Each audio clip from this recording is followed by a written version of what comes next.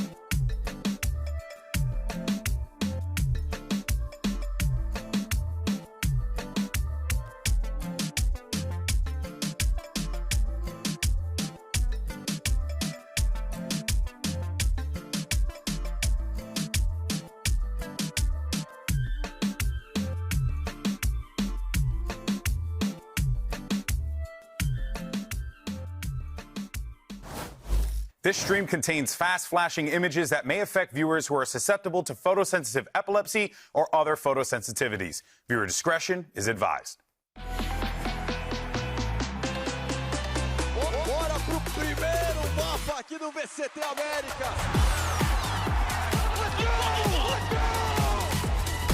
One more is all it takes.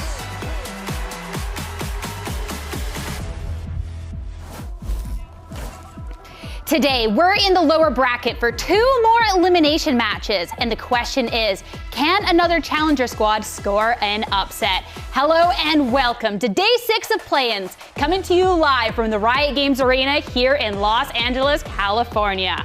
I'm Sierra Dawn, here on the desk with none other than some of the GOATs, some of my favorite people, and dare I say, troublemakers. No. We have a Troublemaker. No. Hey, they've been talking. That's crazy. Troublemakers? You mean troublemaker? No S, and it's just Ender. I'm not here to make any trouble. I'm just here to call it how I see it, okay? Okay, I see. Full honesty. That's what they Full all disclosure. say.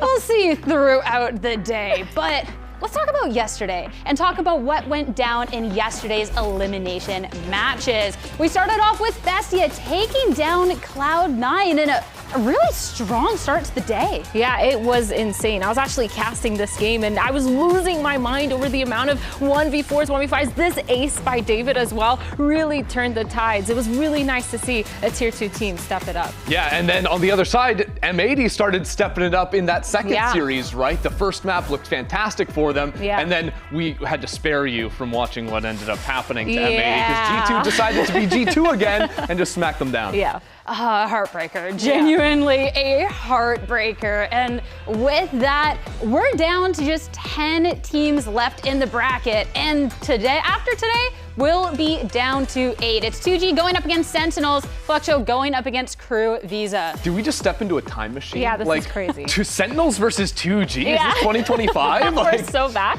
They're back. I mean, look, if Sentinels could go back to 2025, they'd be so happy. That year was so great for them, and now they're fighting for their lives. What's wrong with them now, Ender? They're in the lower bracket. One more loss is all it takes to end their year. Yeah, it's definitely scary. And I think with elimination matches, that's where we see every single team step up and try to be the best version of themselves. So I'm expecting to see a lot of creativity today. I'm hoping so. I'm hoping we really get to see the most of our teams going up in our lower bracket. But before we dive into that, there's a lot of extra eyes on this tournament, and we have an influx of new viewers thanks to the arrival of our challenger squads. But who are the true fans? I only wish there was a way we could find out. Don't worry, I got us. We're gonna play a game of fan or fraud. Clearly, I am the fraud. That is why there is a fan next to me. Yes, so I am the fraud in this situation. We're actually gonna look at 2 different posts. One is from an actual fan from social media, and the other one is written by yours truly as a fraudulent tweet. Okay, so the one with bad grammar is yours. So that's messed up. Whoa. And you hate me. So let's get this started. Let's get the first one on the board. Let's get it going. So on the left, you aren't human if you weren't rooting for the Taco Revenge Tour. And on the other side, every time I hear Envy's yapping on stage, it makes me love them a tiny bit more. I can't lie, Rossi, funny as hell, crying face emoji. Crying, laughing face. See, the crying, laughing face is kind of out right now. I feel like you're down enough to know that it should be like the full tears streaking down your face. So I'm gonna have to go with this is the fraud and that's the fan, but we're talking like a fan that's like, I don't know, we're creeping up on 30. That's messed up. What's wrong with being 30? Anyway, Sierra, are you down for that? Are you agreeing or are you going against this? You know what? I'm going to agree. I don't know. Something about this, I just feel like I can see this on socials. I see. Well, I hate to tell you this, you guys. You're both wrong. I am outdated and wow, you're outdated. I had a higher opinion of you. That had the crying face. That was in fact me. I was fraudulent. Nope, the one on the right was real. Actually, really cute going out there. But let's move on to the second one here. We got another one. So this is what teams meant when they said back to the basics. Basic is the truth. Okay. And then the next one is, have you guys seen how Digizin moves in the server? Bro is not just taking fights, he's collecting evidence. I like that one. It's kind of crazy. I know, I like that. That's my fan. That's my fan over there. That's your fan? Okay, you guys down or are you locking it in? Yeah, I feel like the one on the left, like, I feel like that's a bar that would be said like on broadcast, like a lower third. Like that has to have been written by you. Yeah. You're not original, Athena. That's what she's saying. I really feel like sorry for you guys because you're wrong. Again? Baby. I wrote that one. You guys are just proving me that I'm like the funniest person alive. No, the first time me I had a high opinion of you. Yep. Then I lost it, so I thought you couldn't have written that one. That sucks for you, honestly. We're gonna go to the next one. This is gonna be our last one. You guys got this one. You guys are 0-2, which is kind of crazy. Anyway, I swear Demon 1's warm-up routine is just staring at a wall for 20 minutes, drinking a Red Bull, and deciding whose day he's going to ruin. Okay. The next one is Kesnet woke up just to crush the dreams of 17 and 33-year-olds alike. Ooh. Dare I say, me and the fans were funny as hell. You know, I have to give you that one. I really want to hate, but I have to give you that. You guys have been giggling the whole time. All right, let me know. What do you think? I don't want to guess first this time. All right, Sierra, you go first. I'm going to say this one is fraudulent. And the one on the left, Demon 1, that's going to be the fan. Is real. Well, okay. Sierra's been done every time. Sierra's been done every time. Sierra's been wrong every time, so that one's the real one. What is going on? Get kicked off the disc. That's the real one. Yeah. That's the fan? Yep. Guys, come on. 0-3 is crazy. Wait, no way. Didn't you say that was the fan? Oh, wait. No, you're right. I'm so sorry, Sierra. You are the troublemaker. I am the troublemaker. Boom. We got one. No, you didn't. You're 0-3 now. No. Yep. I can't count. You know what? Man. I really applaud you guys. Ender, you got 1 point. Thanks. You think I'm funny and old, so I don't know how I feel about that. But we can move on here. I'm done. You get like 8 guys are stars fraudulent for that segment. Thank you so much. We have to move on because I'm just so ashamed. You're like, I'm sitting here egg on my baby. We gotta put that in the past. So we gotta start getting into today. But before we get into our first matchup, we've got a new installment of Profiles. Check it out.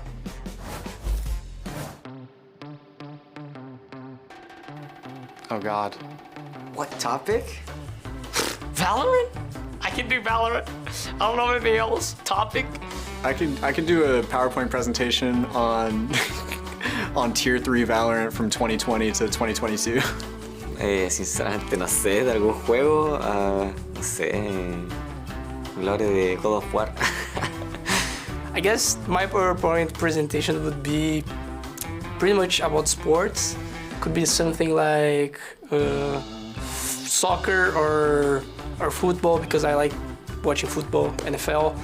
I might be able to give a topic about preparing mentally for something competitive.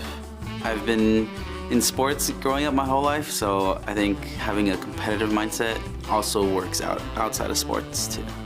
Eu acho que o que eu posso fazer um PowerPoint sobre é negatividade. Eu sou uma pessoa que eu sou muito negativa.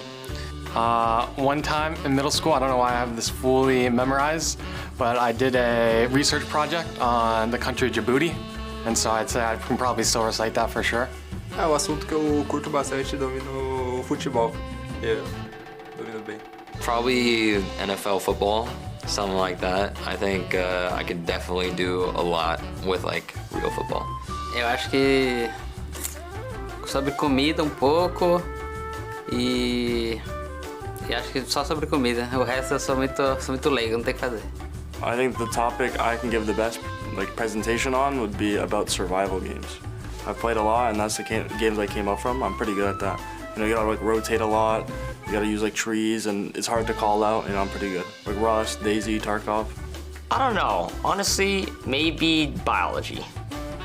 That was one of the subjects I was good at, and also I knew I really like biology. But other than that, yeah, we're Cook G. I'm trying to think of very niche stuff that I know, and I'm figuring it out that I don't know anything at all. I could probably give a PowerPoint presentation on how to not kill the guy looking at you when you're lurking. So on the first slide is me whiffing on Mata here. The second slide here is me whiffing on, who even knows, Mata again, I think. So that would be my slideshow, my presentation. How to not hit the guy looking at you. And of course, I had to pull up the clips for that one. Yeah, that was well. crazy. The flashbacks is actually insane. Yeah, honestly, I think there's a correlation there with like how little you could, or how irrelevant your presentation could be to how skilled you are at Valorant. I think there's a direct inverse there.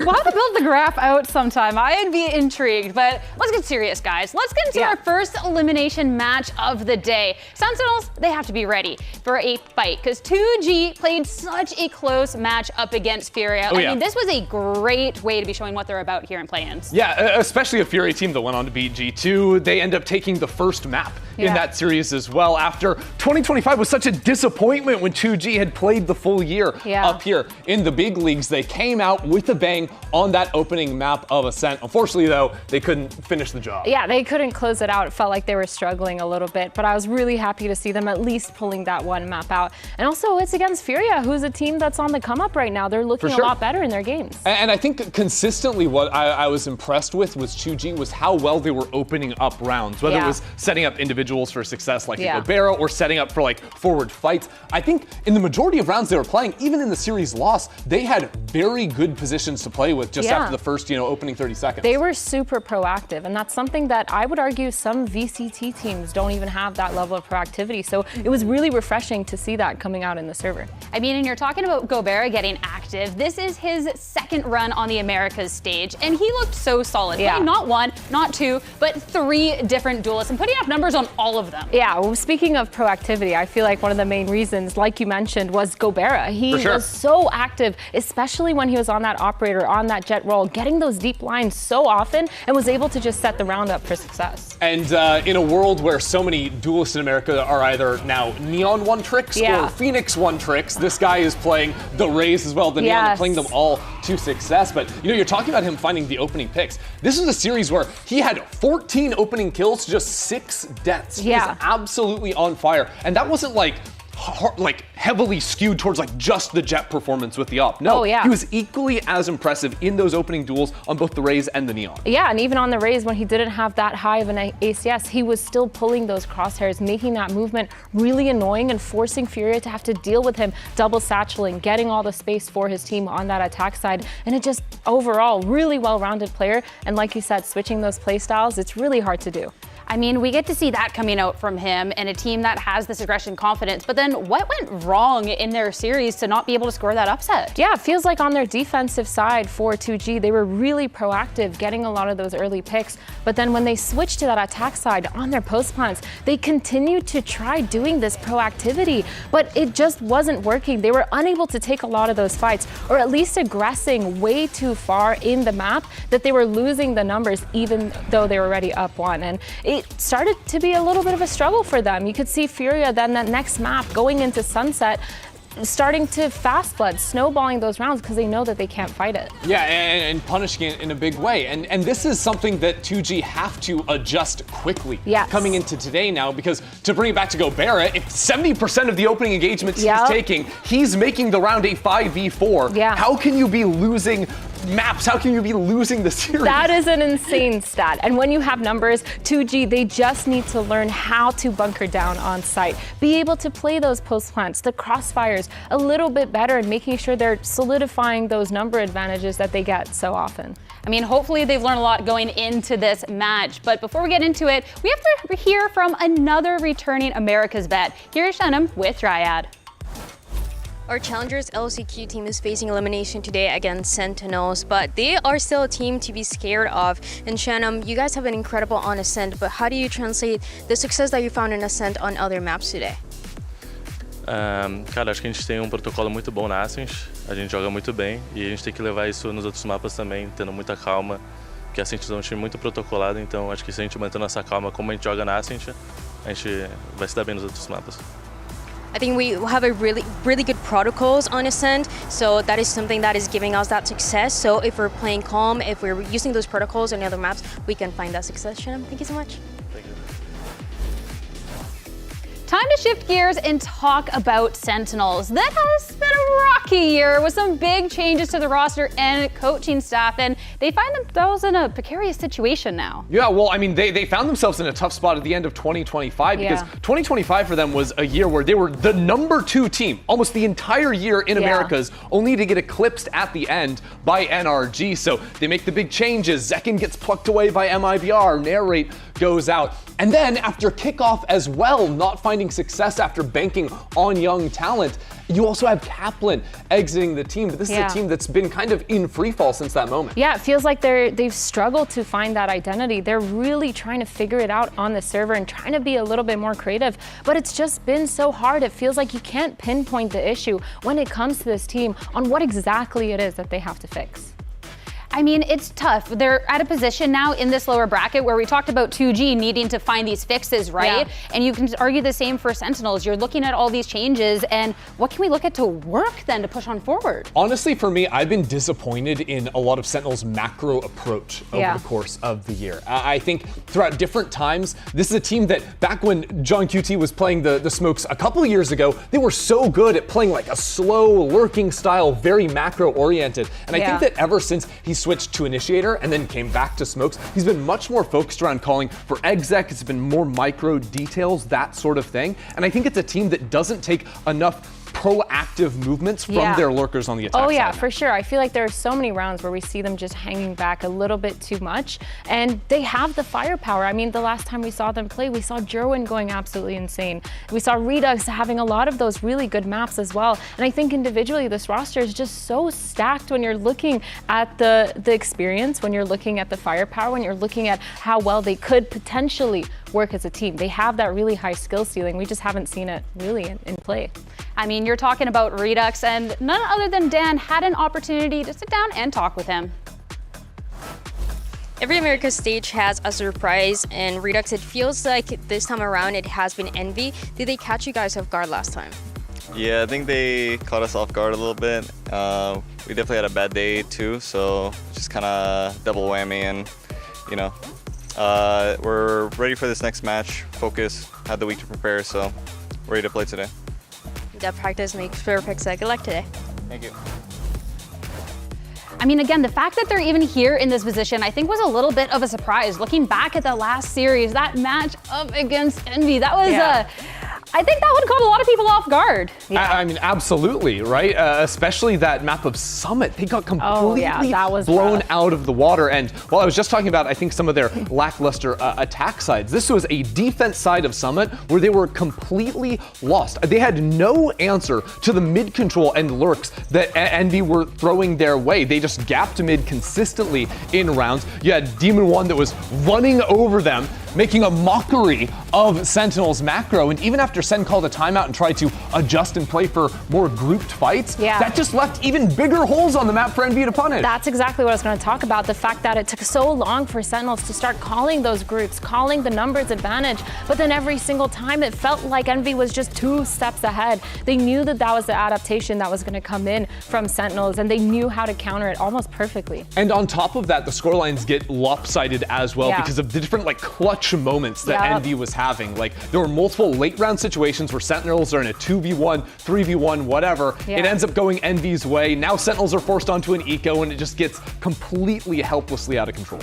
And I mean, even more so now when you're looking at the position that they're in. For Sentinels, if they don't make a run and qualify for champs, this will be the first year missing out on that global stage since 2023. Yeah, I mean, after this team has just been consistently there, but only having 4 champs points when you've got 17, 16, 19 over on this side, like, you've got to push all the way up and make it to the top 2 realistically. I think it's really hard because when you're a player, knowing that you're in that situation where essentially it is do or die, you have to put your best foot forward every single time, push the team for success, because you know there's no way you're going to get any kind of fluke into it. You're constantly going to have to be winning those matches. So you're going to start feeling that pressure. You're going to start having that mindset towards it as well. And it's going to be a little bit harder for them to just make sure they're not succumbing to that in the server. I mean, did we believe in Sentinels going into today? Taking a quick look over at the predictions. Ooh. I mean, I see Sentinels, and I just gotta say, that is Sentinels. But we got a couple 2G believers. We're pretty lopsided, I think. Sen.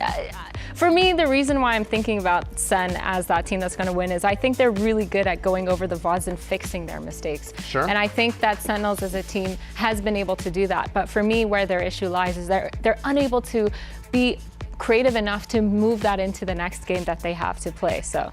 I mean, for Sentinels, a lot on the line. For 2G, looking to score that upset, is going to be a great brawl within this lower bracket to see who can avoid elimination. 2G and Sentinels, they're ready to take the stage. Let's get started. Day 6 of play-ins. It starts, well, right now.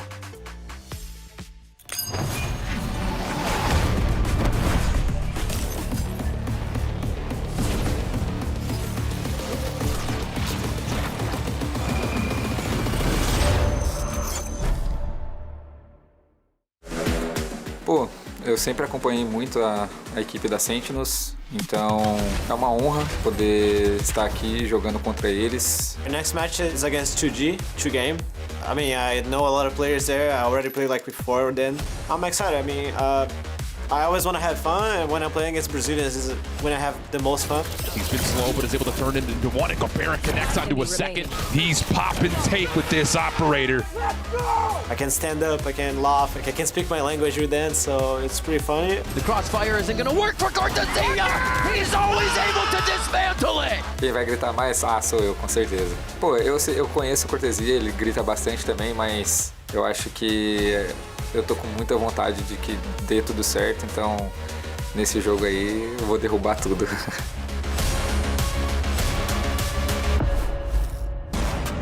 Let's bring 2G out to the stage. The Challengers teams with so much to prove. A fantastic last series, not quite going their way. Can they get the upset today? Yeah, just missing out against that last game that they played versus Furia. But this team has been looking so good. They've brought so much to the stage, knowing that they've come back to this as having that previous roster from 2G being on this stage. But they had a grueling run throughout that last chance qualifiers to make it here to this this stage. A turbulent last match as well, just making sure that they qualify. So they're not going to put all that hard work for nothing. No, absolutely not, especially not with that chip on their shoulder, trying to get some reclaim their footing here on the stage after a tough 25. They can't go out here without a win on the board. They can't. They simply can't. And they have shown they have the firepower. They have that desire. But on the opposing end, we have Sentinels, an organization, players with expectations sky high. And for Sentinels, 2025, not being at #1 in Americas wasn't good enough for them. That's why they made roster changes. That's why they banked on young talent, but that has not paid off. They have found themselves now in a situation with their backs against the wall. Champs, a long-lost, foregone possibility at best. And America's staying in it, they might not even make it to the playoffs. Yeah, this is kind of insane. And I feel like for this roster, there's so much pressure, not just from the outside, but from the players themselves. You're looking at players like Cortezia, like Jonah P. These are big names that have been around in globals, trying to prove themselves once again on this stage. And when a roster this stacked is struggling, you know that they're trying to find their identity. And yet, Sentinels, they're no strangers to being in the lower bracket. The best tournament they had in recent memory, kickoff 24, they went to the lower bracket right away. They thrived by playing extra games, having more maps up on the stage. But now as we look forward to the map, starting things off on Haven, this is a map they only played once in stage 2. That was back in week 1. A match in which Marved top frag. Hey, Ender, can you remind me what that comp was as well on Haven? Look, I won't bore you with the smokes or the initiators, but they were playing Jet, Waylay, and Chamber. Yeah, it was out there. I don't know how I feel about it. I think going into this, surely Sentinels have cooked something up, or at least have let this through for a reason. On the other side, though, for 2G, this has been a pretty good map for them. This is one of the maps that they won in that grand finals against SRB to qualify here to this stage. So I'm looking at them to keep up the proactivity, like we mentioned earlier in the show, making sure that they're just keeping that confidence up in the server. And I mean, again, that grand finals to send them into play-ins was with a sub, with Gab stepping in. That isn't even their true final form, right? So starting off on the Haven, I mean, that's going to be a great confidence boost. And I'm looking really at how Sentinels can hit the server. And if we can see that confidence boost to really give that inspiration, that make it inspiring. Yeah, absolutely. I mean, after getting trounced in their last showing, you need to come out swinging here, especially when you think about this matchup. It's a matchup we saw a couple times back in 2025. Yeah. Sentinels win both times, no surprises there, but now they're the ones feeling the entirety of the pressure. This is not the easy win that it could have been in a year like last year. Every single match from here on out, this one, more than any, is going to be hard fought tooth and nail for Sentinels. I think it's kind of interesting going to be seeing both these teams in the server. On one side, on 2G, you have this team who's extremely proactive on their defensive side and their attack side, making sure they're taking a lot of those aggressive fights, the aggressive picks as well, trying to shut down the numbers. But then on the other side, you have Sentinels, who recently we've seen play a little bit more passive, not pushing past a certain line when it comes to playing on that defensive side. But these are the agents going into this. I'm pretty sure this is the same thing that 2G have been playing for quite a while for this Haven. And I like the Viper. It's something that not everyone plays because you have such good stall options, and also on the defense side, those retake walls are especially potent. Yeah, you would hate playing against Viper on long C on flat. Reminds me of something, Ender. Viper's a good one, but the comp will end up changing from Sentinels as well. They're going back to basics is what we want to see, but it's John QT on the Phoenix. I don't know how I feel about this. On the floor, okay. I was really hoping we were gonna see Redux and Jerwin start to get that double duelist action going because they've been so good, but this is a change. He hasn't played Phoenix all year. Wow. I don't think he's ever played Phoenix. Let's see how this one's gonna be turning it out. I can't wait. 2G going up against Sentinels. Let's get it started and send it over to your casters. And is this a match made in heaven or a match made in hell? It's none other than Golden Boy and Mimi.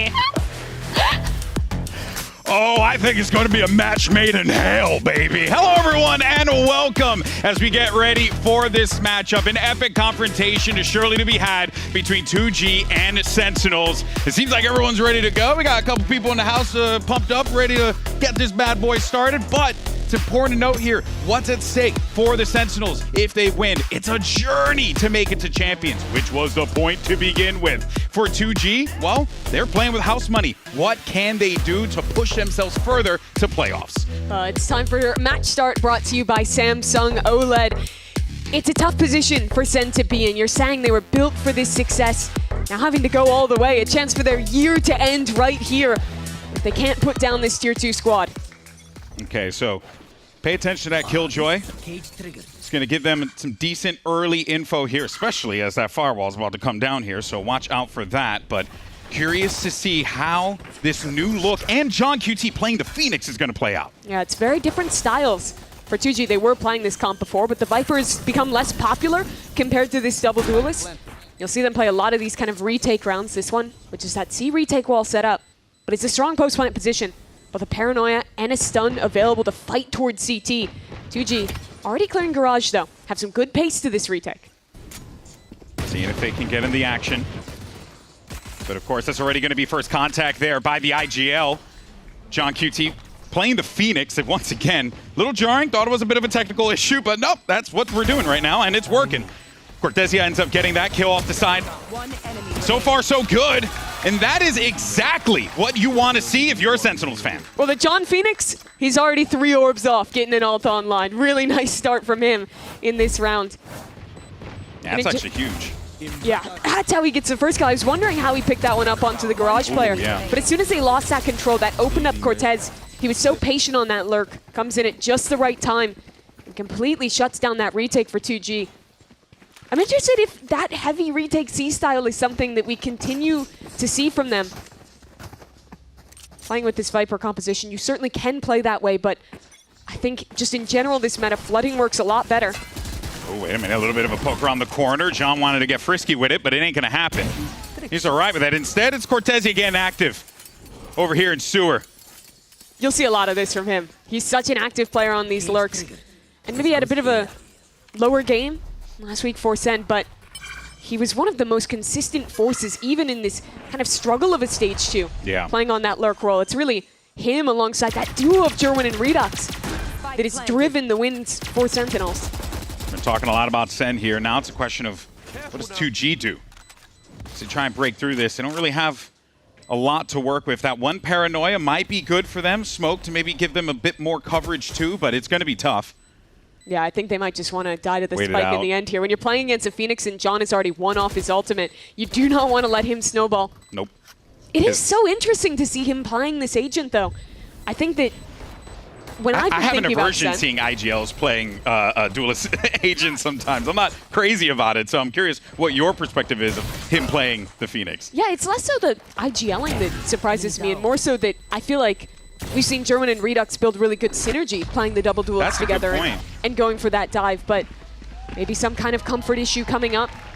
In general, I do think this is a much better change. I did not like the triple contact jet Waylay chamber comp they ran the week Marv was playing with them.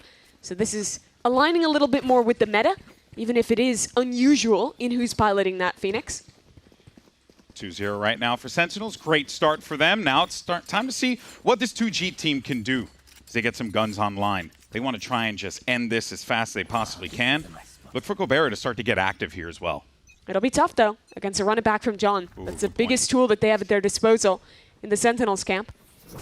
Potential for a re-clear into mid. You see, brings in a position where he can paranoia. Gobera can slide off that if these players get close enough to make contact with the Sova.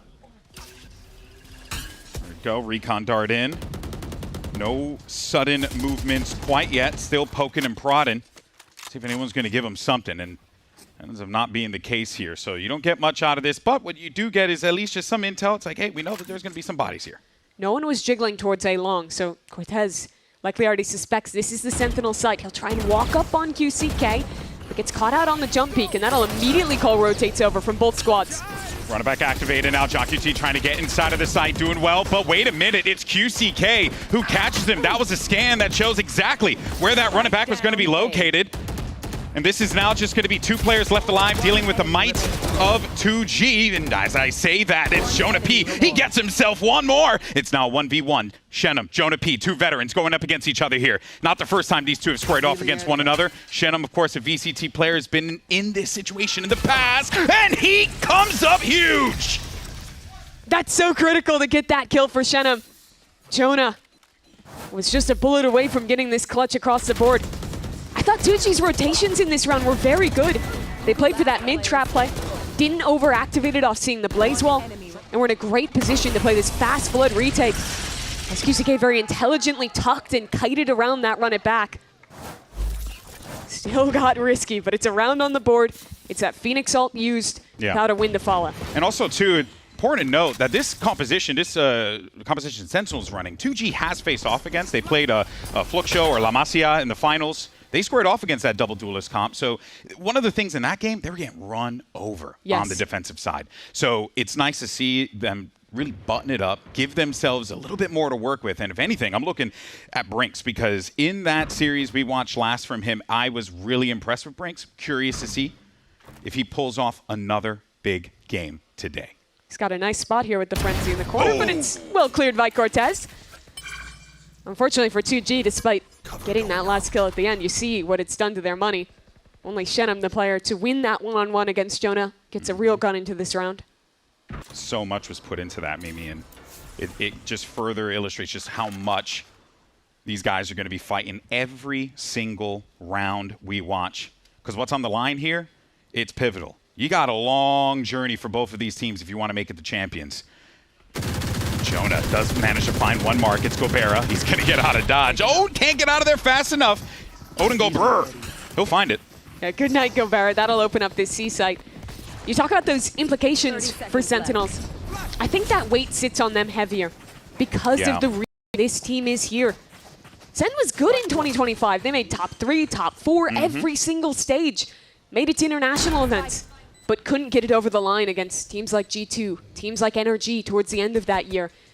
And they blew everything up. It had to continue throughout this year, making changes away from Kaplan towards even more new Tier 2 talent. Yeah. But now this is like the event that we've been waiting for, them trying to qualify for champs. And they're in the worst possible position to do it from. Yeah, and really coming into play-ins, I was actually excited for Sentinels, even though they had quite a loss streak making their way into this. Yeah. I still felt optimistic because I was liking what I was seeing. But I think that now that we're at this point here, competition is just only going to get tougher and tougher and tougher. The desperation, all these like big plays. You got to remember, you're going up on the other side against a 2G with guys, and third round pickup for Sen, but you're going up against these guys, FRZ, QCK, right? Shenum, Gobera. They've been in the VCT before. They've played in these high stakes matches. But the question is whether or not they're able to win these big ones, you know? There you can see the stat. This is John QT's first ever time playing Phoenix in 589 games. That is crazy. All right, Awais, I see you.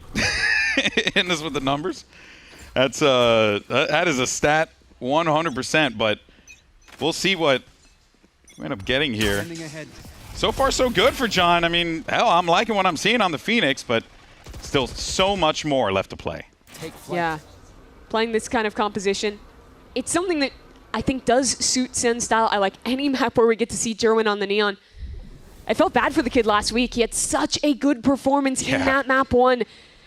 Felt like it was kind of wasted. But with an IGL Phoenix, let's take a listen to how Sen's comms really sound. Throw the one-way for you guys. Okay, rabbit. I'll clear it. They will? I have no smokes for 10 seconds. I'm one-wing now. I'm going C long. I'm all in. Okay, the turret C. Heard. I'm going to get my ult. 2B, Viper Omen. C is weak, C is weak. Okay, speed up. I broke the turret. I'm done on this. Heard. I'm blinding tunnel. Blind. I'm off. We're orbed up, boys. Can be close. Give me the bomb. Get the bomb. So can CT. I can flash. I'm flashing high. 3, 2, 1. There you go. Back where? One more. Should be one more Omen. Dead. Backside. Don't kill me. Sorry. Care garage. One more. Don't kill me, but I died. Care garage. Caging. I have it. You can just one walk. I have garage now. I have camera first bomb, okay? Good flank window on timing. They like to save. Alright. Yeah, the bomb too. Give me a Vandal. Bro, all Phantom players? Oh, Gabriel. This can't be real. There's only Phantom players. Garage is a gap. Do we see Neon? No. I'm leaving you. You should watch behind you, Joey. I have camera for spawn. Okay, watching behind me. Please, someone buy Vandals, please. Exiting. There's a Vandal here. You want it? Actually? Yeah, it's in my house. Okay. You guys. What's going on over there? Sorry. You want to start digging? I've made that joke many times. Well played, though. Just a desperate plea. I love everything that round from John, too. That was great. The squeaky, please don't kill me. Yeah. As he's getting so vaulted on the execute. Guys, please. I love it. But that was really, if we talk about the actual execute, though, what a thing of beauty. Yeah, that it's was funny. great. Way to get in there. Just everyone knew exactly where they needed to look. They had their protocols all set. I mean, this one right here, the flash around the corner, the relay bolt over to the corner there, too. Like, oh, man, that was great. Loved all of that. Keep doing that, Sentinels, and I think you continue to add. They're still giggling. They're still giggling. Bunch of giggly boys up there. Sorry, Right. it was Jerwin who was almost killed by the Soval, not John. But other way, I liked how controlled they were in that round. Up 4-1 now, and we're buying into this op that we had last round. Didn't get to activate whatsoever as that save, that tendency, 2G, was being noted by Sentinels. Gonna get anything this round, it's Shenum instead who opens onto Jerwin. Massive pickup. We wanted to see Gobera with that snipe. They're going to go away from him. If anything, Cortezia might run into him, but don't know if that's necessarily going to be the case. Actually, they are looking to favor this side here. Try to see if they can get more info out of this. Yeah, in the Sunset map that they played in their last series, I thought that the operator was the big key to them figuring out their macro there. They did a much better job of getting Gobera on active angles on one side of the map and being able to fight as a pack elsewhere. Here it's even a sneaky position from FRZ with that bandit in a sewers. He didn't want to give up any info there, so Gobera, smart, but FRZ, the bandit kill's nasty. And that's actually going to give them a weapon to work with potentially if they can go and grab that. But they won't worry about that right now. Right now, the objective, worry about B site as it was currently getting attacked by John QT alongside Cortezia, but there's Shenum for the pickup against his Brazilian compatriot. Redux, last one left alive. A rifle in this kid's hand usually will net you at least 2 frags, but in this situation, it's going to be so tough. He got the spike over yonder. It ain't happening. Good try, and 2G's back on the board. And there's some of that individualism from 2G. I feel like that was lost a little bit in their last series, but when you watch these guys play back in Brazil, when you watch them play that grueling BO5 against Shopify to get here, you saw the talent on this roster. So many of these players have had opportunities in the past, have been there for some of the lows of Brazilian Valorant. You think to 2024 MIBR when FRZ was there. You think of even 2G last year for Gobera. To have this second chance, to be able to play against VCT squads again and show that that old self, that's not you. It's a huge opportunity. Wait a minute, Gobera's got the line, and he gets the shot onto Jerwin. He's going to also take out the run it back too, so you're not going to get much out of that either. And this is just going to continue to be a great stop here for 2G, thus prompting this movement. And I really just like just how quick they are with the responses on everything. It makes it so difficult for Sentinels. And I think the solution again was Gobera's off, but maybe the other side is Cortez. Second round in a row. There's a lurk in to see, but he needs more this time. And the second fight against Shenum, he wins that too. Cortez keeps going as Jonah arrives, and Sentinels, they've got a post plant. And I think that this is very well going to be curtains here if you're not careful. I don't think Gobera wants to feed the beast in this instance. They put a lot to preserve this op, and they really haven't gotten all that much value out of it. Sen said it in the listen, and I think 2G saves too much, honestly. Yeah.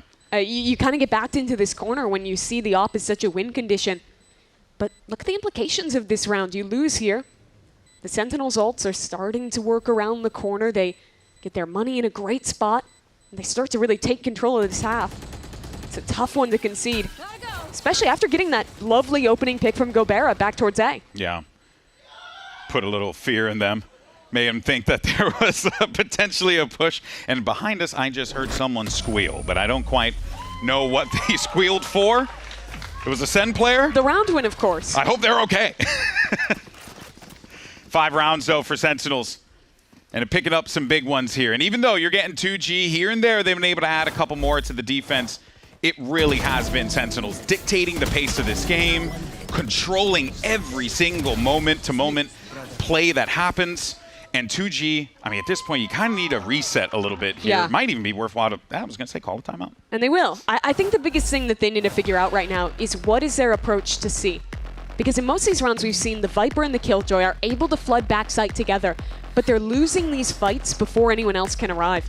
Part of that reasoning is that Gobera has normally had the op over towards A, so you don't have that fast Neon flood into the site. When you look at other comps, like Sentinels, for example, they would normally have at least one of those duelists on a quick rotation to help fight back in, or maybe, in Sense Comp, you'd have those default Cypher cages to help with your flood retake. But 2G doesn't have those tools, other than maybe using the Viper wall on the site. So I'd like to see them rethink how they're defending this site. Maybe play heavier towards Garage and look to play a retake setup on C like they did on the Pistol, or elsewhere. Try and get active earlier in these rounds. I think that just sitting back, their anchors are getting cooked right now on that C site. Same problem that they had last time. And if I'm Sentinels and I'm watching the VOD from last time when they played against, was it Furia? Yeah. I'm like, yeah, I'm seeing the win con here. I see the vision. And that's exactly how Sentinels are playing this. They know that 2G don't really like passing that 50-yard line, and they like to play a little bit more of a conservative style, and you just can't do that here. You gotta show some willingness to go and get active, just like what Gobera is doing right here. Could be just what the doctor ordered. And the question is whether or not Cortezia gives it to him, and he does. So Gobera is able to get that first kill. That's good news. It's as simple as that. Bring the op to C, bunker the A site with your Sentinel, and it nets an opener. Sentinel's hands pretty much force her to exec into this A site. Brinks is here, Paranoia in hand, ready to stall. The Neon has arrived as well. Ooh, it's a lot of damage done to the Neon there.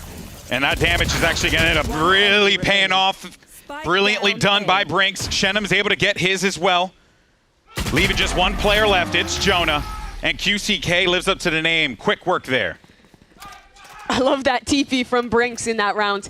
The second that exec's coming in, he hurls his Paranoia, goes into that close right corner, and completely obliterates these players. We look earlier in this round, and it's that operator coming online. Cortezia, he has been so free to be incredibly proactive on these lurks early in rounds. This time, an operator in position, an early punish, and Sentinels have to play into a disadvantaged execute. Cool. That's how you survive. Yeah, lurks have been something that has continued to hurt this 2G team. Cortezia, familiar with these players, having just played in either the same league, same systems, played against them many times, knows their tendencies, I believe even teamed with Gabshi over the coach of 2G for a little while. So that was way back when. That was way back when. But there's there's that familiarity that exists here that you know that he's a threat. So you know 2G got that in the back of their mind. Like, you got to take this dude out, otherwise he will cause problems. More recently wearing the MIBR colors with Genom as well. It's a familiar match. Up against a lot of characters from his past. Is Sen this time will just walk their way into the B site. No Paranoia this time. It has to be a full retake for 2G. My eyes continue to stay on Gobera on the flank. He has no friends with him. Brinks just TP'd in alone. He thought it was just a spike planter, and that could turn this round on its head. And that does happen sometimes, where you want to go for that big play, think you have the opening, but it does not work out. And I'm a little mindful of what's happening over here on the flank. You can actually see the way that Sentinels are playing this one out. Cortezia, wise to it, did not want to allow any opportunity for 2G to get back into this one. But FRZ could have other plans, but it doesn't look like they're going to be able to do all that much. It will be tough to get in there with the Odin. It'll be tough to make that defuse happen. You don't have the util to do it. You don't want to spend that Viper's Pit. So that is going to be the round given and round earned to Sentinels 6-3. Another save for 2G. Feels like the fourth time this half that's happened. Yeah. But this was the pivotal moment.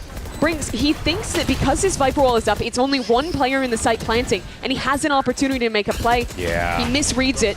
The Neon's already made his way out. John is there to support with flashes, and as soon as your Omen dies that early, this retake becomes infinitely more challenging to come up with. And I think Brinks was hoping to get on top of the box there. It wouldn't have mattered either way, because that guy had nothing impeding him, so he would have popped him no matter what. But even all that, everything just that could have gone wrong in that play went wrong. So they're going to need to recover here. And one way to do so, go ahead and chop off the sewers. Yeah, I dare you to make your way inside of here. They're trying to funnel Sentinels right towards this operator. Maybe into the loving hands of Brings. Whoa, yes! He's able to get one, but John. Okay, John handles that problem. I was worried for a minute there that it could have gotten turned on, but it worked out. It was scary, that's for sure. But look at Cortesia. Again, he has been so proactive on these lurks. They have a drone to get him out, and he will back away, at least for a moment, as Sentinels again look to end towards this B site. Lots to do here for QCK. Also has that lockdown, so be mindful of that. Can't lose his life here. Turret's done. There's another player behind that wall. And, of course, the Odin, so you got to deal with 100 bullets coming out of that bad boy. But QCK backs up, and they're going to try and read this one out. Look, though. Look at Shenum getting busy. But this is a brutal angle for Gobert to play. He's worried about Garage and Long. This becomes a game of timings for the Opper. Cortesia, slowly but surely, marching his way in.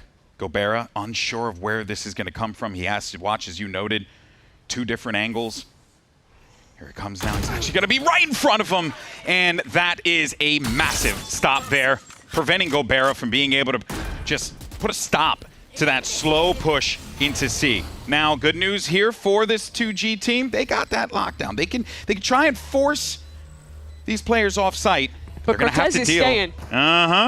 He's got a little nook. I like the smoke for him. He's going to buy time on his own. How much can he do? He gets one. That's enough. And they have the stall. It's going to be one shock, another paranoia, and it's now time to go Burr, but it's going to be up to Jonah. Clock is ticking. You got to do this now. That's first kill confirmed. Second one, you got to start defusing this one, but need to at least get it to half as it continues to tick forward. Jonah has to poke around the corner, but QCK gets the kill, but it don't matter. The timing was there.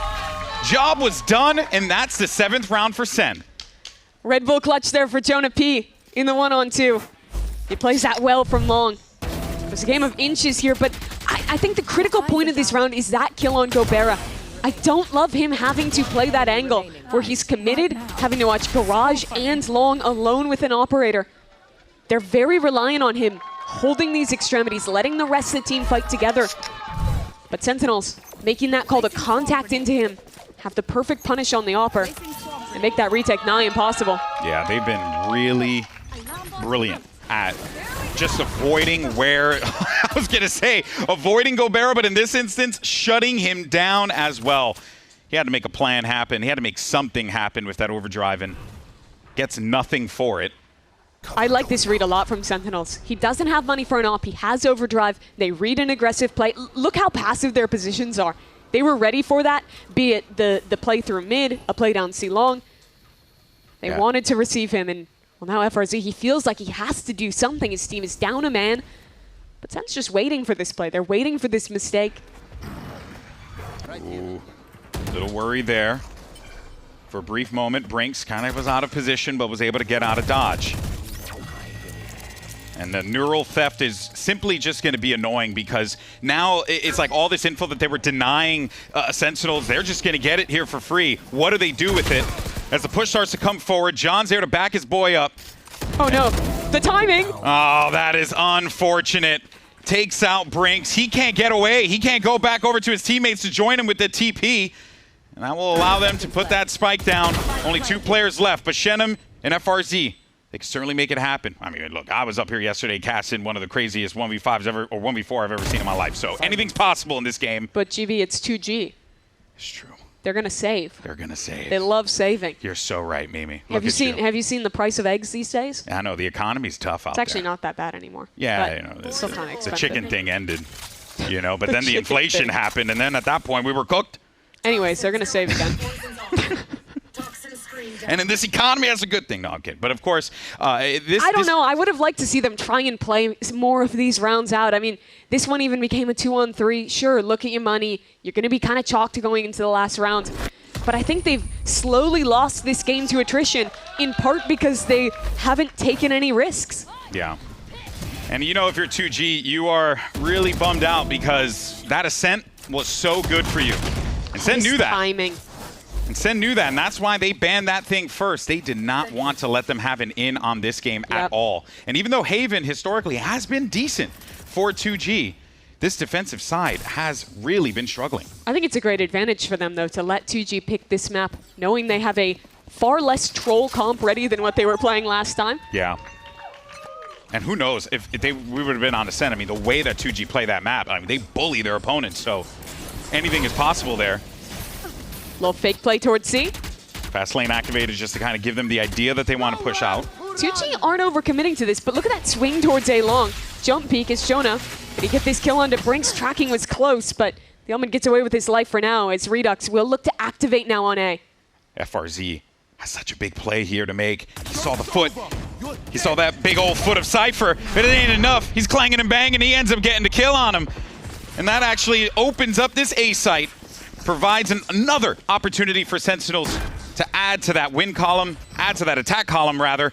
And they've been great in all of these plays, but just that is an unfortunate pick there. Look at Jonah. In spawn with an Odin, was waiting for that flank. 2G calls off it. It'll be everyone through CT together trying to get this done.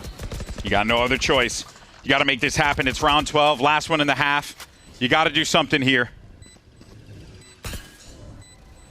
Slow walk in, Redux around the corner, but that's Jerwin and Redux. They get themselves a couple. Gobera up top, can't do anything about it. 9-3, Sentinels start strong. Rough attempt at that retake from 2G. I think a little bit of a disconnect. The Viper late to rotate over as this first iteration of the fight was coming in. And then by the time they're actually playing the retake, even if it is man down, the Neon is still in heaven. Two other players are coming out through spawn, and Sen clean it up easily. This was a good look half from them. They're up 9-3 as we head to the break. All right, folks, we're going to take a quick pause for the cause. When we return, question is Sentinels going to lock this thing up, or are we going to start to see one hell of a comeback from 2G? You don't want to miss it. Yeah, that's me. You're probably wondering how I ended up here. It all started when I got to the FIFA World Cup, and wow, thousands of Verizon customers. Oh, you got the free Verizon tickets too? No, I'm with amazing seats. I'm sorry. Okay. And even pitch-side access. Are you? David Beckham, a Verizon customer. This used to be for players. Now it's for Verizon customers. No one gets you closer. Only on Verizon.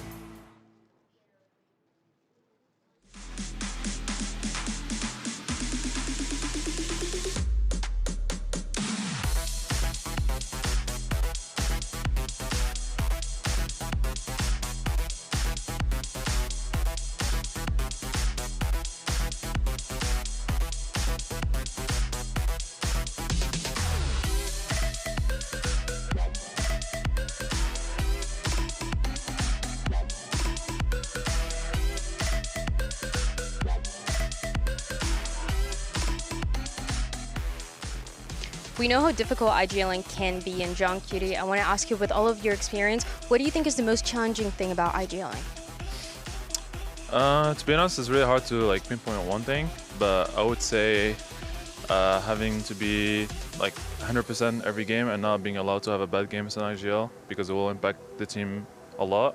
And also on top of it being play well individually and be able to execute your role. Well, you're one of our fragging IGL, so. That's why it's hard. Welcome back, everyone. As that guy right there, John QT, is putting up a decent performance on that Phoenix. First time, by the way, and he's been really instrumental in getting this team that 9-3 advantage. Going into the half, Sen now on defense. I like the John QT Phoenix. It looked pretty good this half. I think his coordination with Jerwin was nice on some of these execs. I think especially on their C-split rounds. He had ult up for round 2 as well after his 3K. And it works for him because you heard Dryad just a second ago. He is one of the fragging IGLs. Oh, yeah. He is one of those guys who can slay. I mean, I think earlier this year, before they made more roster changes, he was that guy for Sen. Kind of always has been. Ever since joining the team, he's been a part of that system for such a long time. Core member of this Sentinels lineup, core part of their identity. Same can be said, though, for Gobera on 2G. He's been part of this team as well for pretty much an entire year and some change. You know he wants to get a dub for the Org here, but so does John. Lots on the line here. Jerwin just reading this, playing slow. Hello, peekaboo. I'm going to run away from that. Thank you. I do not want to deal with the full might of 2G around that corner, but he does have some assistance now. And even though he does manage to only get one out of that, that's still just such a great read from him. But as all that begins to unfold, it's going to be a 3v2. You got 2G. They are just doing everything they can to suss out where these last two players are going to be, but they're moving this one across A. Yeah, the round gets quite weird. Look at that camera. FRZ getting past the rest of the team. Now in a really strong position to try and end this one. He has to play his cards patiently, though. If he dies early, this becomes a lot easier for Sen to get back in. He's hanging out over toward heaven. Then you got Shannon on that flank. Here comes the peek. Cortezia not ready for it. Ooh, the timing. He saw him, saw his thigh, so he knew, okay, I don't want to push this, but with 13 HP, it's going to make continuing this journey to heaven very, very difficult. You might be taking another journey to heaven, if you know what I mean, but in any case, Brinks continues. Just put that pressure up there, not giving him any opportunity. FRZ loses his life. Thankfully, classic right click is always there to bail you out. Cortezia, last one with 13 HP. Does not happen, and 2G can breathe a sigh of relief. They got a pistol, Mimi. Nice commitment from them that round. I like, off of getting that initial trade on B, how hard they commit to that A split call. You saw this slide coming in from Gobera. He gets the opener, stays alive for a little bit more as FRZ manages to claim that space. And as soon as the map is blown up like that and you're in a man-down XVX situation, it's so hard for Sen to deal with the Heaven player, to get back to site. It's the start that 2G needed. But Sen have a little play cooked up. Look at this paranoia. This player's waiting for it. Uh-oh. Time to go. Don't want to deal with that. Quick, make yourself hidden. And it works out. 2G able to hold off that aggression. And I give credit to Sentinels for just trying to make a play happen in that moment. You don't have a lot to work with, so you got to see if you can get in their face, hit them with a left hook. And it turns out that right hook from 2G was just a little bit better. It really was. Now, John, just hoping and praying for some more orbs backside. The Phoenix lifestyle. It's really hard now that it's 7 picks. I know. The struggle's real. Either way, this is a clean one for 2G. Yeah. Get the plant down, have a nice reply to that trap play. And they'll clean it up. There you go. Business as usual. That's the way it should be for 2G, as they're able to secure themselves another. But let's not forget that was going to be an eco. So for Sentinels, now is their opportunity to slow down this momentum that 2G is starting to build. Yeah, and my big question for Sen in this series as a whole, we won't see the summit. That's where it was the worst last week. But my biggest issue with them for, honestly, a few weeks now has been their passivity on defense. They're oftentimes so unwilling to go for these active reclears, to go for these mid-round fights in the way that other teams are, preferring to play more into these set retake ideas. And I want to see that proactivity out of them, especially with the Neon Phoenix comp here. They did not manage to drop that tripwire, so and won't have to worry about that when it gets in there. They dumped a little bit of utility to just see if they could remove some of that in the common spots, but I'll slow this one down now. He doesn't know that Brinks has gotten around the corner here. This is a bit of a weird situation. He could have a timing onto Jonah. Brinks, I don't think knows either. Wait, oh my, he was right next to him. They did a full 360 around each other there. They really did, back to back, you know, like a movie poster. That was funny, but hey, he gets one, he gets the other. Better for 2G though. 4v3. It's a hell of a start to a bonus round though. This is a great post plant for them to be in. Double Odin retake for Sentinels. Those bullets just flying up right below the legs of Gobera. FRZ now, do they push this out? They do, and it's a slide out, and it don't matter. Shenum gets himself 2 just like that. And right when you think 2G, they're slowing down, the momentum's starting to really begin to hurt them. They clock 3 in a row like this, and they're slowly but surely getting back into it. Really nice round for 2G. It all comes down to this timing that Brinks gets. It's a big risk this early in a round, just walking through that smoke. But despite the fact that it only ends up being 1-for-1, that diverts resources off this C site. Lets 2G get into a post plant. And Sentinel's already calling a timeout here. Man, wanting to reset things just a little bit, because the moment that 2G gets going, that momentum, it is difficult to stop these guys.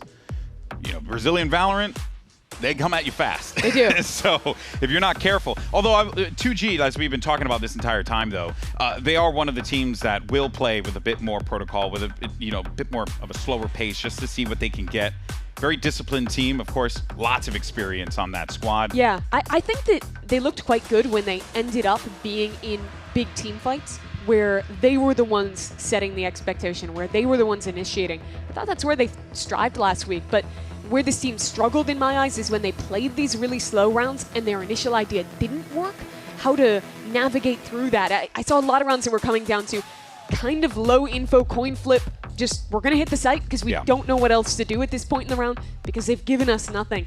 Yeah, and for the most part, it works for them, quote unquote works for them, because they have such great aimers and they're able to hit those shots. Yeah. But at this level, Tier 1, you most definitely can't get away with that all the time. You certainly can some rounds, but you ain't going to get it all the time like you do in some of these challenger regions. And that's, I think, manifesting no bigger way than with the two Sentinel players, with the Pseudo Sentinel on the Viper on the other side, with Shenom and Cortesia, former teammates back on MIBR, familiar even earlier when they were both playing in Brazil Tier 2 before getting the call from that big org.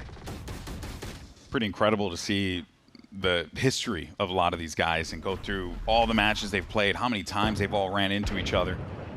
So the familiarity is most definitely there, at least for Cortesia. But then, you know, I also think about the young players on this team too, who going up against these VCT veterans, you know, in Gobera and Shenom, FRZ, as well as QCK. It certainly must be a little nerve-wracking just because you know that you're going up against guys who have been in these high-pressure situations before, and this is as high pressure of a situation as it can be for these young players on Sentinels. Hey, but some of those guys, they've had that moment. It's really just brings you, it's his very first time in Americas.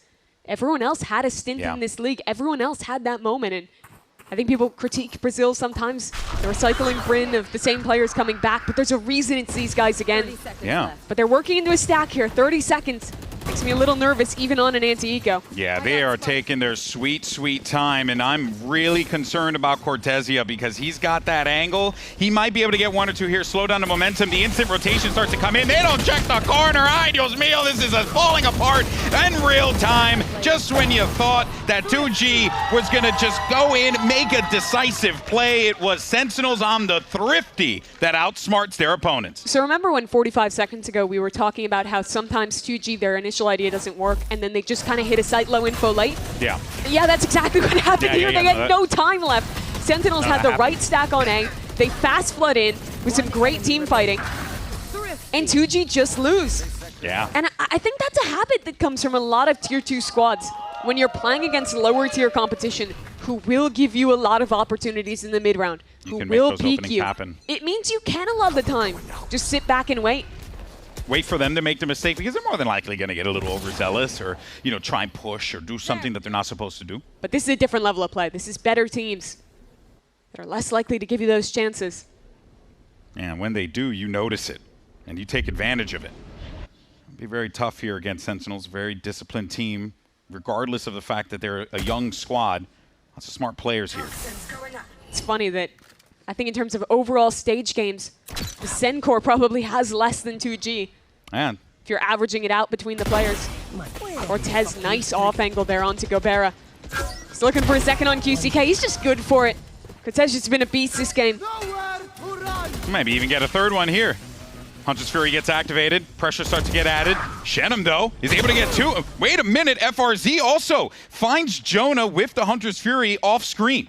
And that's now going to have to prompt a little bit of movement. This angle. Aye, that is a tough one. Jerwin. He's going again. He wanted it. He wanted it through the wall. Now he knows. I mean, at this point, FRZ knows. Clock's ticking. 30 seconds left. He'll try and desperately sprint to A. See if he can get a plant down, but Sentinel's already descending on him. 3 players ready to put this one to an end. And he is not ready for this. Shot right to the chest. That will be Sentinel's 11th. As they continue their winning ways here, slowing down the momentum of 2G. And that Thrifty was devastating, man. It completely just changed the entirety of 2G's mental, I think. Like, you could just see they should not have lost that. That's what they felt. But they did. And as a result of that, this is the outcome, you know, cause and effect. I liked it with 2G playing too slow. I don't think we fully saw it on screen, but they went back and took the time to pick up the double Odin that they've been running all half. It's brutal to play against on this map if you're a team that only has one dive character that likes to contact around into a late hit, that around multiple corners, there's a weapon that's just going to bullet tag you through a wall, spray you down as you try and exec. It's extremely unfun to play against, would be one way I'd put it. Coach Gapshi is going to hit the pause button again. And that probably came after the back of Cortezia blowing a kiss. I'd do the same thing, you know what I'm saying? Like, at that point. You don't want your players getting distracted. No. I mean, look at that mustache. You kidding me? It's just, it's too much. It's too much. I think you do rounds on some of the VCT Twitter I've seen with those takes. Anyways, this went from a game that looked like a pretty good chance at a 2G comeback, winning that bonus round, to now the eco flips the other way. The AWP gets in the hand of Jerwin there, and the complexion changes completely. And really, I am a bit bummed out that we're not seeing Gobera, who's typically been lights out for this squad, not get the value from the ops that he was looking for. Not a couple times, maybe here and there, 1 or 2 picks, but outside of that, I mean, I think it's kind of a comp thing that when you're playing solo duelists, you just have to make a lot of sacrifices when you're having your Neon AWP so often. You saw the amount of rounds where he was having to save on defense instead of just looking to play the retake with the squad on attack as well. And you have so much to work with now in this round, Mimi. You got the run it back. You have overdrive available too. Yep. And you still have your dream trio of weapons with the 2 Odins and the AWP. That's just disgusting. You got yourself a cool 200 bullets to work with. Yeah, what do you do? If Jerwin whiffs on this AWP angle, there's going to be immediately an Odin spamming. It's scary to get across for 2G outside A lobby here. All right. Let's see what 2G cooked up from the timeout. All stacked up, but as you noted, Mimi, it was going to be really tough to get through that, and Jonah P. peppers Gobera. And it's Gobera dead. The 2 guys you don't want to lose there are Brinks on the smokes and Gobera on the dive. Yep. And with one of them gone this round, immediately becomes far more challenging. You have to play a slower round. You have to try and find a gap. But Zen right now, their only gap is B, and with the run it back, they're so comfortable to play retake.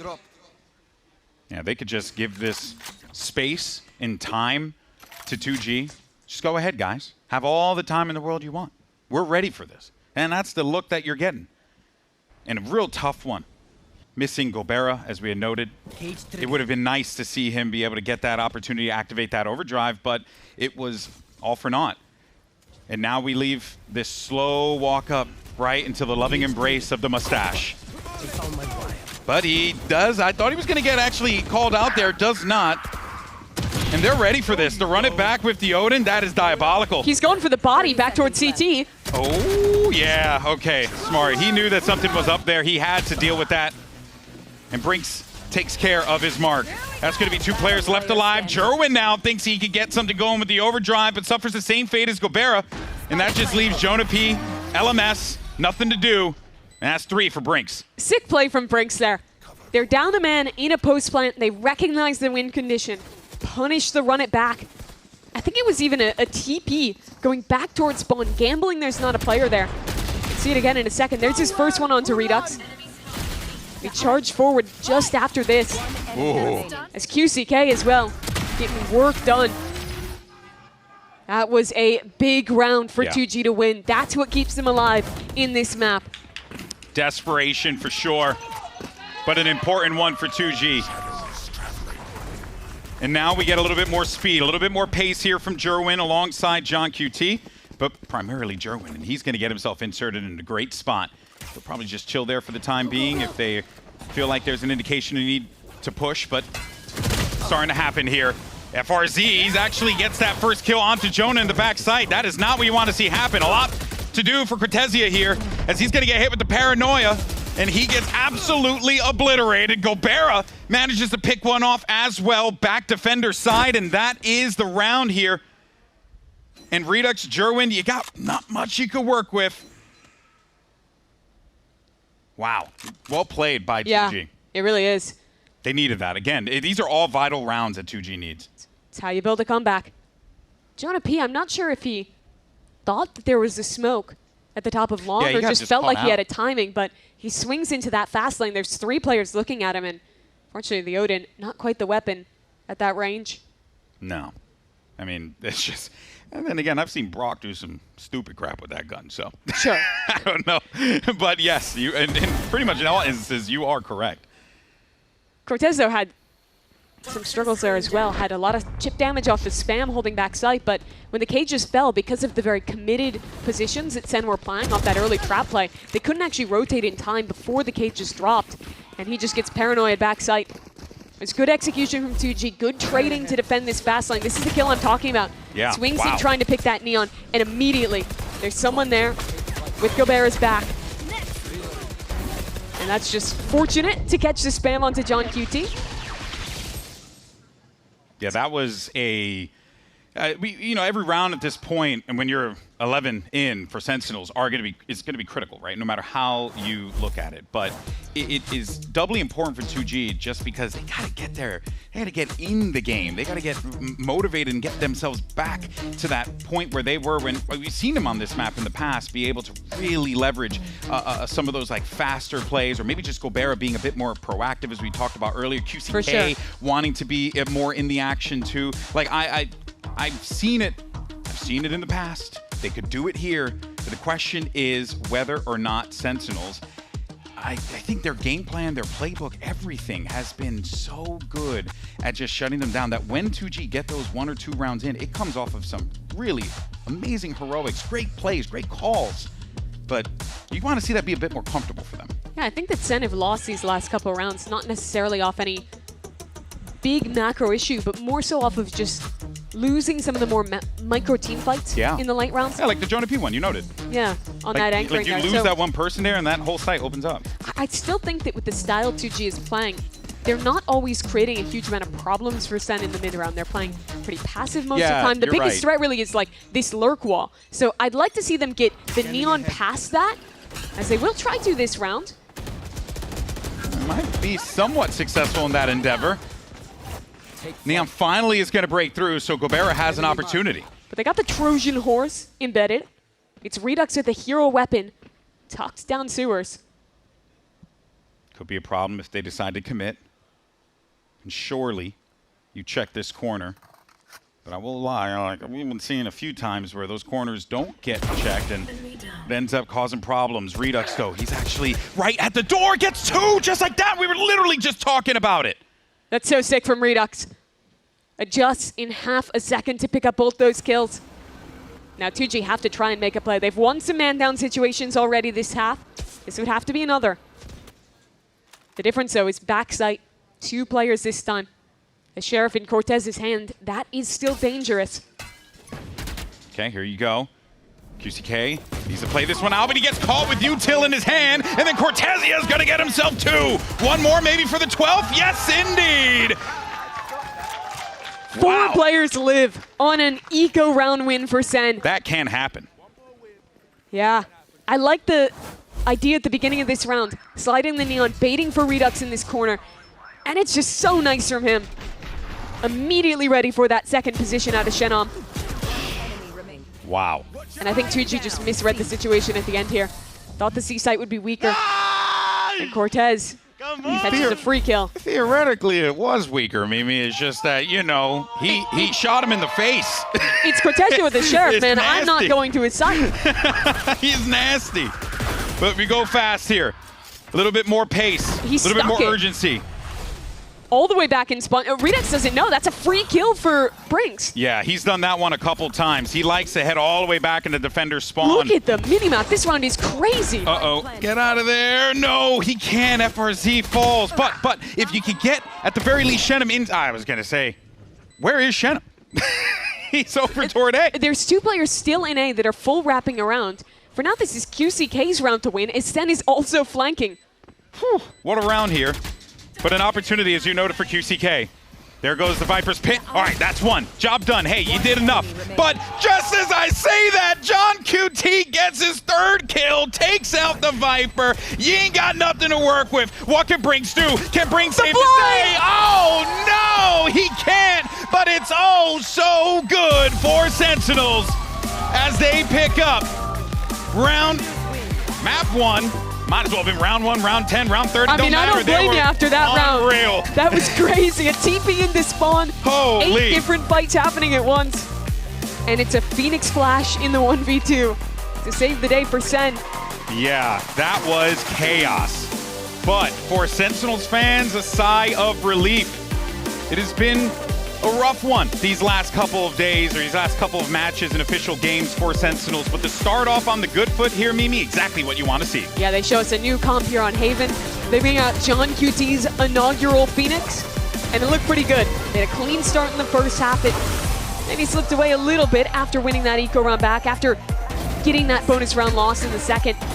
But in the end, this is some of the keys for Sentinels. It was a great map from Cortez. It was a great map from John QT, and they're up one in the series.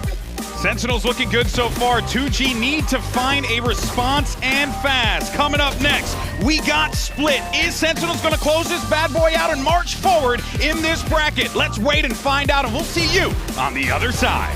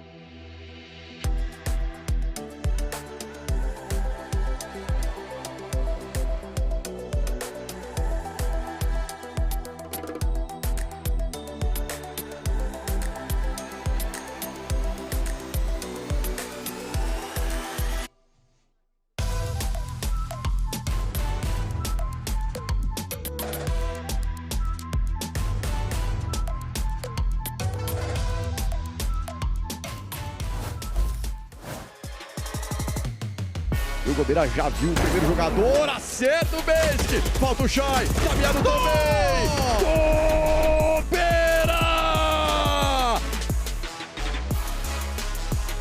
Straight up now we see it, there's another flash and just rebounds against the wall, Knight. Now and the rest of the team going to be flooding in, Envy trying to take this one fast, but Redux, okay.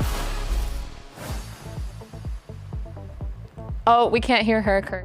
Well, I was telling John Cutie that he's one of our fragging IGLs, but I did not expect to see him on the Phoenix for the first time ever. Was that your decision? Was that his decision? How did this composition come to be?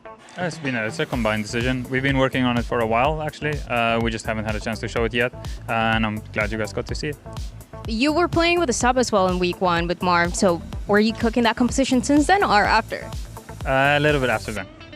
All right, I mean, I hope we get to see more of it. Thank you so much. Oh, we're certainly glad we got to see the composition as well. As we said, we needed to see a little bit of a switch up coming out from Sentinels, and they surely deliver. A win as well, taking the first map in the series over 2G. I love the split vote here amongst a good part, but elephant in the room, over 50% of the vote here. I mean, he's the guy that made the big change, right? Yep. It pulls out the Phoenix, and I thought John's Phoenix was really nice, especially on the attacks. I don't want to get into the Odin stuff on defense. That's a whole other situation, but I think John QT has been one of the consistently high performers for Sentinels in his micro. And a lot of the games, he is like not able to fight as actively early in rounds, but his micro on the Phoenix here was fantastic. I feel like the ability to determine the round based on what you want to fight as well, it's something that really enables you as an IGL and as a duelist. You're coming up with a lot of those proactive plays and making sure that your team can get on site. Yeah, because when you're calling from the smokes, you call more macro ideas. Usually when you're calling from flashes, you can call to set up your duelist, but you can't do it yourself. And the Phoenix is the best of those worlds because he can set up his teammates, but he can also be a lot more selfish, play from the front. That's exactly what we saw. And I think for his first time on Phoenix, he did absolutely incredible. He was shooting back. He was making sure that he was getting a lot of that map control. And it just looked really solid in the server. It didn't feel like he was nervous to be playing that role, or at least not really fitting into it that well. Which I love to see, especially too, to have your Phoenix debut here in the lower bracket. I mean, absolutely incredible, but not the only person to be popping off here. I mean, Cortezia, such a solid year, and to start off Haven, absolutely no exception. I mean, he's been absolutely phenomenal. A lot of his lurk timings are the big reasons why they won so many of those rounds on that attack. He was able to get so many of those picks, that one being a big one on QCK, and then following on to Shannon. It just feels like there's so many of these small rounds, little micro plays that he's made to be able to get those picks. The positioning has been a little bit unpredictable from the side of 2G to understand what he was doing around the server. This was a really fresh look from Cortezia, I think, because like I've been saying before, the aggressive lurking has been a consistent sore point from Sentinels on the attack side, and it feels like he was just let off the leash to just take those moments on his own. He's not waiting for like the green signal from John to make those lurk timings. No, he's just snapping up good timings, and what it means is he's finding these beautiful windows to get those picks. And I mean, when you're looking at a 2G that's so solid on this map of Haven, just kind of getting dismantled by those lurks, the aggressive look coming out from the team, that set them back. And I mean, it was kind of a rough one to see in that way. It's the team fighting to not be eliminated, and you get Sentinels coming out in this fashion. Incredible. And looking up at the next map, I mean, for 2G, the journey just gets more difficult because we're going over to Split. We're going over to a Sun City pick, and I'm a little worried. Yeah, I mean, this one could be a struggle, especially if the lurking gets out of control again. I think that's mission number one for 2G to lock down, is make sure the rounds don't get blown up in your face. But also, I think that this team needs to lock in on a few other details in the macro. Like, think about that second half. They're starting to come back. There's a lot of situations where they can run away with it, and they lose this eco on time, going for the late round pivot, gambling it away. That was really what killed them in this game. Yeah, it was really rough. 2G, they were starting to look really good, and I feel like they had a good understanding of how to shut down, for example, the Cortezia lurk, sending Gobert with that operator down long C, trying to get that aggressive angle. And I feel like that's what 2G has kind of been backpacking off of, making sure that they're getting that deep line. It just didn't work out because it felt like Sentinels, the micro, like you were talking about, from John QT, was one of the main stars of the show. Yeah, absolutely. And I think some other like positives that we can build on from 2G is I thought they were very good in clutch situations, even if they weren't always winning it. Like, they're winning the fights and then losing on time, but they're winning 1v1s in those late round situations. And one of the key differences to their last week performance, where they were getting really overactive in the post plants, the second half on attack, they looked great because they were holding strong crossfires and fighting together. Yeah, it felt like finally their post plants were looking a lot more cohesive. They actually understood how to fully play when they had that numbers advantage, not be a little bit too exerting, and pushing themselves past the limit. So it looked really good. But I think going on to Split, just to bring it back a little bit, you talked about how you want to see those lurks from Core. I think I'm really looking forward to 2G. We saw Gobert on that raise previously. He had kind of an okay game, but I still think he managed to do really well, making sure he was getting a lot of that movement in the server, getting those entries, and kind of pulling a lot of those crosshairs. So I'm kind of looking at him to be ready for that. I mean, going into the second map, we have to see what 2G thinks ahead of that as we caught up with their coach, Gapch. 2G is on the verge of elimination, and our second map is split. That's Sentinel's pick. And Gavicius, I want to ask you, last time when you played this map against Furia, you were struggling with the post plans. Was that the focus coming into the series today? Sim, com certeza foi o foco, trabalhar o afterplant.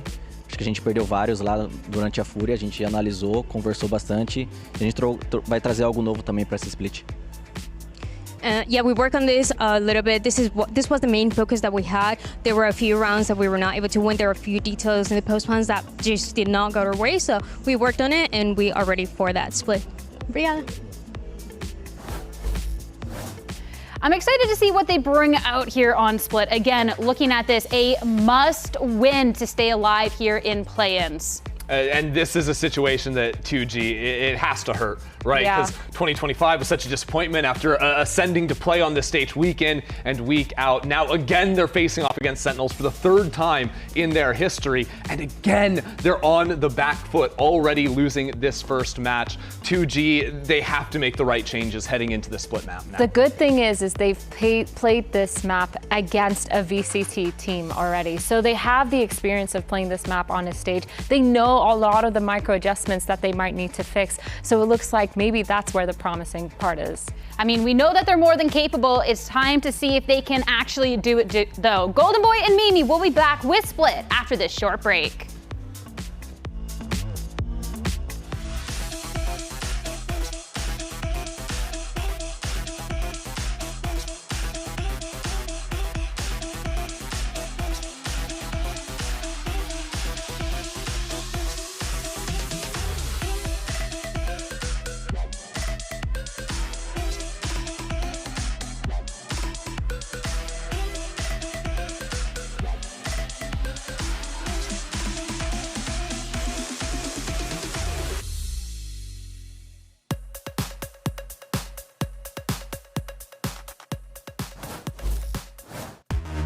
Welcome back, everyone, to VCT Americas. As we get ready for our second map, it's going to be split, and Sentinels is currently up in the series 1-0.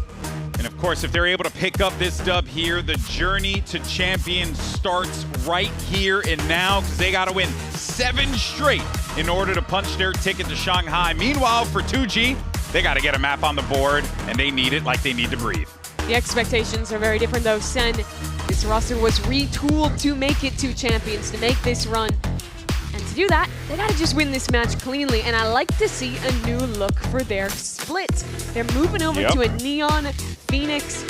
That I think seems to be the they just solution. conceded. I think they're like, we're just going to do this, and that's our life. I was not a fan of the Waylay addiction, and as with every other team that has been kind of middling in VCT Americas, the solution is copy Leviatán. Copy Lev. Everybody copy Lev. Look, 2G's doing it too. It was really funny working the desk with Sato, and every single time he looked, be like, oh, hey, that's our comp. Yes. Oh, hey, that's our comp. Yeah, it turns out they're really good comps, and Lev has a lot of really great ideas that you Shout can out copy. to Coach Owner and King for really defining what this meta looks like right now. And well, as it stands, I did want to also talk real quick though, Mimi, about that Waylay, only because it felt like it was like their identity that they were trying to do. But now I'm seeing John QT play the Phoenix, and I'm like, oh, we're back, baby. This is their thing. This is how they're gonna try and get themselves back into this. I like if this is what Sentinels is moving forward. Yeah, it's interesting to me that it is John seemingly always on that role, but when you're playing Sentineless, you want Cortez to be a lurker. I think there's no context that you want him, that you want him in that role. So, he's gonna play Viper, and then you kind of have this thing where, are you putting John on smokes or are you putting Redux on smokes? And I think both answers would have been fine, but Redux are good on smokes map 1. I'm down with that kind of role change. Yeah. So let's see it. I think having an identity, having similar comps across your map that is also in line with the meta is just a good thing. So excited to see if they can execute as well as they did map 1. And I like putting Redux on the Omen because that's an agent that you can get really, really wacky with. You could do some fun stuff with the paranoia, with your teleports, right? The smokes, playing around that. There's a lot you could do. I always think about Tens back in the day and how he kind of defined how like a duelist approaching Omen would play. And it stuck with me till this day. And I like if Redux continues to add on to that, because he's got one hell of a rifle that they got to take advantage of. Sure does. Elimination on the line here for 2G.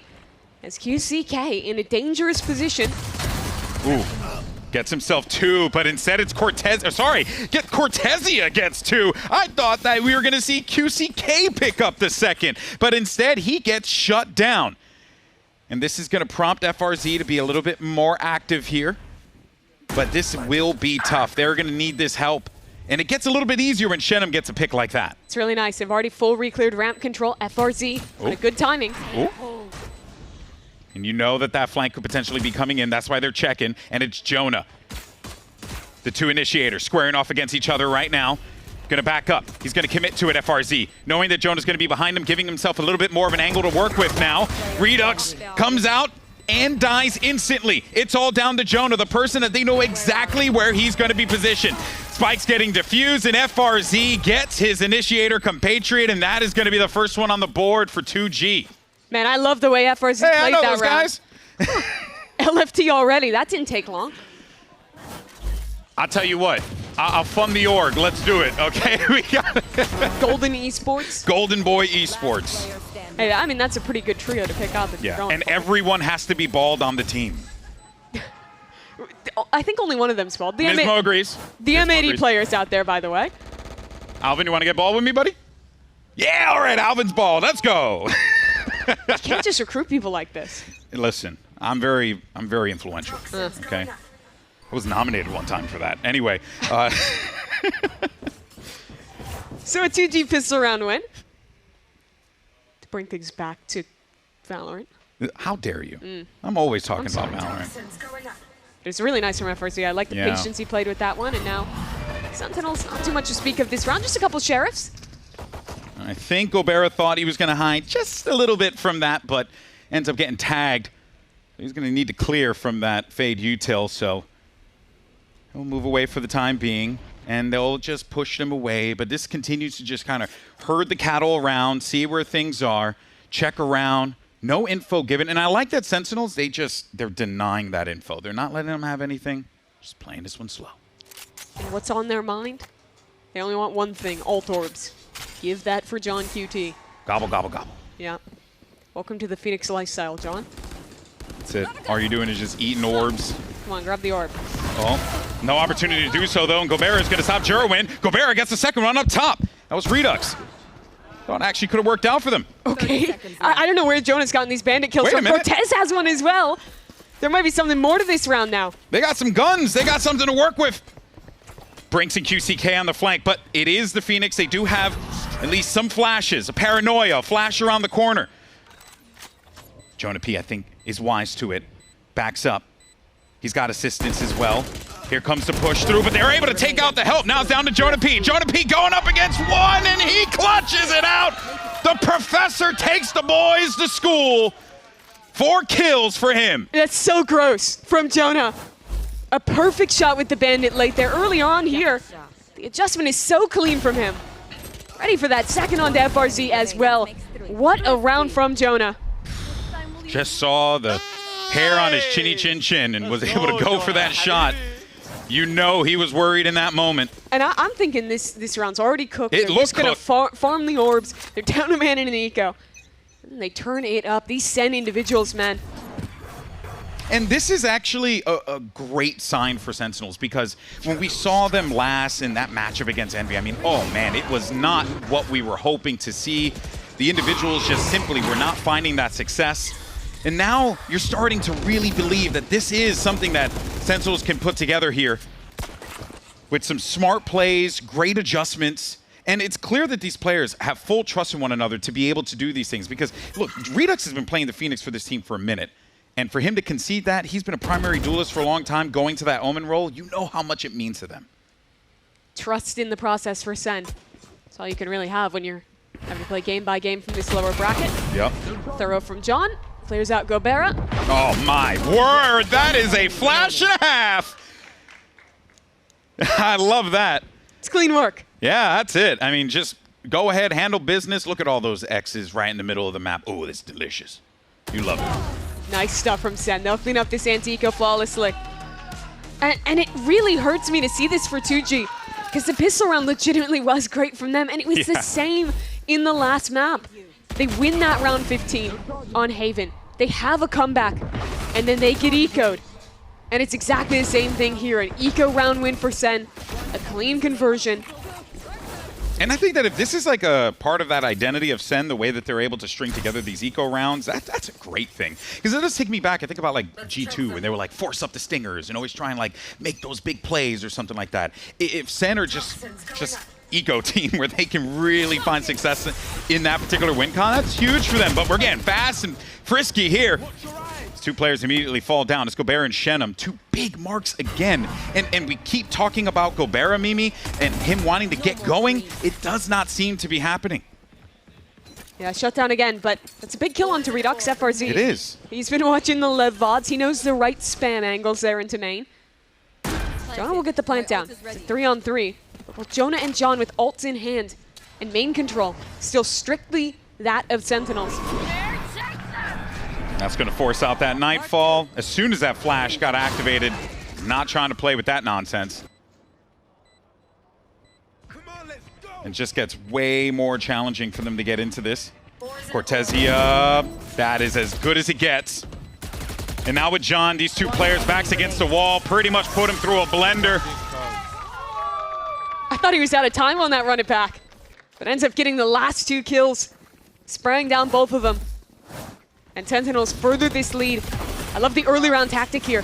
Going fast up mid, a slide in, and spam off that contact, and Molly as well to stop that very swing. That's brutal for 2G at the end. Mamma mia. John's a little surprised. I mean, one part that definitely sticks out to me here is that it has been Shenum and Gobera just really struggling in that mid. Every round so far, they've been punished. They just... It feels overwhelming, I wonder. And even in this instance there, you got to do something. You got to do it fast, so they get activated. QCK now in the fray. He's got to run it back too, and that's a gun grab. But in exchange for that opening kill, they have lost the A site. Yeah. Sentinels quickly expand into this space, and they do try and hold on to Heaven as well. I think the linchpin has to be this player in mid. Redux' smokes in hand. This is why you want to see him in those positions, and even though he's only able to get one, that's still going to be one that just really affects him, slows things down. You don't have any of the paranoia. Jerwin, he's just churning and burning. And that is a shutdown for 2G. They have nothing to work with. And it looks to be maybe another save. FRZ is so late to this one. Yeah. Second round in a row where 2 players get gunned down before they can even get active in the round. 4 for Jerwin in the end. And a 4th round for Sen as well. Had a slower map 1 for Sentinels Duelist, but here he's looked so good. Whether it be these early slide plays into mid that you were highlighting, or here, taking the right initiative on that timing towards spawn. Nice! Vamos! Vamos! Hey man, vamos indeed. Sentinels are playing great. The timeout is going to get called. Big red button hit. I really want to see 2G try and get Shenum more active in these rounds. I feel like we haven't seen any opportunities for him to actually work a lurk. Yeah, well, he's just been getting shut down in mid. Yeah. Time and time again. Or excuse me, sorry, my brain just exploded for a second there when I said the Happens to me all the name time. Shenum, but anyways. But for 2G there, looking into this next round, they do start to get some of these big ultimates online. They're in a position where QCK is actually the guy that I'm looking at here, because a lot of this comp relies on the tactics on defense of how you can achieve either active pushes with your 2 duelists or winning out on trap plays. That's what Lev is so good at on their defensive side. That's why they always play this passive A-hold. And I don't think that those kind of tactics have been able to succeed just yet for 2G.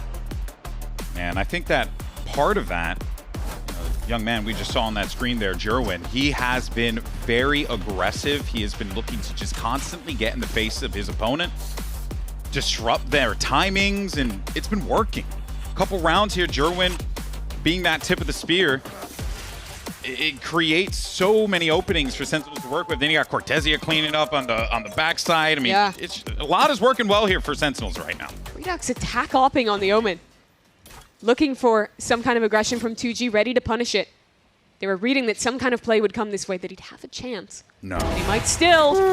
My ultimate is ready. Perfection from Redux. And that's the good news about Sentinels. You got a lot of guys on this team, too, who can also grab that op and put some work on it. So it's like, it really is a pick your poison type of situation. Oh, Redux kind of got stuck there for a minute by his teammate, but he's okay. He's got the help, and they got the clear. Last player left alive. It's going to be Brinks back of the site defender side. And look, it is possible, but it is very, very, and I'll just add another one, very difficult. Yeah, 2G have gone for this aggro mid-reclear in a few rounds where they're down a man, and I think Sentinels have read into it really well. Yeah. That round they go back, see him swinging to the angle, expecting that play. Great coverage there. Just good use of the op, rotating that thing around, constantly moving it, just checking all the corners. That was clean. And now when I'm talking about 2G, their win condition probably being getting this double duelist more active, being able to set up trap plays with the Neon, with the Phoenix together. Now you're constantly afraid of this attack side operator from Sen. Yeah. That's a threat in the back of your mind for the rest of this half. And on top of which, you have barely anything to work with except for the Clown Fiesta. You have all the ults available to you. Is that the technical term? I mean, back when I used to cast other games, that's what I would call it. And it seems like the Clown Fiesta is about to begin. Couple ults getting spent here. Gobera gets himself one, run it back activated there by John QT. Gobera continuing to try and find his mark here. He's actually going to... There's the ult on the other side from QCK with the operator in hand, just picking up a gun. They're running it into spawn. I mean, you might be pandemonium. Right. Look at the map in this one. They have the spike in attacker spawn, and on an eco round, it's QCK holding the line with the op. Just silliness. But hey, either this is going to be a really great plan or this could all come crumbling down for 2G. So they got to be careful about this. They already lost two players. You got 50 seconds plus to work with here. But on the flank, it's Shenum, and no one's looking at him. The spike's going to get popped up there, and one more player. It's Jerwin and Shenum. You wanted to see him get busy on the lurk, find those openings, find those timings. He does so and gives them a thrifty. Yeah, really nice job by him cleaning that up. But that is, I mean, you called it the Clown Fiesta round. I didn't believe it would happen, but it kind of was. Super aggro play, and this is what I'm talking about. When you're playing the double duelist, this Lev comp, you want to be able to show aggressive tactics on defense. That's one of them. Run it back, combines with the Neon ult, pushing down mid. Senate basically never started a player mid. Yeah. So 2G recognize that space is weak. They can fight out into the pinch B main. Yeah, but I think it's also important to note, though, that it can't always just boil down to those ults. It's got to boil down to a little bit more. And then Jerwin gets shut down. Let's see how 2G holds this one off. Tem A, correria. Eu tô, tá bom. Tô bom, E vem meio. Passando Tô indo rampa com você, o velho. cara ultou A, guys. Vai fingir rampa, guys? Vem comigo. Tá 12 L, eu acho. Tem aquela smoke? Eu vou lobar. Vocês não tem smoke com vocês, então. Vai comer bala. 1, 2, 3. A Fade plantou, 2 bomb. 2 bomb? Tá bom. Tenho mais um lobo, vem. Tá, tô com você, Guys, eu vou passar uma parede aqui, tá? Pra gente povoar. Aberto. Você tem bang, irmão, depois? Tenho bang. Os dois bombs, certeza, né? Esquerda! Céu! Céu com de vida, velho. Mandei céu, abre bomb, velho. Morreu o céu, clica. Ah, é, céu, perdão. Pode ter sido pra rampa, pode dar o clique. Só depois, né? Depois, velho.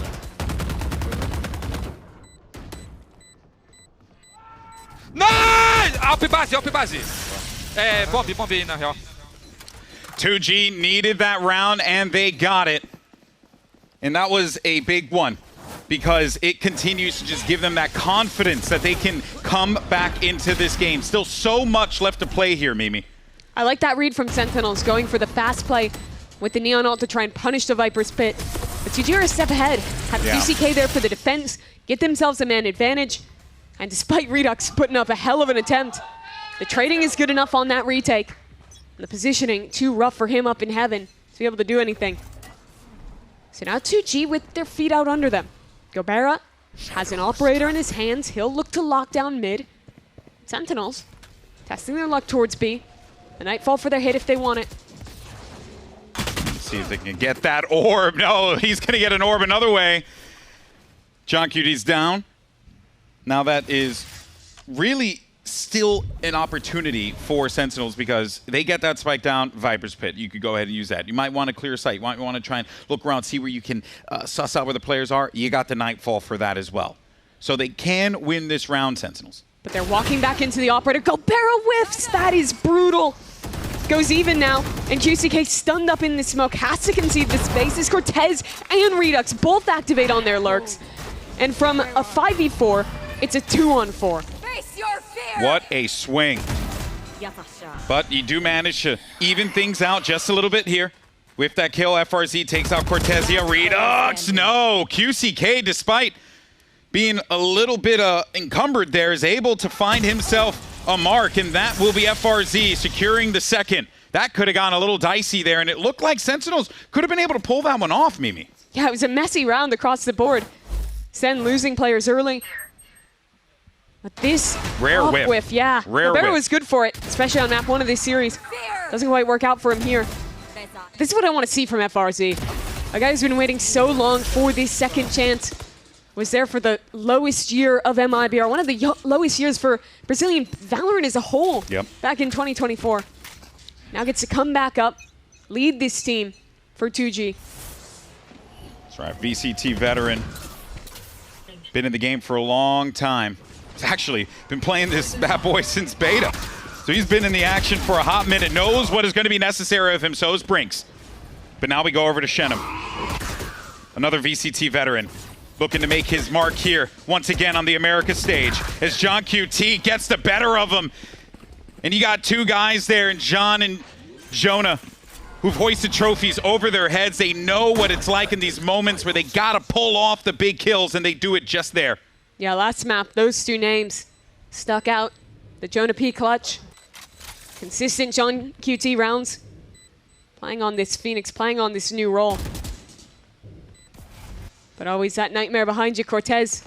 We'll let Gobera slip by, so a chance to at least get out on site. Ooh, QCK though, be careful.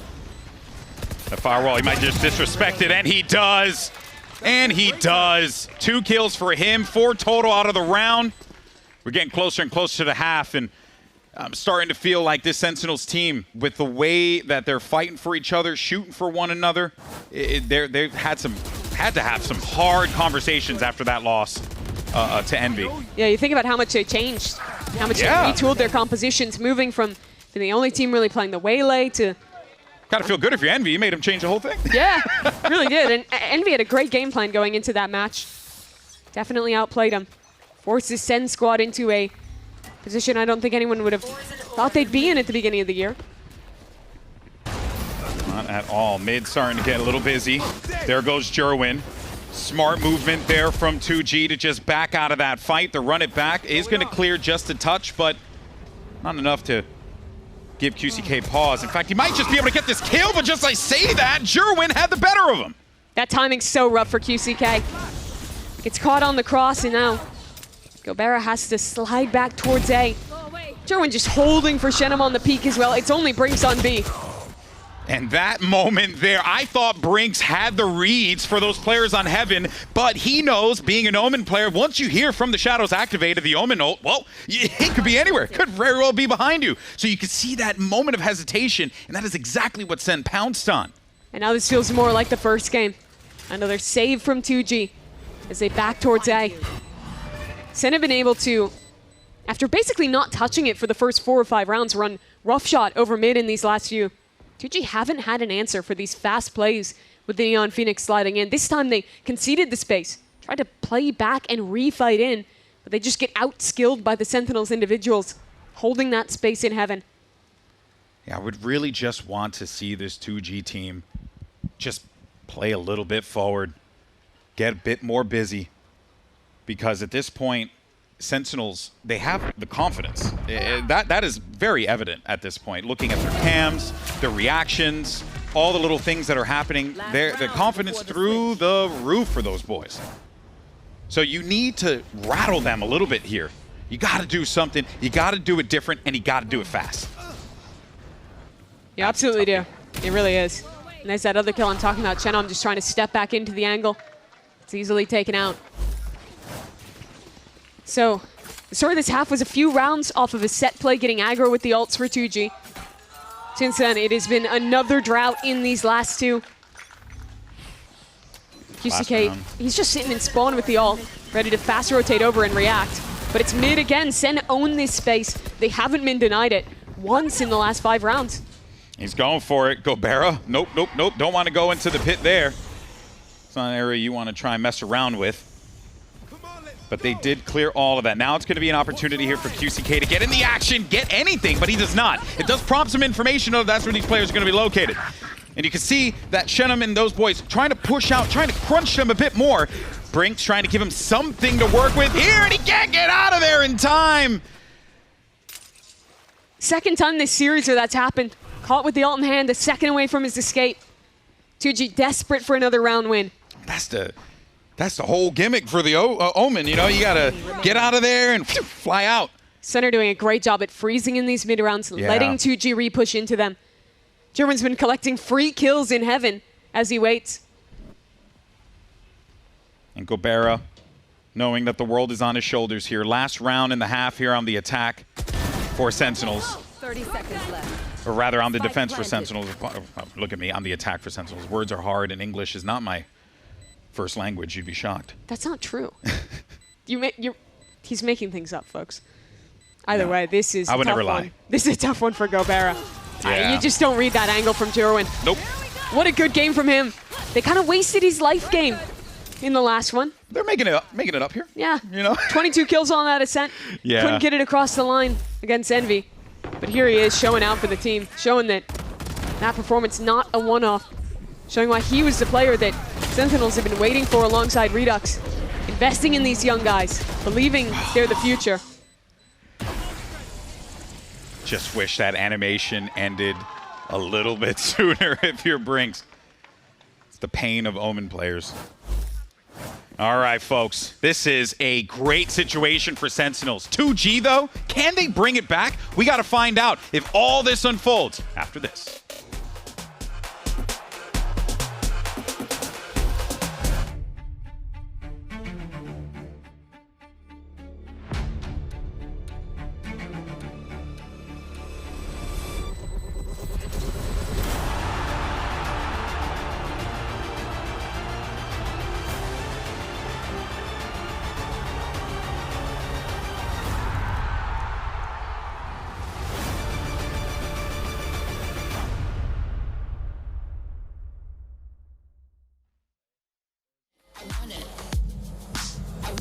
Drop.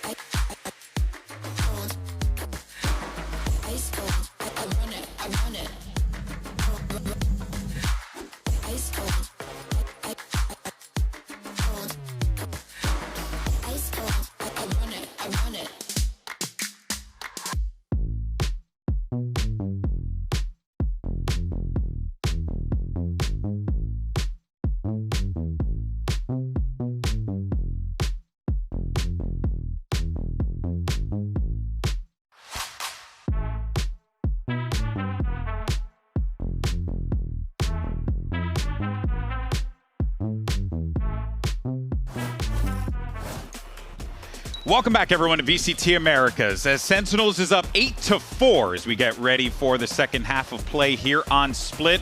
Desperation time now for the Brazilians over at 2G.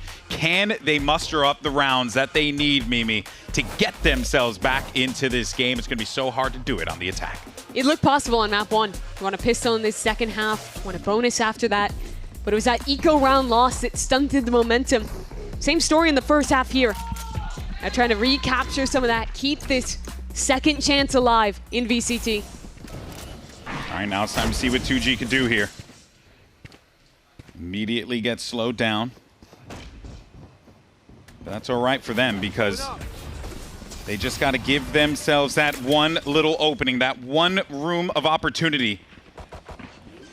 to be able to get this round that they so desperately need, but it doesn't happen if it ends like that. Jonah P gets one. John is there to help out as well. It's going to make it into a 4v3.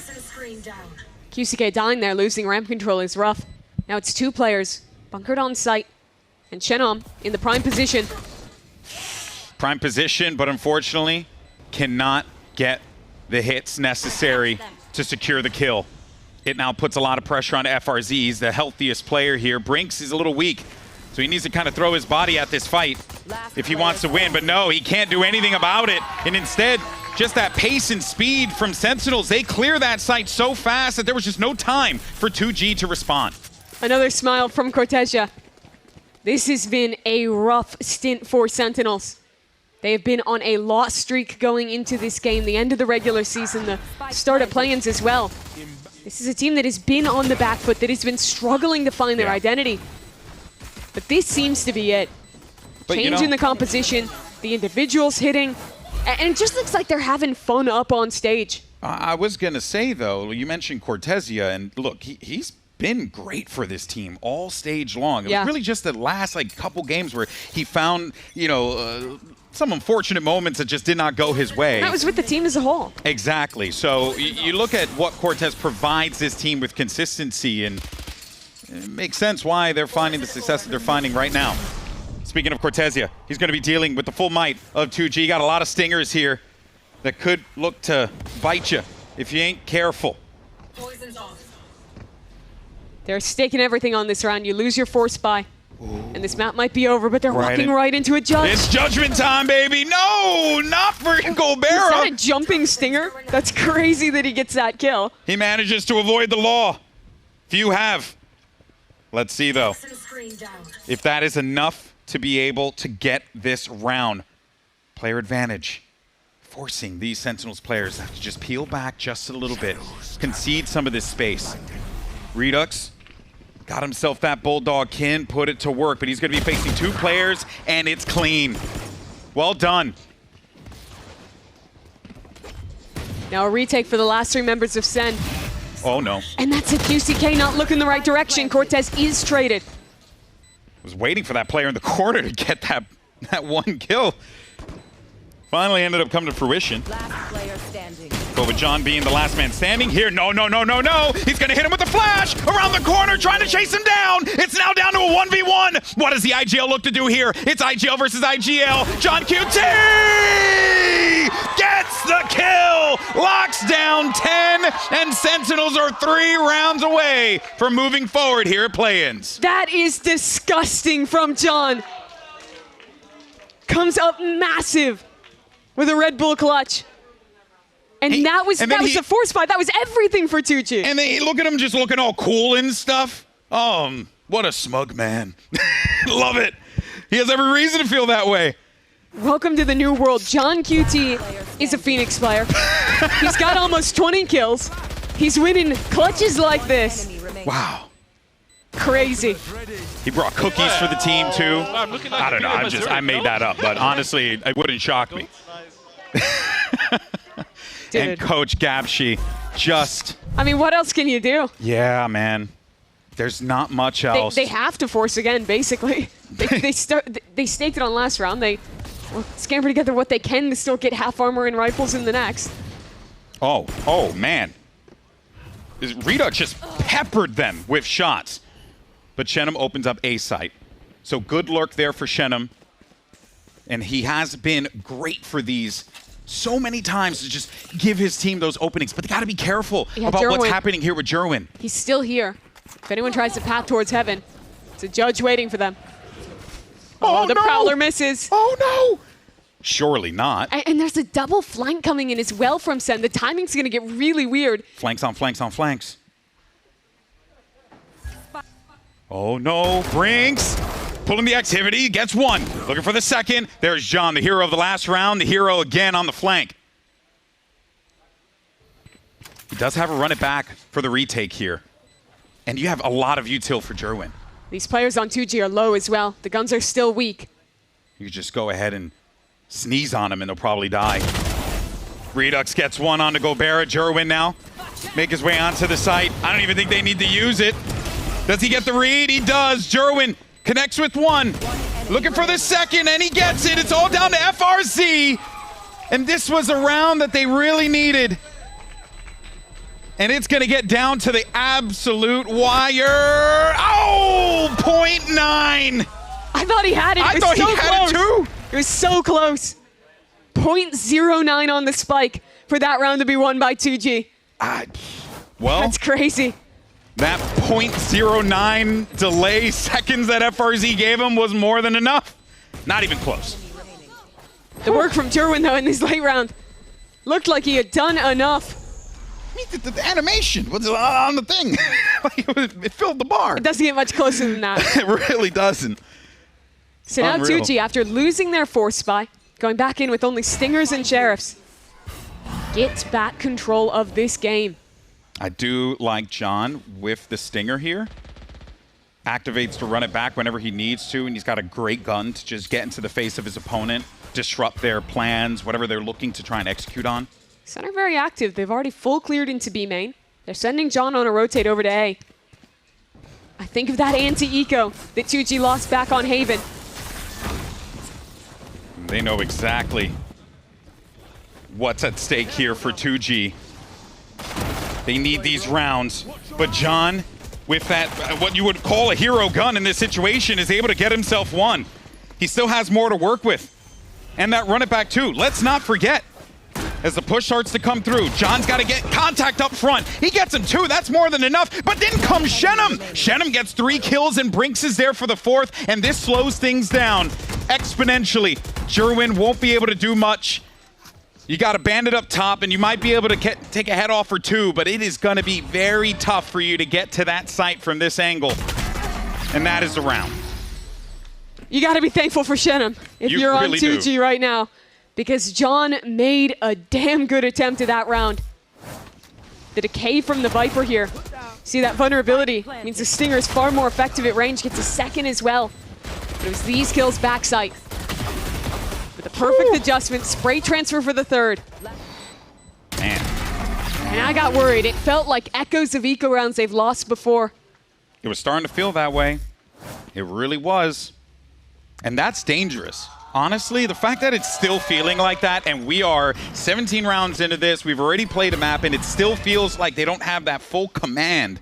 It is a little concerning for 2G, but if you're a Sentinels fan, you're feeling pretty dang good right now. Have to be.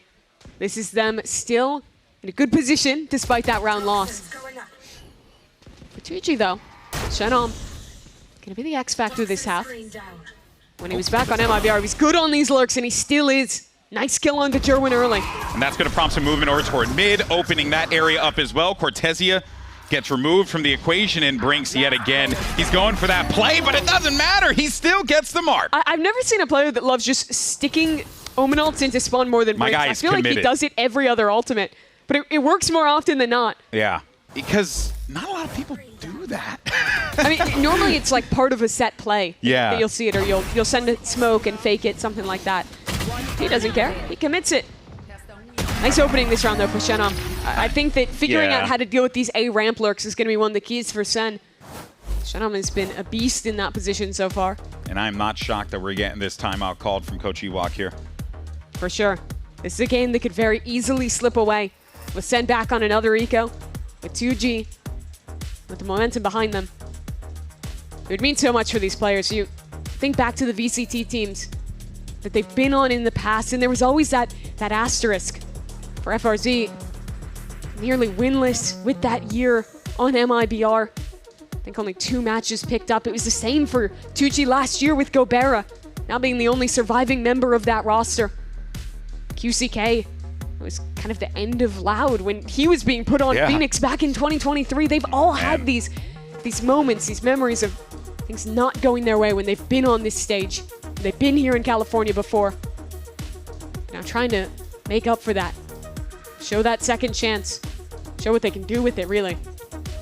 And the last time we saw 2G play on split, 7 rounds was all that their opponent allowed them to get. Furia, can they get a little bit more here as they run into this one with momentum?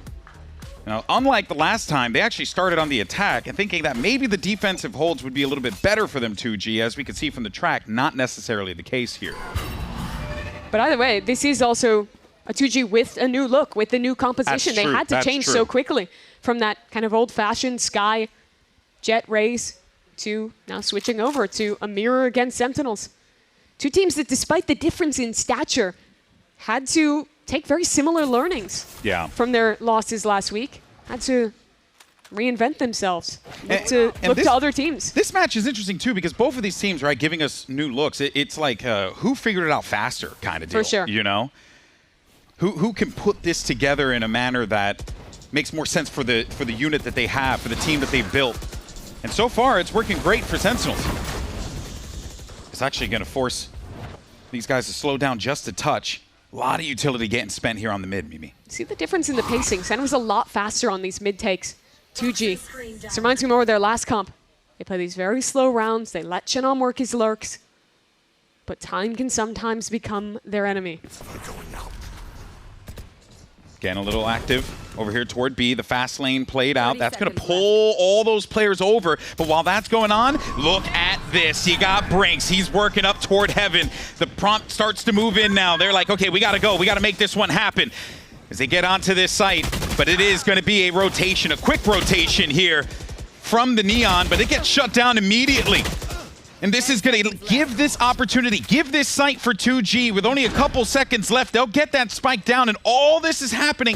Watch out for Chenom on that lurk in case anyone tries to get a little active over there. It's going to be Cortezia. He's the last player left alive, and this should be it, and it is. Nice job to 2G there. They play with the rotations, play this slower round, and get both the Neon and Phoenix to pull off Heaven back towards spawn, allowing them to isolate only that Neon who attempted to slide in.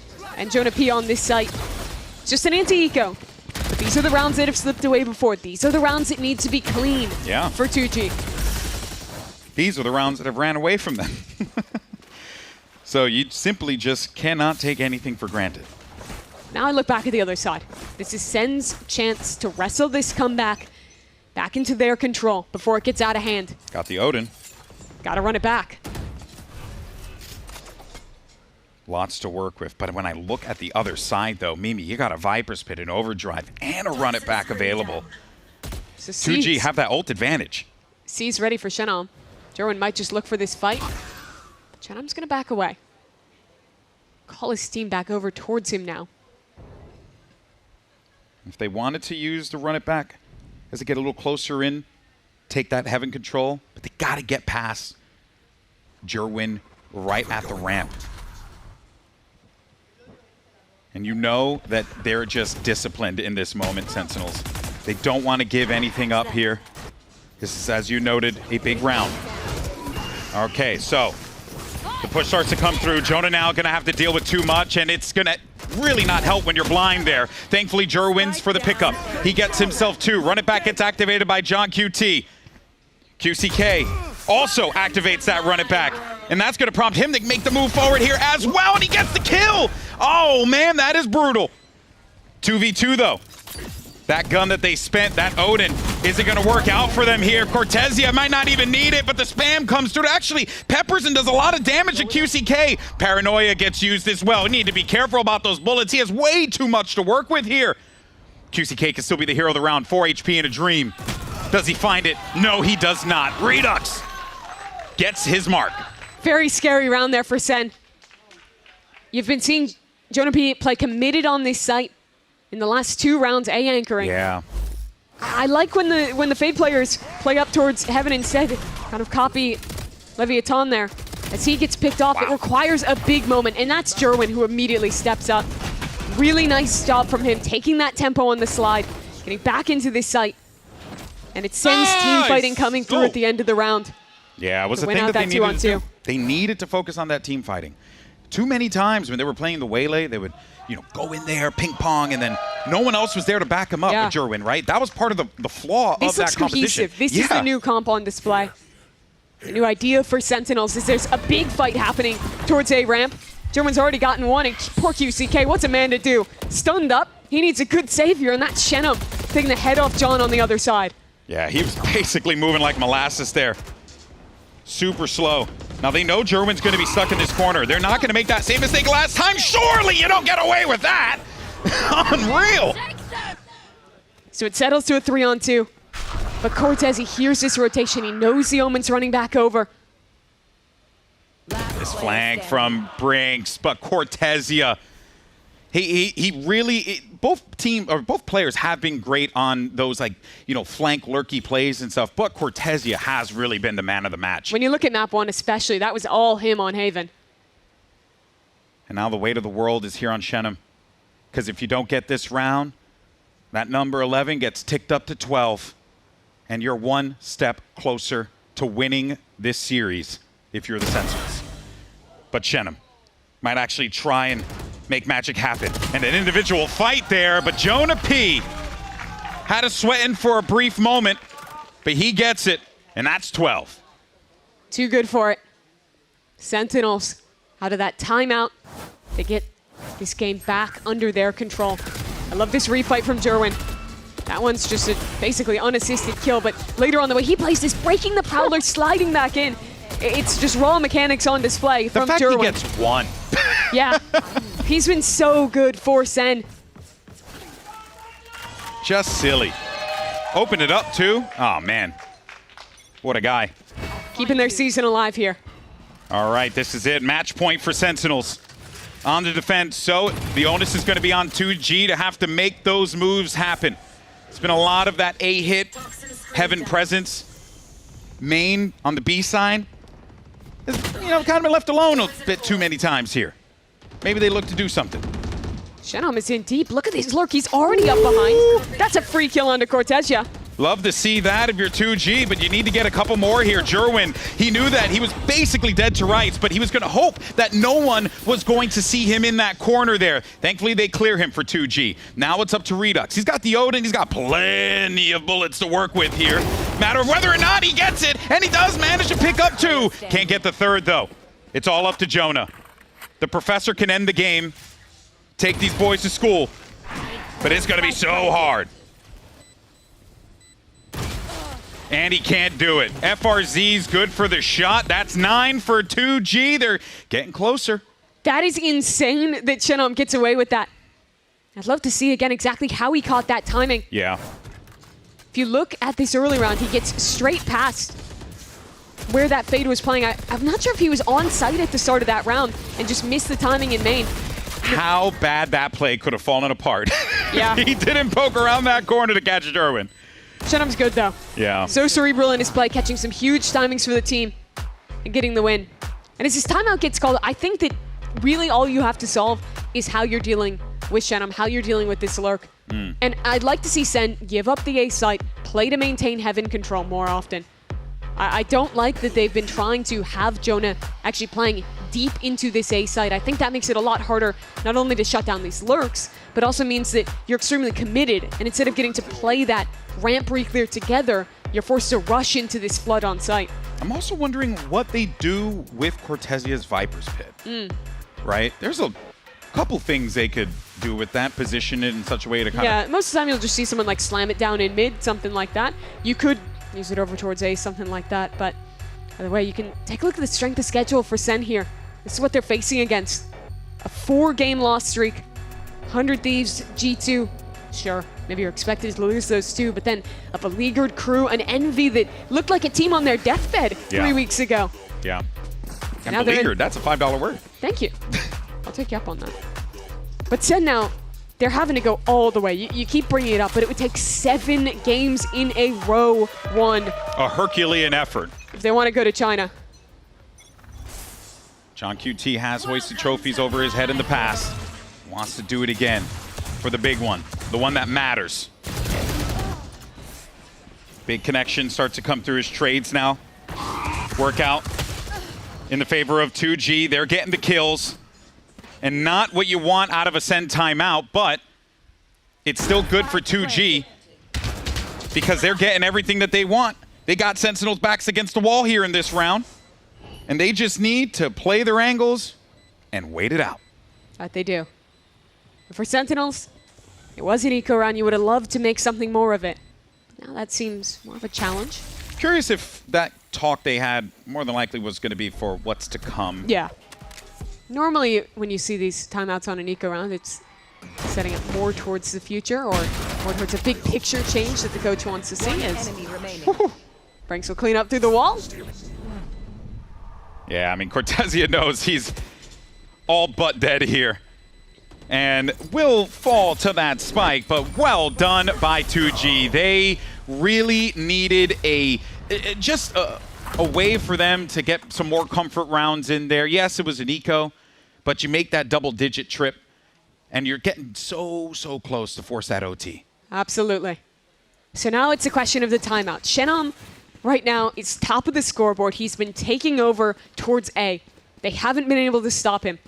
You see Jonah this time start the round towards Rafter, looking to play more that A retake style instead, give less away to that Viper.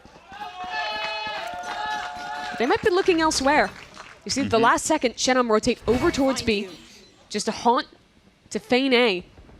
So they might look to just exec into Redux instead. They might want to see if they can get this push activated here, which they do. Redux looking. Does anyone try and make their way through B main? Well, it's the whole team's on the other side of that. And wait a minute, go Burr, but he does only get one. 3 though, fall. And that leaves here a 1v3 as Brinks is just the last one with the hope. And he's got to get out of dodge. Oh no, wait a minute. He's ulting spawn. He's ulting spawn. He's going to be stuck between them now. They think he went to the A site. And now Jonah's questioning, which way did he go? Found him. And that's it. GG as Sentinels will punch their ticket to the next round here at Play-Ins, and the journey starts now to make it to champions. 1 game done, 6 more to go. Job's not done yet. They come out with a new identity, change their composition on both maps, lock their IGL onto the Phoenix. He top frags in this game, has a great performance in map 1 as well. And unfortunately for 2G, that means their journey here at VCT Americas ends. A lot of familiar faces that got a chance to return, got a chance to try and fight for that redemption here. Yeah. But could not get it across the line in this match against this new look Sen. And look, I'm just going to go ahead and give all the flowers in the world to 2G. I mean, outside of the game, a lot of stuff happened to these young men. Very, very tough last couple of months for them, so I do want to give them all the love in the world. But of course, and Cortezia is doing that as well. Yeah. But you do got to give all the love to these boys right here on the stage as Sentinels picks up the win. Keeping it going in this lower bracket. Team was rebuilt from the beginning in 2026, was changed in piecemeal to try and get ready for champions, get ready for the end of the year. Show a Sen that can deliver. Those 2 guys in the front there, Jerwin and Cortezia, one hell of a series from them. And if they can continue to put this together the way that we saw here in this game against 2G, Mimi, I think you're looking at a Sentinels that is starting to find themselves. Yes. But let's not pretend that this isn't going to be difficult, because what they have to do in order to make it to Shanghai, if they are able to do it, I mean, it will be the stuff of legend. It absolutely would, but there's so many good teams ahead. Seems like everyone is starting to find themselves. You see almost this copy of KRU changing things up, going towards pretty much Lev comp to most of their maps. Sen doing the same. Everyone is trying to figure themselves out, in some ways through copying others, in some ways through giving their own spin on it. But it's come at just the right time to stay alive, to keep their season going. And I really want to see Sentinels continue to refine the ideas that they have established here. Coach Ewok talked about the work that they were doing in that interview with Dryad. So one can only hope that that work only pushes them further in this bracket. So what a match. So. Good match there for Sentinels. If you're a Sen fan, we got a couple in the house. I think, you know, they're probably pretty stoked about what they just witnessed. That was fun. Yeah. Had a good time. That was, honestly, guys, I just want to keep it $150 for a minute. That was a genuine joy. I never got to cast on a VCT stage, so thank you, Albert. Thank you, Alex. Thank you, everyone, for making this happen. All right, everyone, that's going to do it for us here. Let's send it over to Dan Dryad for the Verizon post-match interview with Cortezia. Thank you guys so much. Can hear it one more time for Sentinels and for Cortezia, who was incredible today. Come on, guys.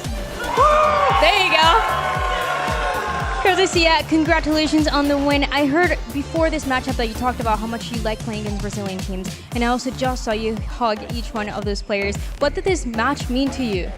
I mean, it means a lot. I'm really happy for them because they had the opportunity to be come back to the stage for like Shannon. He's a really good friend of me, and I mean, you guys probably don't know, but I played with 4 of their players before on Tier 2, so I have a lot of feelings. I'm really happy that I had this opportunity to play against them, and I mean, it was really fun. I also have like a lot of fun when I play against Brazil, so yeah. Yeah, and only one can win at the end, but that was you with the new composition as well that you bring on that first and second map. I know everybody's talking about John Cutie, but how are you living that on that other side? Because you were popping off too. I mean, I'm happy. My jealous playing Phoenix, like, insane. You know what I mean? Like, he's crazy. He's popping off. I mean, it's been pretty easy to play with. I mean, Phoenix, he's really proactive. He's really confident in his plays. So I'm just holding his back every time, you know? I'm just like, go mean, go cute, and I hold your back. So it's pretty easy for me. Yeah, do you feel like this calm makes you more comfortable to just find your timings the way that you did today? I think so, because we put a lot of pressure on the other side of the map, so they make sure that I have time to play on my lurk. I think, like, even on Haven, I think I got a lot of lurking times, but that's not because of me, trust me, it's because of my team, so. It's a little bit of you, it's a little bit of everybody else as well. But again, you have looked incredible, and you just talked about the Brazilian teams. That next matchup is going to be either against Fluxo or KRU, who both have some Brazilian players. Any predictions here? No pressure, because they're just right behind you. Yeah, they listen to that. I would say it's going to be a pretty good match. I think both teams are really good. 2-1, I can't really tell who's going to win, but I'm pretty sure it's going to be a 2-1. I mean, I hope maybe KRU wins because we lost 2 times for them, so maybe it's our time to revenge. Yeah, maybe you can get that revenge. We're going to see what ends up happening. Curtis, yeah, thank you so much. This is everything that we have for the Verizon post-match interview. We're going to send it to a break, but when we come back, we have that KRU against Fluxo.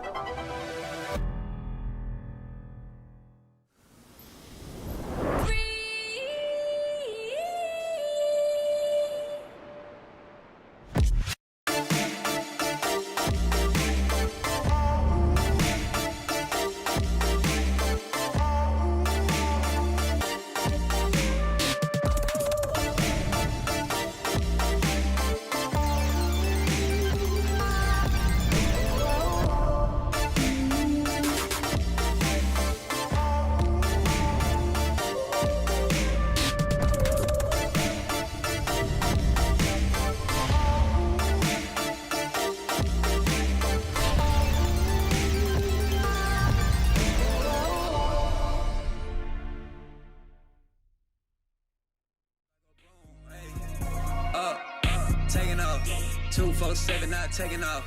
VDS stones ain't breaking off. All I know is win, I don't take a loss. Yo, taking off. GT3, I'm taking off. Locked in, we ain't finna play with y'all. Locked in, we ain't come up. Yeah, drop the confetti.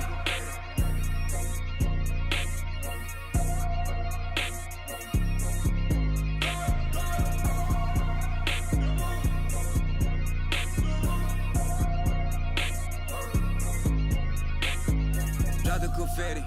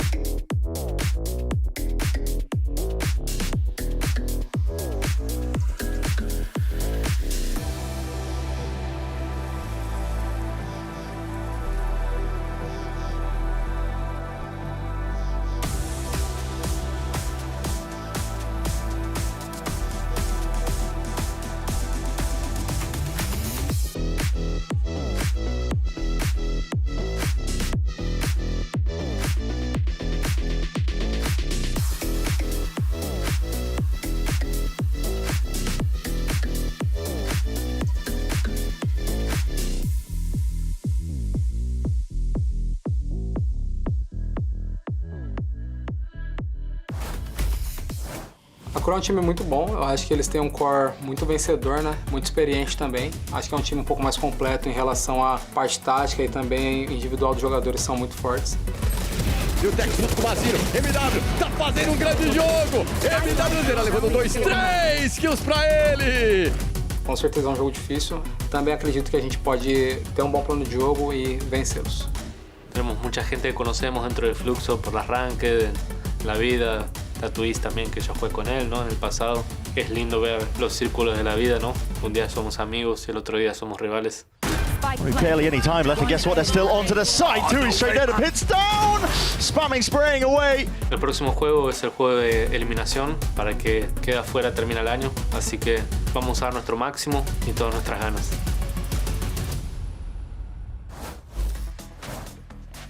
Welcome back to day 6 of play-ins and our second elimination match of the day. It's Fluxo going up against KRU Visa. Sierra Dawn here, back on the desk with Ender and Athena, who, a little bit of trouble, but, you haven't broken the set quite yet. Whoa, whoa, whoa. I didn't break anything. Yeah. That's what she said. Yeah. She doesn't know about what we broke earlier.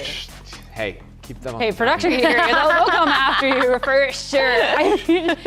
Hey guys, another elimination match, okay? And I mean, these are scary for our teams, especially too when you're looking at a KRU Visa who started to turn things around at the end of stage 2. They got a win over Bestia, but losing to MIBR, I mean, this puts the whole season at risk. Yeah, I mean, it's a little bit odd for them, right? That they had to even fight back in that series versus Bestia 2, getting smoked out on the first map, only to do some good work and clawed back. I was real nervous for them. Yeah, it was a little bit scary for sure. It felt like KRU was crumbling a little bit. And then they go against MIBR where they get unfortunately absolutely dominated. A 0-2 to MIBR where MIBR just looked so much better in the sense of being proactive and making sure they're taking a lot of that map control. KRU, they struggled just a tiny little bit versus them and it felt like they just couldn't find their footing. And putting them at the lower bracket now, if they're to find their footing, I mean, they're running out of time really rapidly. Our challenger teams have been ramping up, like they're confident, they are ready. But for KRU Visa, I mean, I'm excited to see how they can turn it around because you know that this is a team that is, I mean, so capable. I mean, they're very capable when it comes to jump rope as well. That's what's really impressed me. Well, that's actually pretty sick. And it's a really good warm-up. Oh, and they ruined it as soon as you said that. That's crazy. Yeah, I think going into this next matchup for me, I just want to see a KRU that's a lot more solid and really confident with every decision that they make. No hesitation, making sure that they're genuinely fighting together and taking a lot of those really good firepower plays because they have such a strong team overall. I mean, taking a look back at KRU Visa's year, after, a sub-roster at kickoff, they had a killer stage 1. Like, that's what I'm looking for. Yeah. Well, it's been a crazy fall-off because in group stage and stage 1, they went 4-1. People are thinking they're world beaters or thinking Dante's like the kid that's taken over in the Neon role for the team. But then they bomb out of playoffs, 0-2. They go on an 8-game losing streak just to barely scrape together a win versus Sentinels at the final week of regulation in stage 2. And yeah, maybe that gives you a little bit of confidence, but like the players wearing the jerseys out there are not an 0-4 team, they're not an 0-8 team. It's been shocking to see them not be able to find the success that was such an easy thing for them once they finally got to play in stage 1. It's a stacked roster and it's players that have been playing the game for so long with really good game sense, but then when you look at their map pool, it's a struggle. You're looking at them when they're playing that Lotus. It was the one map that they couldn't beat, but then they just didn't really change anything. Everyone figures them out, right? Everyone figured it out. Everyone countered, and so the creativity when it comes into how they're going to play these matches is really what I'm looking at here. I mean, a team that's proven and shown that they are capable. I'll have to see if they can have the bounce back today. But for more on KRU's chances, let's end it over to Dryad and hear from Sadak. Everyone has different approaches to a lower bracket run, and Sadak, one of the things that you talked about with KRU was that lack of experience that you guys had playing together, only joining in stage 1, was one of the things that was making everything more difficult. So as the IGL, what do you do to make sure that you're catching up in this lower bracket run? This is a hard one. I would say my priority is being a good leader. I think that's something that always makes the guys play even better. And in these situations, leadership is what's needed the most. So yeah, that's my focus, that's my approach. Well, KRU is known for going on a run, so we'll see. Thank you. Oh, if KRU want to stay alive here, though, they're going to need MWZera to keep putting in work. Not just work, we're going to have to get him to put in some overtime for these wins. Yeah, I mean, he was playing absolutely out of his mind in that last matchup. Last two matchups, actually, playing on that initiator role. He's managing to drop really high fragging power, but also his util has been really phenomenal. It feels like he set himself up for success in a lot of these situations. After using majority of the util to get his team on site, he's still able to play off of it. What I think has been so crazy is that he just has a certain understanding on one of the halves of the games. Like in this last series that they played versus MIBR, they only win 6 rounds on Breeze. Yep. But on attack, they win 5 of them. And this guy's 15-7 on attack. Like, he is single-handedly doing the thing for his squad to win those rounds. It wasn't enough, but he's top in the charts in most of these categories. This is play-in stats. This is after winning 1, losing 1 more match. And in those 2 games, he's somehow number 2 in ACS. As an initiator, playing on a team that's dropped to the lower bracket. And even in the series they won, they still got crushed in one of the maps that they played. Like, it's almost impossible to have those types of numbers when you're getting beaten on 13-6, 13-6, like on loop. Yeah.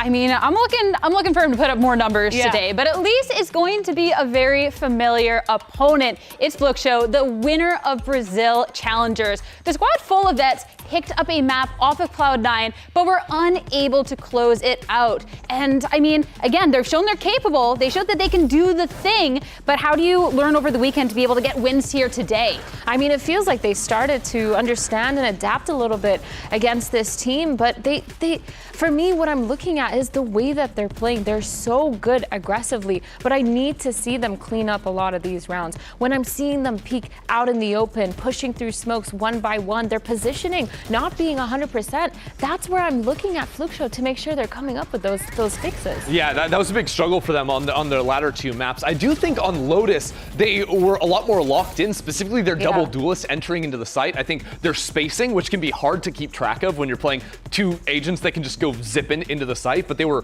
working very nicely together. Paula especially leading and finding trades in a lot of those situations. Yeah, Paula and Zanatsu, they have been working absolutely phenomenally. The Waylay and coming up with that Neon as well, close behind it. Feels like they just had such a good understanding of how they wanted to play against the other team. For sure. Their movements were really synergized. It felt like we were genuinely seeing a lot of those trades. The body was there to follow up almost every single time. And I think when they were calling these rounds to either look for the execs with the double duelist or pivot between sites, I think their macro calling on Lotus was really nice. They would play a lot of slower rounds where they're breaking utility, pivoting into sites where there's just one anchor left, and that's off of the information they're getting. Even though they're playing double dive, they're not just full sprinting execs on you. They're still playing intelligent macro. The difficulty came on later maps because on Lotus, it's a 3-site map with really quick rotations for attackers if you're making use of that switch door in front B or breaking down on Hobbit.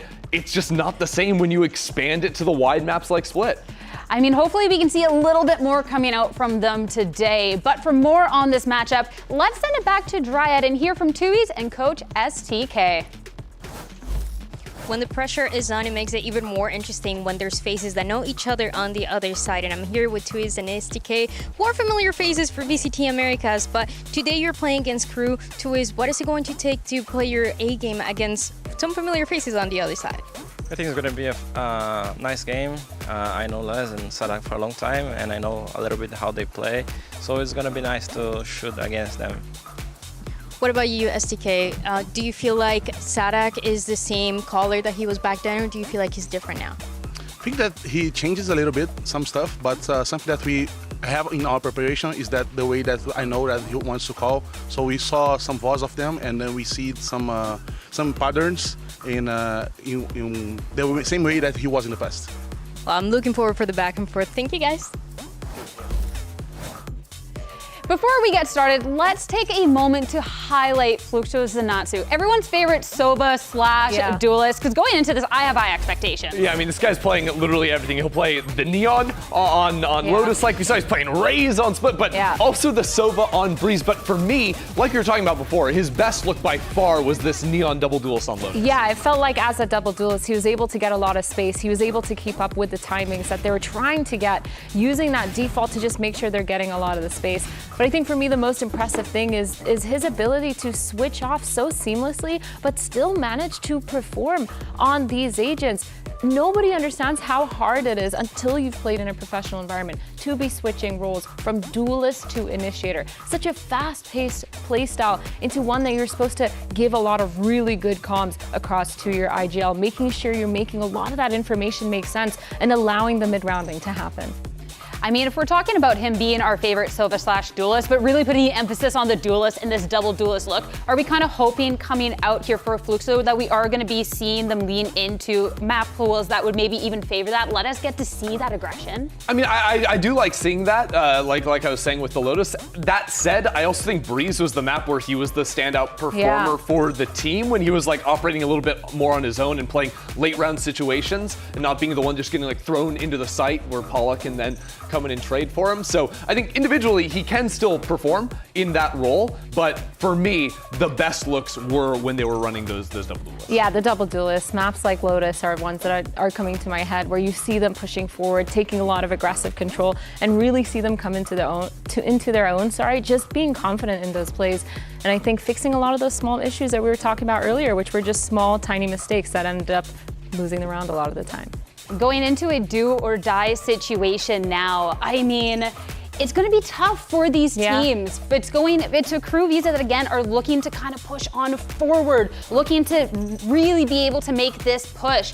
And on the other side of Fluxo, that's looking to keep this run alive. But let's head to the stage and see if our players are ready. Kicking off with KRU Visa, because I'm looking for this confidence. I'm looking for the strong start. Yeah, by all accounts, KRU come in here as the favorites. When you look at the players wearing the jerseys, it's just an absolute stacked lineup. But that's what we were saying when KRU was beating the world back in stage 1. But it has been a long time since those heydays. And this is now a moment where KRU are playing for their lives. There's no more room to breathe. Yeah, it feels like they're definitely the overdogs in this situation. They're trying to live up to their names, but the biggest thing is making sure that they're proving to their fans that they have what it takes to change up in the server, not just rely on the fact that they have these big names, relying more on that experience to build up a team after having such a delayed starting in stage 1.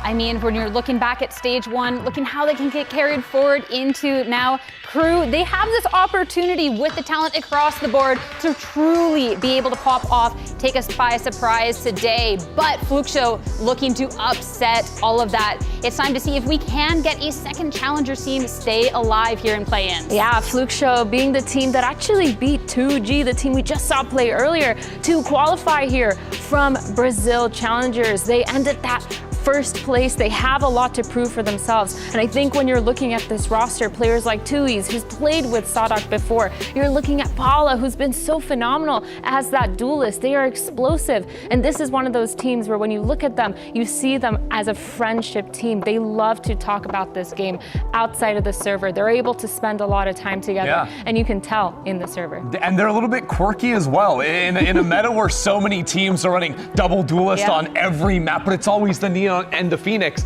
This team not really playing the Phoenix in this tournament. It's double dive agents, but it's Jet Rays. It's a little bit old school on some maps, but it's also Neon Waylay on others. It's a little bit off the wall, and I love to see them get to start here on Lotus. This was the map where they found success.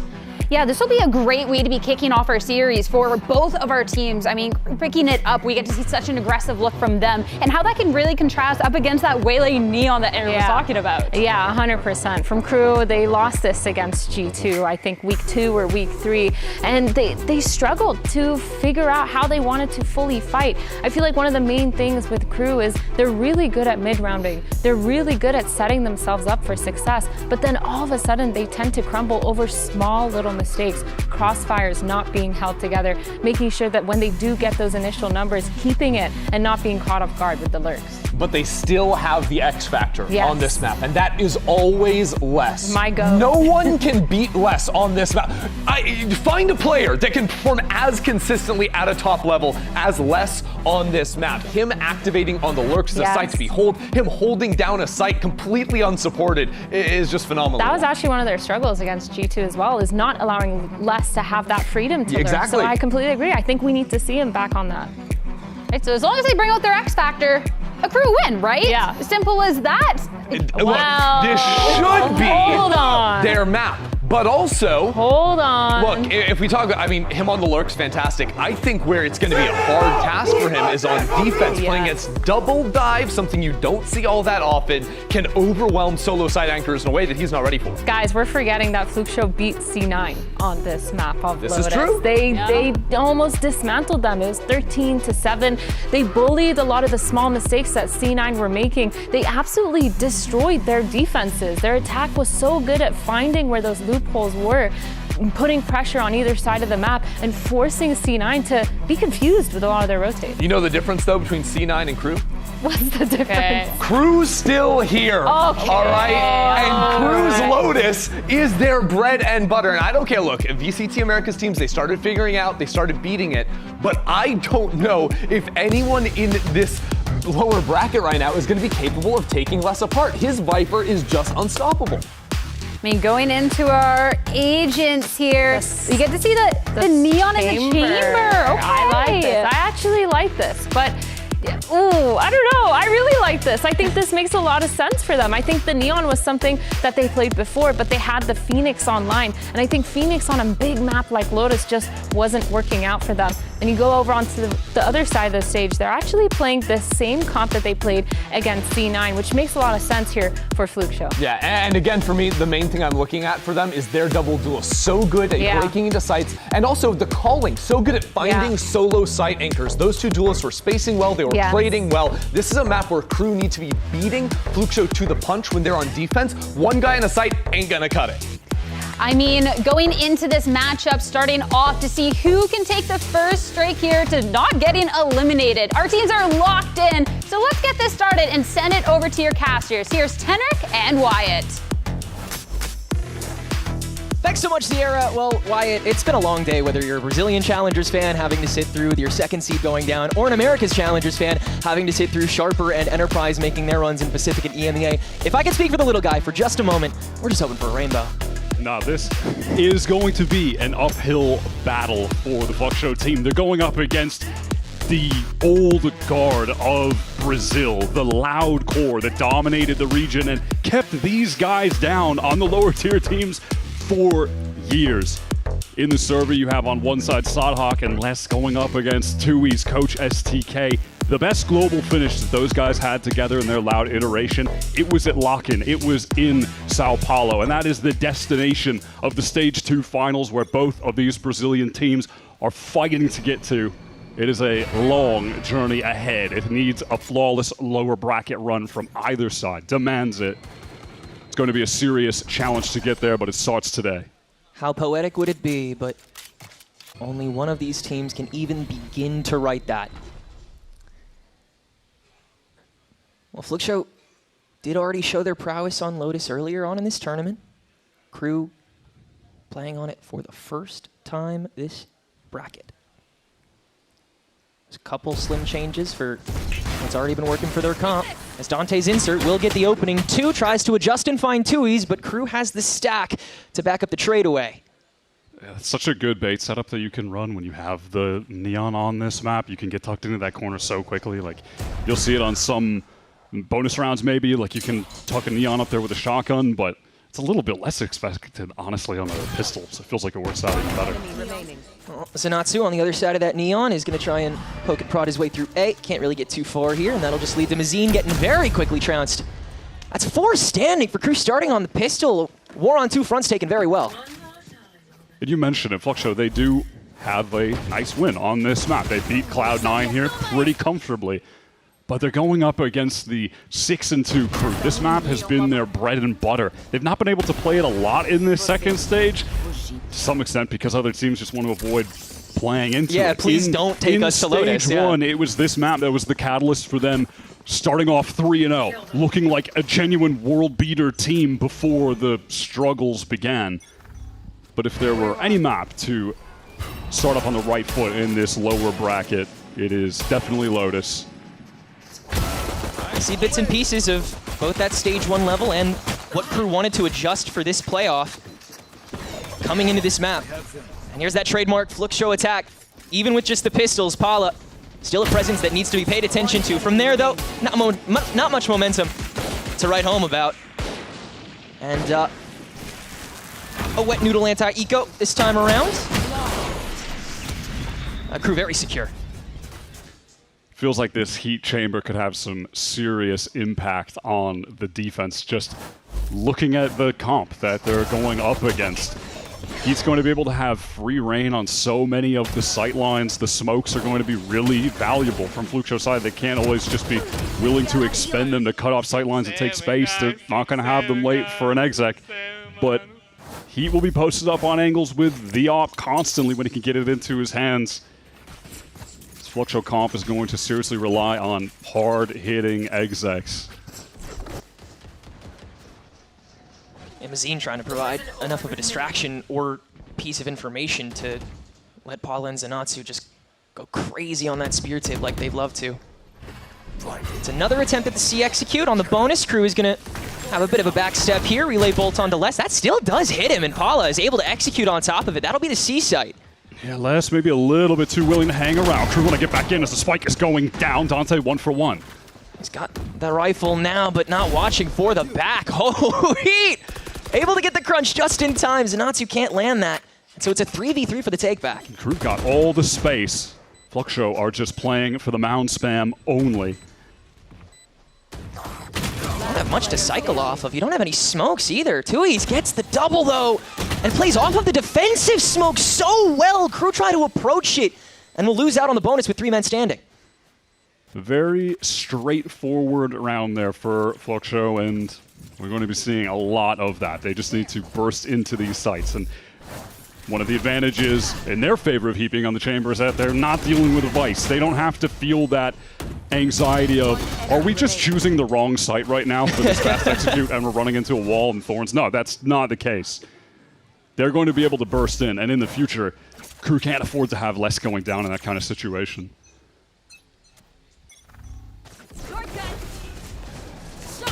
Once again, it's a mound approach. KRU meeting this heavily, and Dante again the insert nice and early. There goes your spear tip, and Zanatsu got stopped a lot earlier on. MW able to crack in through blue as well, and FlukeShow already getting crunched pretty quick here. Les through door as well, and it's completely surrounded. That paranoia is gorgeous. Everybody getting in on the action for that one.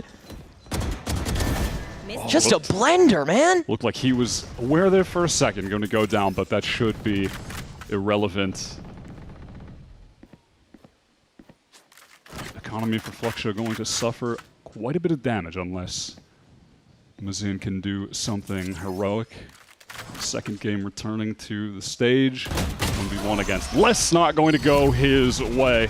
Probably the last player on KRU that you want to take a 1v1 against on Lotus. His stats here are outrageous. On this map, Les is averaging in 2026 in VCT 20 kills. That's his average for Viper on Lotus. I mean, compared to every other map, he's averaging 14. Yeah. The difference is crazy. Staggering. He is a master of playing Viper here. There's a level of confidence he has that other players just don't want to act on, whether it's through those switch doors or just playing off of his screen more consistently. He has those lineups to just play on the borderline. You see so many players set up a very strict equator on top of that toxic screen, and it leads to their downfall, because then players can work off of the opposition's obfuscation. We already saw that with the fast lane this round, where Dante didn't even have to use his own. He just worked off of Zanatsu's to get behind the mound fully in and worked the same way he did the pistol. You're already seeing that recycling of what works well for KRU come through on this defense, and FlukeShow having to already call the timeout to try to save face.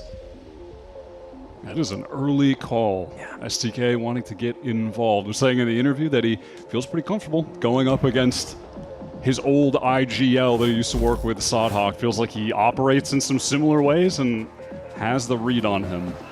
Find out whether or not that is true or if it even matters.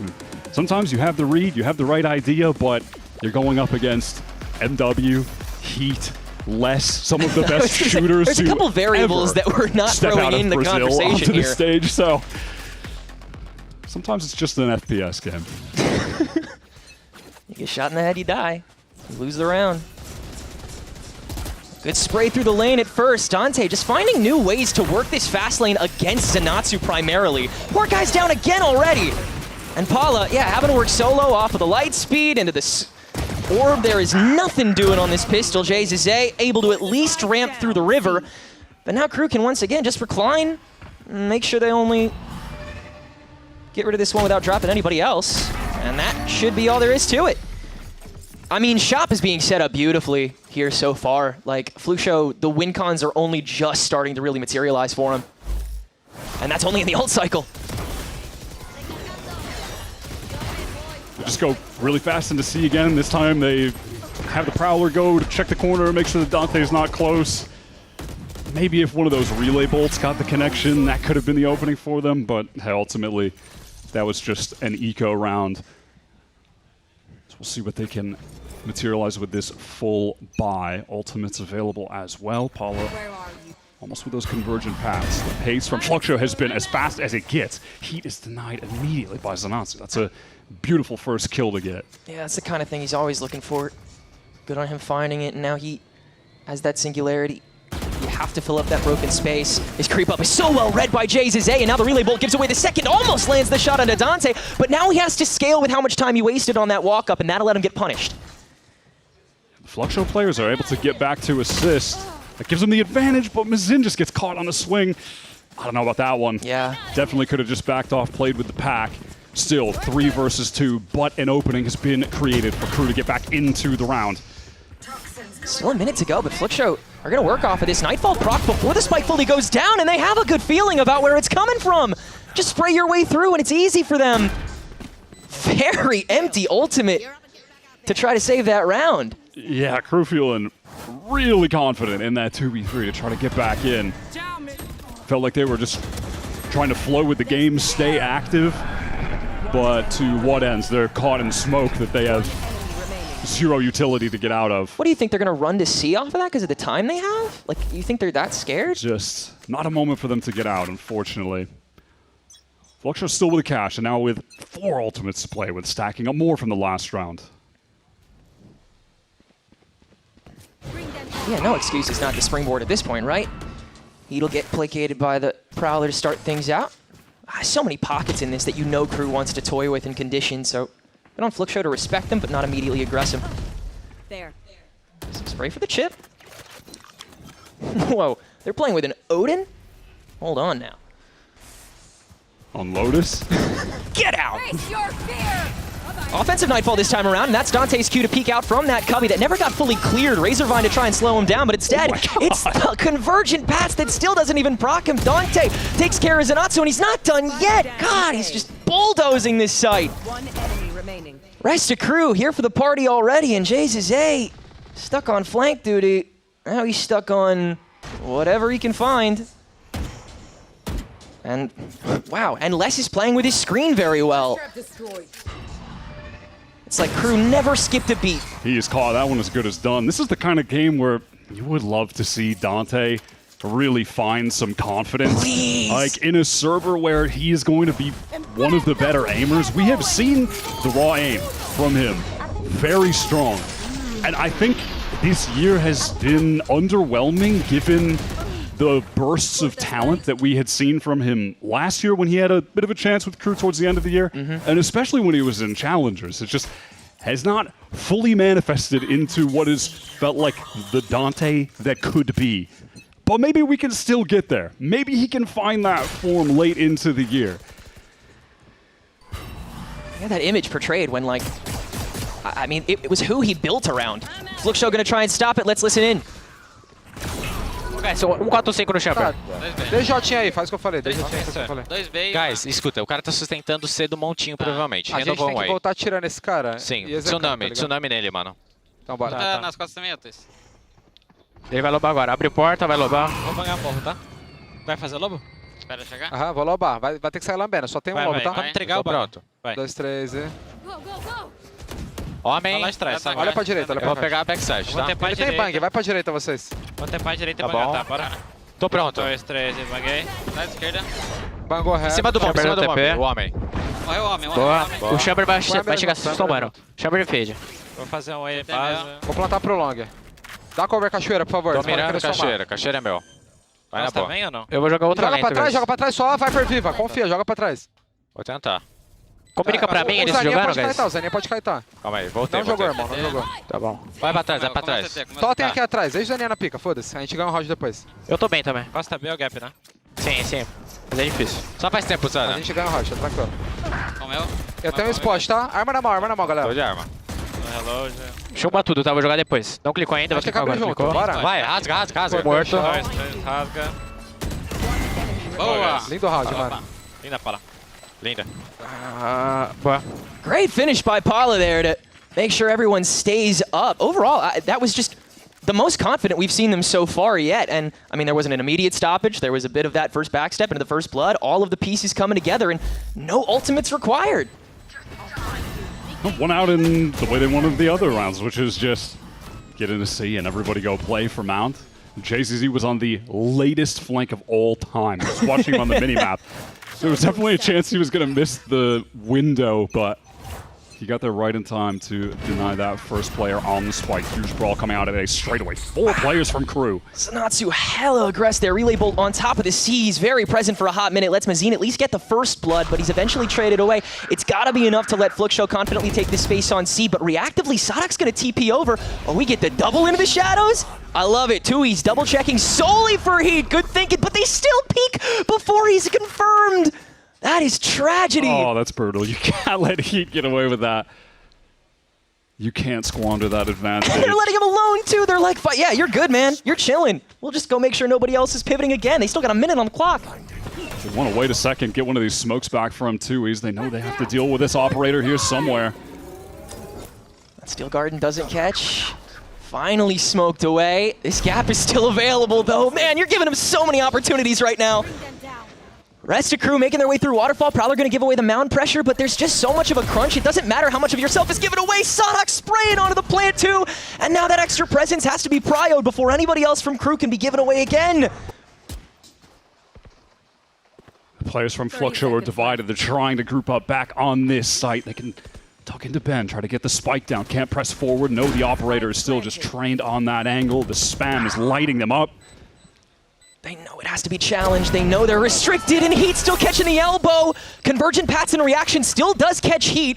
Does Paula dare to challenge it or just go for the reposition off of it? He's ready for MW, knowing that he comes from Mound for this counter push. Knows that the crunch is inevitable, but just a little too late to it. MW ahead of the punch again, and KRU will stabilize back up on C. KRU are just so quick to rotate over towards that site. The denial time from Sadok was perfect. Get that spike planter down, and from there you could just see that Fluxo were getting slowly choked out, relegated to that tiny pocket on site. There's just no way they're going to get away with that situation. It's so frustrating as well if you're Tui's. You get the spot, you're calling it out, and then you see your teammate go down on the kill feed. Heat just can't be allowed to get the kill there. No. And at this point, Fluxo, wow, all lights too, yeah. I mean, they're gonna find a position to gun it off of, but they need something to punish first. This opening is so strong from KRU on both ends of Rubble and Mound. So you feign the presence on the former, encourage the latter after. Now, here's the problem, right? It's you want to go back to A where you don't have a Viper, you don't have the wall. Yeah. And you need to be careful with the timings when you're using your smoke so the chamber just gets such free reign on the map. Sanatsu dashing to the door all on his own there. It just takes Sadok's paranoia to completely isolate, let Les step in through B door for free. Get that second. Red down so far, man. This is so impressive from KRU. Refreshing. And they have confidence in that stop, knowing that, yeah, I mean, he can't explode until they get a little closer, and Heat's definitely going to get challenged before that happens again. JZZ is lucky to still be standing in this round. They try to pivot towards B. MW is ready on the line here. Still holding it, still challenged, still winning. At least they think Mazine is still farther in, so he punishes the one, but up against a village at this stage. It's just a matter of time. And KRU will make it 7-3 on this defense. Every individual player looking insurmountable at the moment.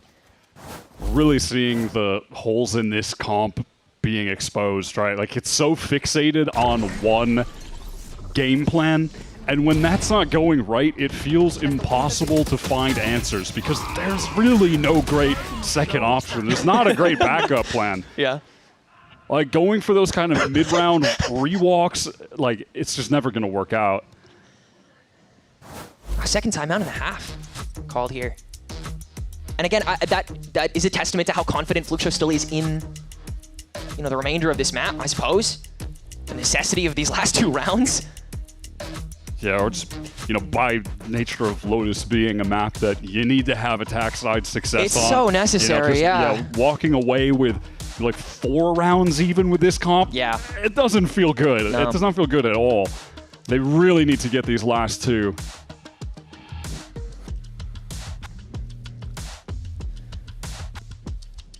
Really does feel like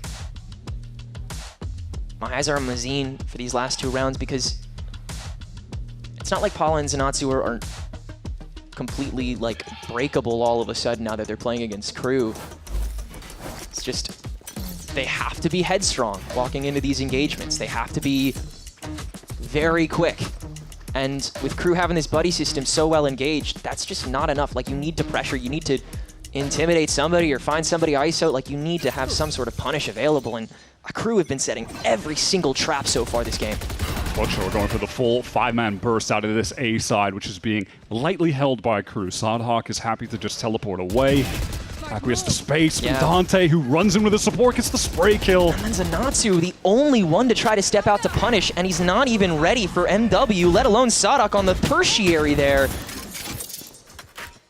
It's really crumbling for Fluxo. The fundamentals just not as strong on this map as the KRU team.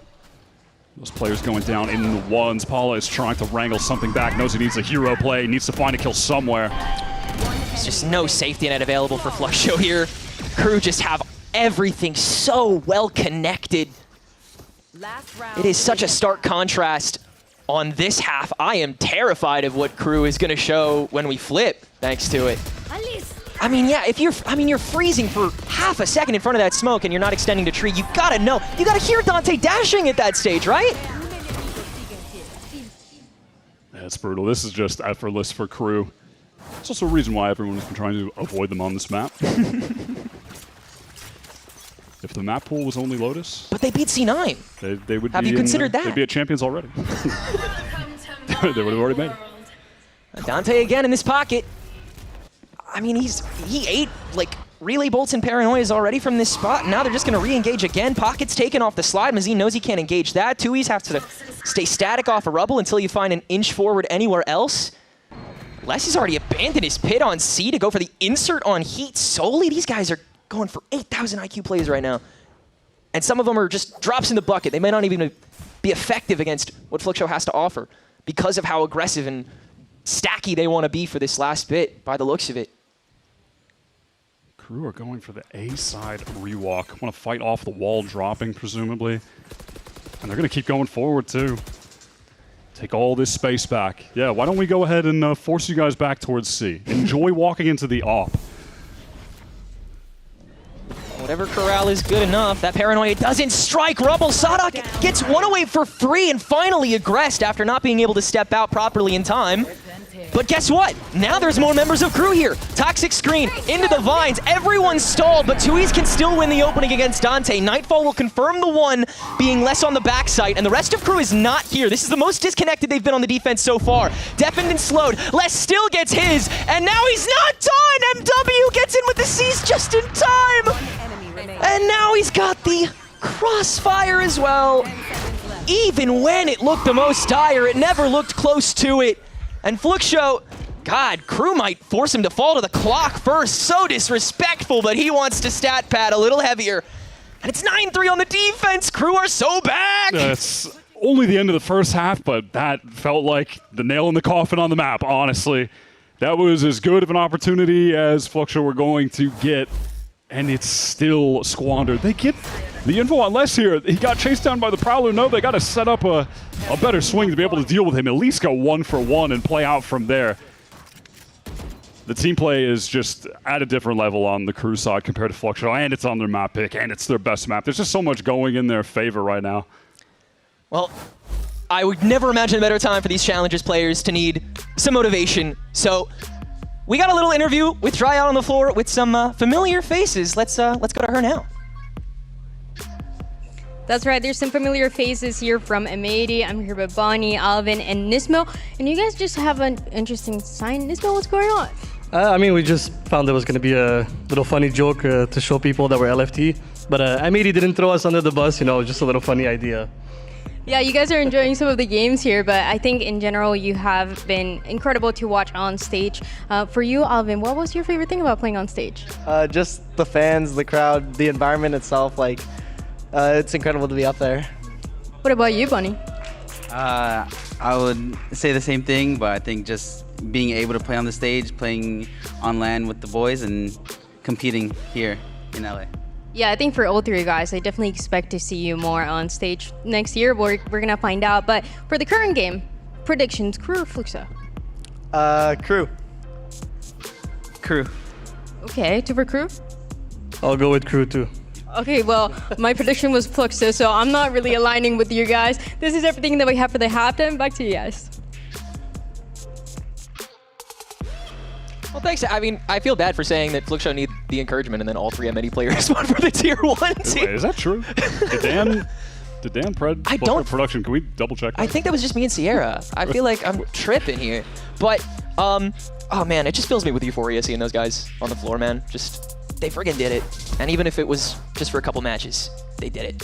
Very good to see. And they all got bright futures ahead of them. Meantime, though, let's look at the immediate future. Fluxo now on the defense here on Lotus. Like you said, KRU's pick, their best map across the year. So much going for them, and they look beautiful. Now they're on the attack half. I'm trying to draw a comparison as well, like looking at M80 compared to Fluxo, or what's been going on in EMEA with players like Kazi on Enterprise.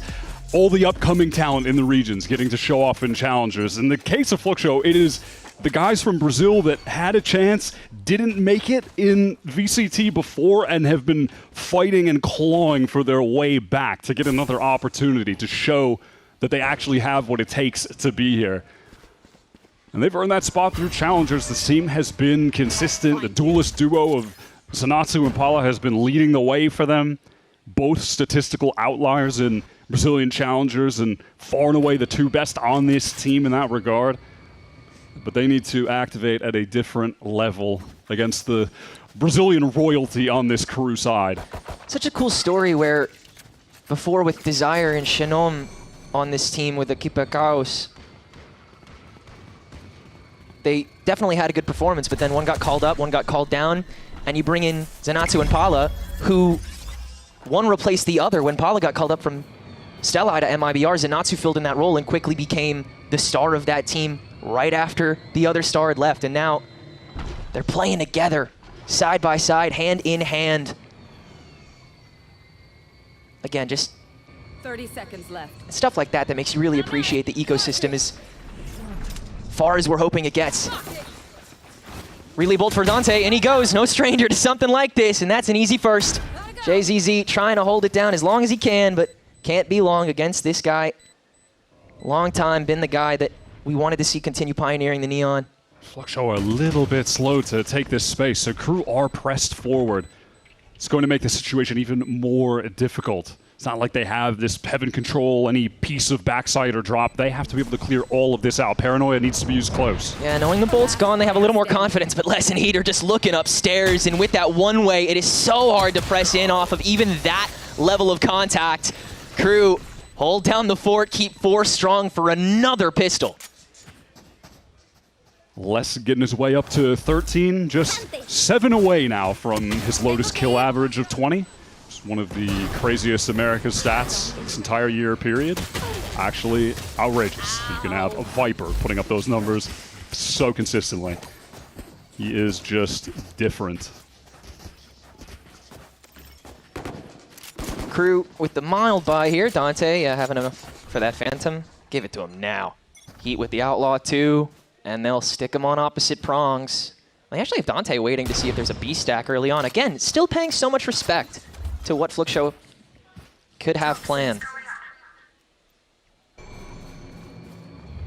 And it's with this comp that KRU just have more options as well. Have a better ability to just contact, get space on A with the Viper, with the Chamber, playing around the util, the wall up and down. Yeah, I mean,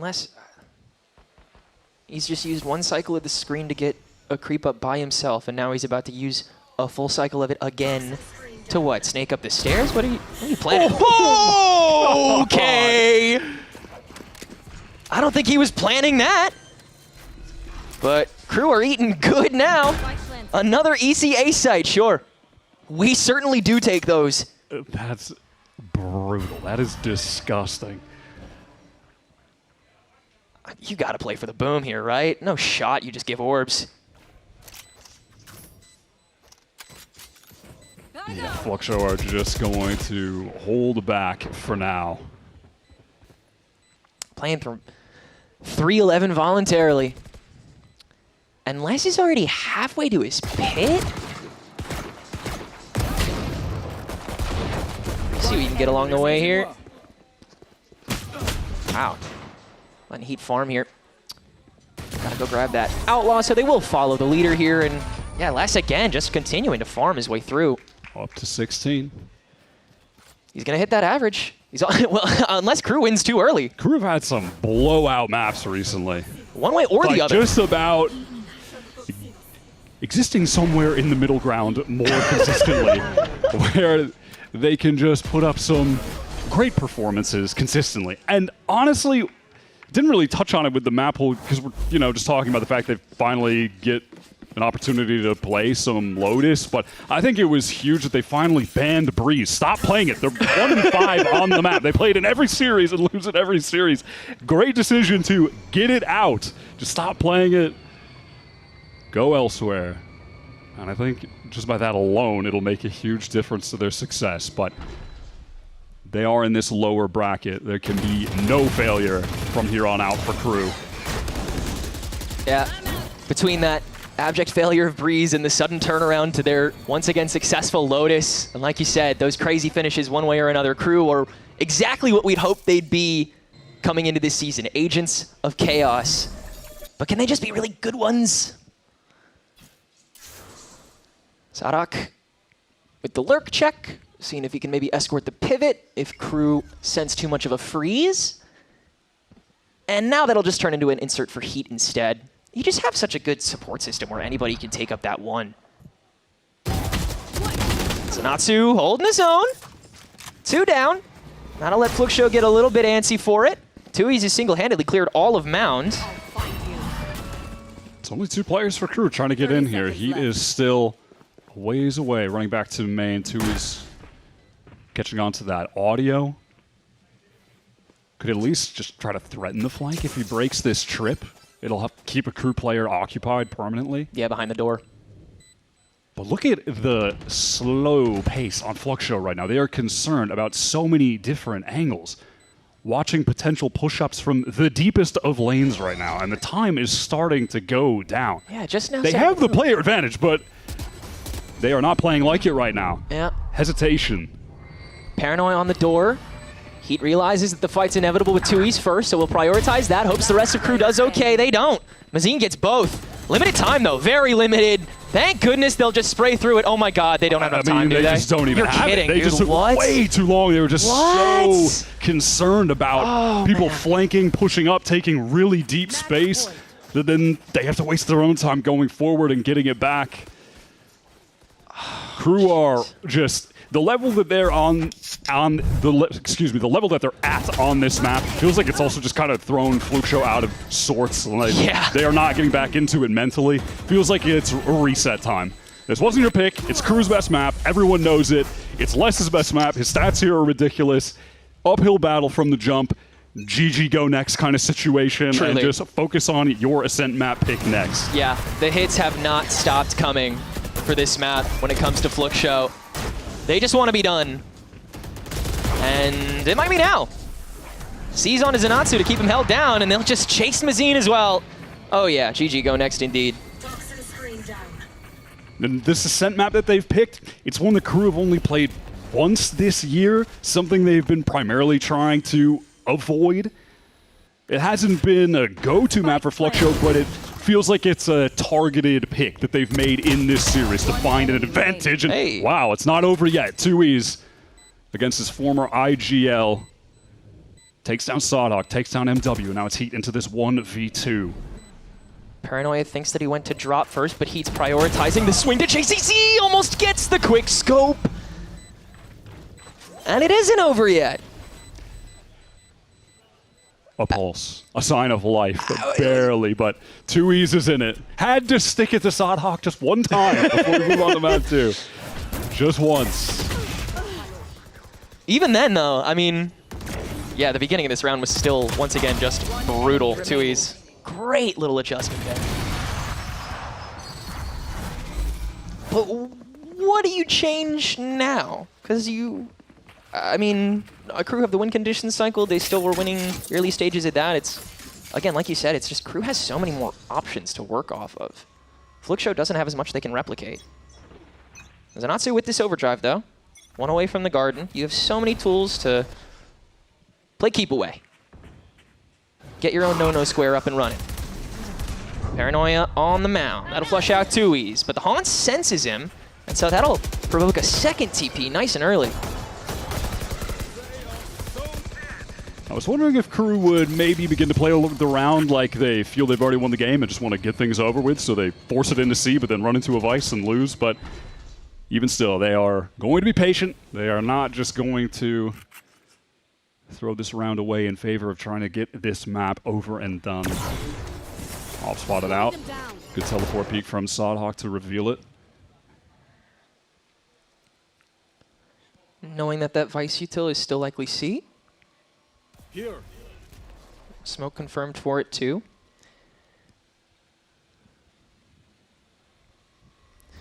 But with this pit, it just feels so tempting. And knowing that they have the 2 still on A. Vine can still get procced though, so already some good time wasted. 30 seconds to go here. Gotta start paying attention to it. Fluxo still freezing on the 2-2-1 now. A second Vine up. So, slight pocket. JZZ plays with that beautifully. ISOs 2 with the help of the Paranoia. Now the overdrive active. And JZZ gets a third here with the spike down. Crew will fall to the clock the same way Fluxo did. That same level of trepidation is their downfall. Crew just unable to deal with that Vice utility. Earlier in the round, it ends up stalling them up. And then we just see some really solid anchoring from JZZ. Getting that first kill, gets in position to use that Steel Garden as well. That second Vine placed slightly farther back too, so you know exactly where Dante's going to path into off of it. It's just a great setup to have the lane active. Second kill on the Sawdog was sick. Yeah.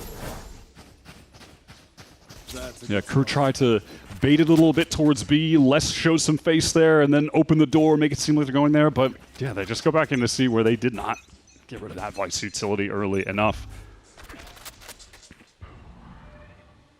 All that being said, they still have 7 chances to close out this game, so some would say they are the favorite in this situation, but Fluxo are just trying to, at the very least, build some confidence, get some momentum going into this second game. Reasonable thinking you could challenge and punish Pala there, but a good trap set by Fluxo to start. Zanatsu now playing with Rubble. Seeing which bear crew want to poke first. Double out onto the root. Zanatsu prodded. Now the Paranoia into the relay bolt. It's enough to ward away one and kill another. And Fluxo are winning both of those ends of the fights. Pala getting that op shot onto Les's lurk on the mound. That'll bottle crew onto the B site. And everyone's ready for it. Not even a high-low, just a cavalcade of players.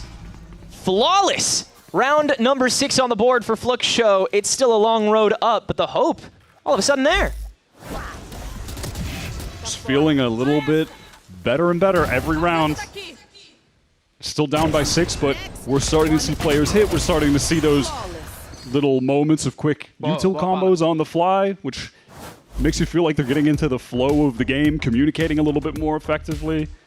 And I was about to say, I wonder, at what point will we see KRU feel like they actually need to take a timeout to close out this game, and it's going to be right now. Because they did force that last round, so it's going to result in them having a bit of a half buy. But they've got a lot of ults to play with, and as always, the nightmare of trying to win a crazy comeback in Valorant, eventually you just run into 5 ults, and it's very tough to win that round. And we are about to get there for Fluxo. That feels like a lot of what the call is, because otherwise it feels like KRU's just going to keep having that choice paralysis, especially if they keep playing the neutral from Rubble and Mound. Like, Fluxo's going to stay comfortable, continuing to just intercept and cradle that. So yeah, just completely overwhelmed the way Fluxo tried to post timeout, and it did eventually technically work.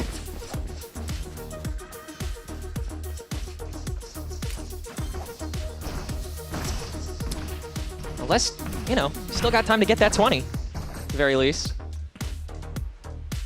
This has been a tough stage for KRU.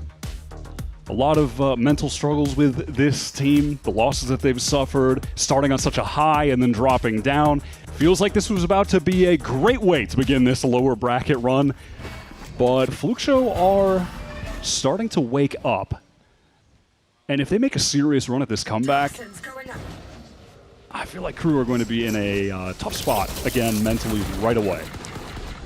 Yeah, just a couple rounds ago, we were discussing the potential of how Boone Fluxo are now. I mean, you got your mojo back, and you didn't even have to wait until the map was done. Even if they lose now, they know that they have that potential to bring it back. And Zanatsu knows they can bring it back now. Dante knowing that the overdrive is necessary to be able to have a foothold on this round, and KRU wants to get this done here and now. Attempted explosion out of Bloom. Azine can tramp it. Heat into this 1 versus 2. Such low HP. And on the orb pocket, feels like it's inevitable here. Heat, you haven't checked roots first. At least you have the spike. At least you can cause that initial pressure. At least Paul is light years away with this operator too, so the take back has some questions thrown in. He'll have to walk through the graveyard to grab a rifle. But it is still a tough call for Heat to finalize this now. Face your fear! Gonna be able to get out of the way. Question of whether he loops back or just goes for it from the drop. And he'll challenge the very first bit of contact. Paula shuts it down. And Fluxo continue the climb. It's 7-12 now, post-timeout.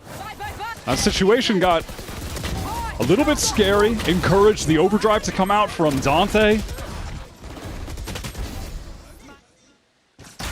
So ultimately, that's just one less ult on the board for the future. Got dangerous, but Fluxo will be happy to have gotten that out of Dante's hands. 5 rounds for KRU. This is the critical one, though, of this comeback. This is where it really determines if it's real or not. Can they win the full buy when KRU have stocked up the important ults, where they have that Nightfall to open up a side exec, get the pit for the post plant to close it out? If Fluxo can win this, then we are in real comeback territory. Yeah, for KRU, it's now or like maybe a little later. Cover going out. Still got a little bit of a cushion, but not much left. Smokes traded on the mound. Sadok with the TP. Zanatsu ready to pounce. Good early pivots by Fluxo here. I appreciate Mazine hopping over to Rubble early on after the freeze. Off that wall cycle, we're seeing, again from KRU, the Chamber, the Viper, trying to get a little bit of space out A. Not too much progress, a little apprehensive. This alt battle, I mean, very well could determine the round, depending on who gets the first blood here.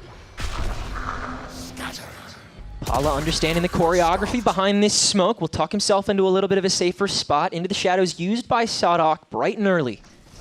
Dante with the dash in, relay bolt on top of the paranoia, both sides taken care of, but the TP out negates any kills from happening initially, and the relay bolt defensively prevents KRU from being able to act on that space. That counter stun was perfect, connected onto everyone. Dante still finds the opening though too. He's backside.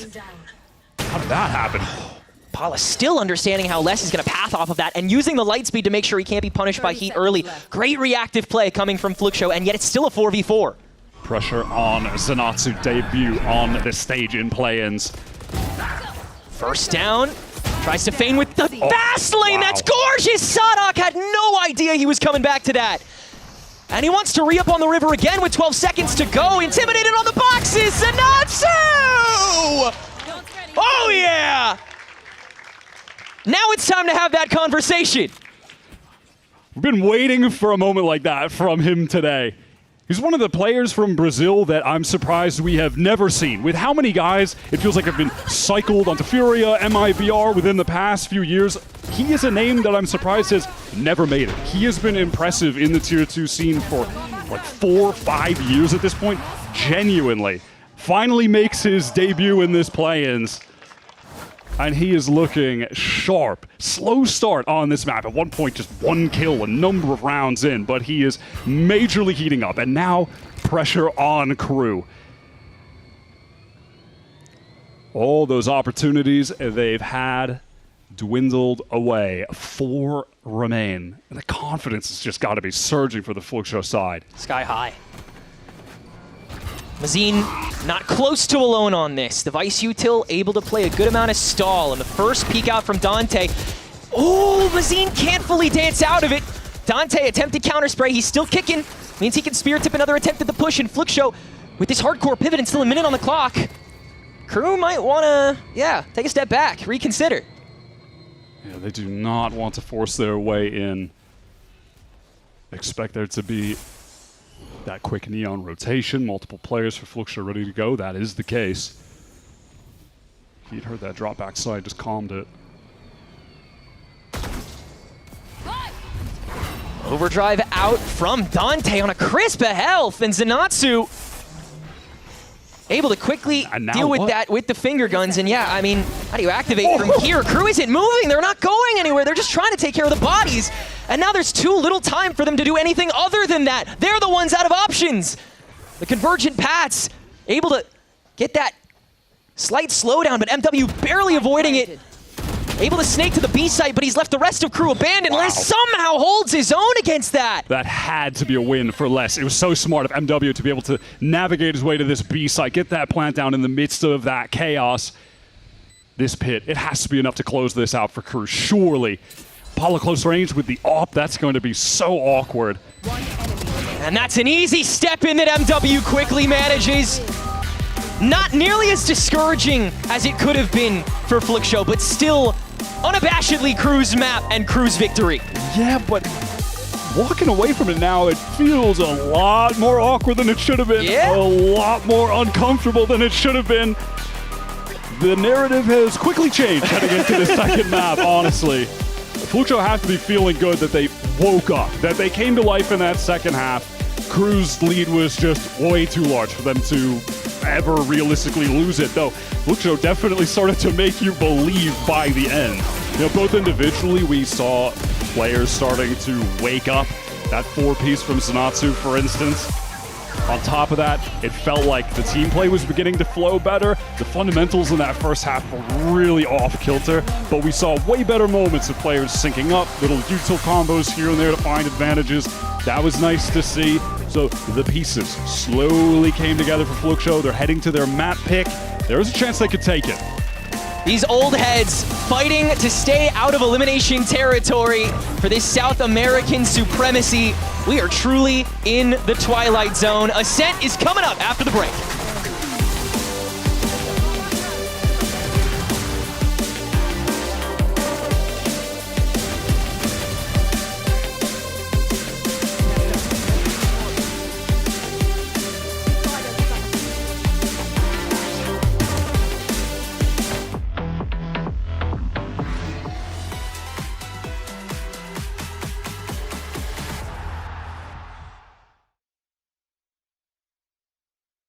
Want to find your fastest server every time? Express like a pro and optimize your connection in one tap. Express and game without ISP throttling. Express and shield yourself from DDoS attacks. Express and choose the VPN trusted by gamers everywhere. ExpressVPN. Experience gaming the Express way. Fast, stable, competitive.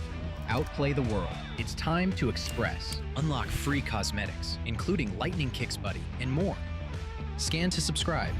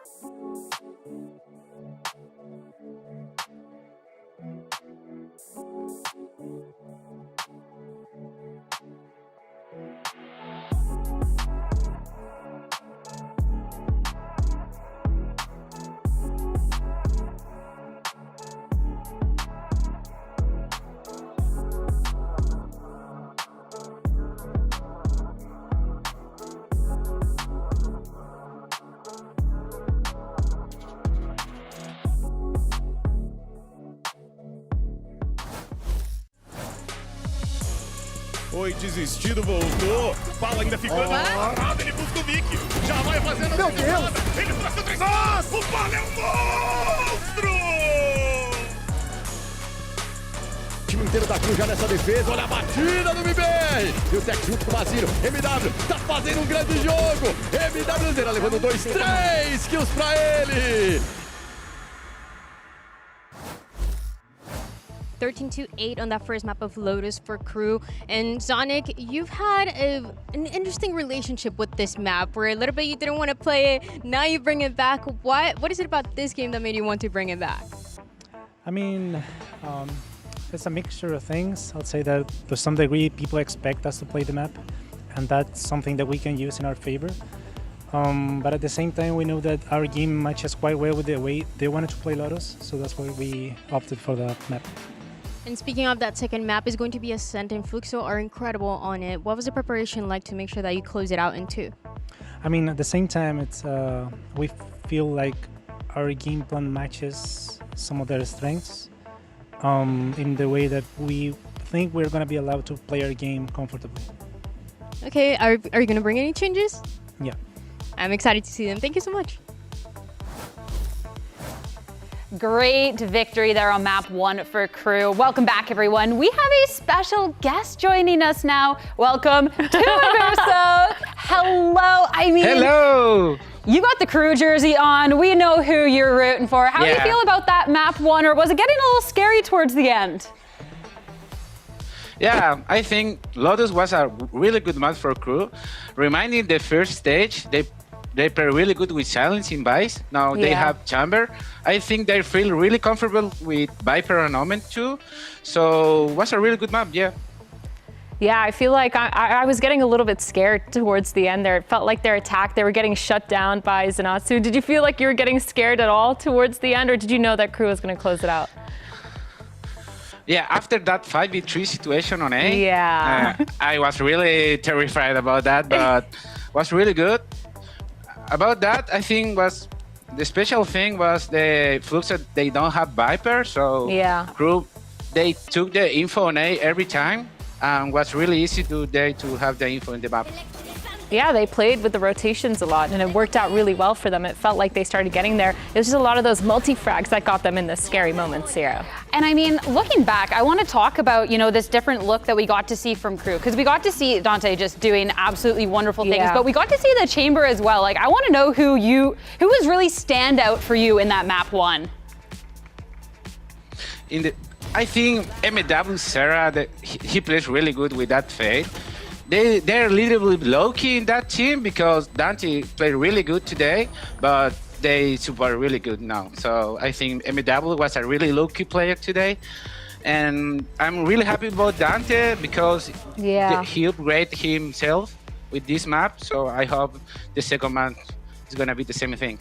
Yeah, I think he had an outstanding performance. It feels like Dante kind of fell off just a tiny little bit. He was struggling to get a lot of those frags, but this time around, he proved us wrong. Again, it felt like he's come back into the server. He's sliding a lot on that Neon and being able to really play to his strengths. I also want to point out Loss, he had a really good game as well, playing on that Viper, being able to be a really good anchor 1 and getting a lot of those multi-kills. That Sheriff shot too, so the collat was absolutely insane. Yeah, that collat was absolutely insane.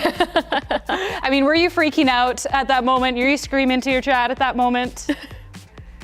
Yeah, that moment really was something special with the chat. I mean, that was a great map number 1 in the series, but going into the second map, do you feel like KRU's going to have another really strong performance, or are we seeing a series that goes to 3? They start in dev side, so that's good for us because Ascent is a city side player. I think depends on KO. If we play with KO today, that Sadak playing with KO, it's going to be a really good match for us. So I hope we win 2-0 now. Can you elaborate on that a little? Why do you think his KO is going to be the reason for the win? Because I think Sadak is really comfortable in that role, and Dante can be more supported when in the entries, and that's the key. That's the key. Okay, I mean, looking at KRU, it's a KRU that, I mean, they're up 1 in the series. That's awesome, but still have to do this lower bracket run. Are you feeling confident after this map 1 that, yeah, they're going to win this next map, they're winning the series, they're winning this entire thing? Yeah, they only have to focus on the present because I think the tournament is only momentum. If you took real momentum there, you can win every single series. So I hope they took this momentum to play all the tournament really good. Let's hope it works out. Averso, thank you so much for joining us and for your analysis. Thank you. I certainly appreciated it. As for now, of course, we need to hear from the coach, STK, what he had to say ahead of map number 2. Fluxo is on the verge of elimination, but STK, you guys were incredible in Brazil, especially for the grand final. So how do you bring that A game for this map of Ascent that we know that you guys are good in, but also for that last map of Sunset? I think that we need just to reset the first map. I think that our micro was not that good. So Ascent is a map that we are playing really well in stage and in practice also. So I think that we have, of course, we have a good resiliency. So I think that will be like our map right now, our moment. We're definitely expecting it to be a back and forth, so good luck.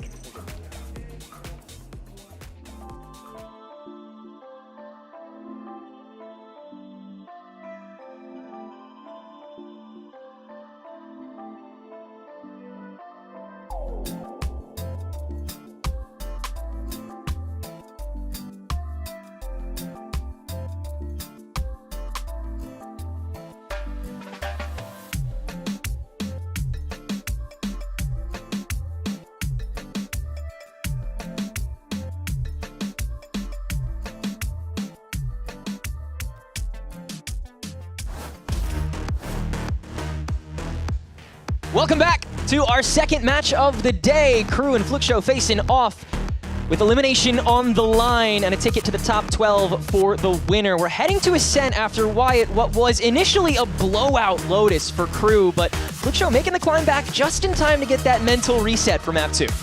Yeah, absolutely. If KRU had won at a round much earlier in that game, it would have felt like we're heading into a map where Fluxo were just dead in the water. KRU looked incredible, but that run back has definitely inspired confidence heading into their own pick of Ascent, a map that KRU have only played once this year. And am I in 2022? What am I looking at with these comps? What is happening? I mean, we're talking about the old guard of Brazil, Loud 2023 with Tui's, Les Sadhawk, Coach STK. And these are comps for 2023. Yeah, we're getting I'm seeing a pattern. As old as it gets. Well, I mean, at least we got, the Dante Neon. KRU have switched things up. Yes, yeah.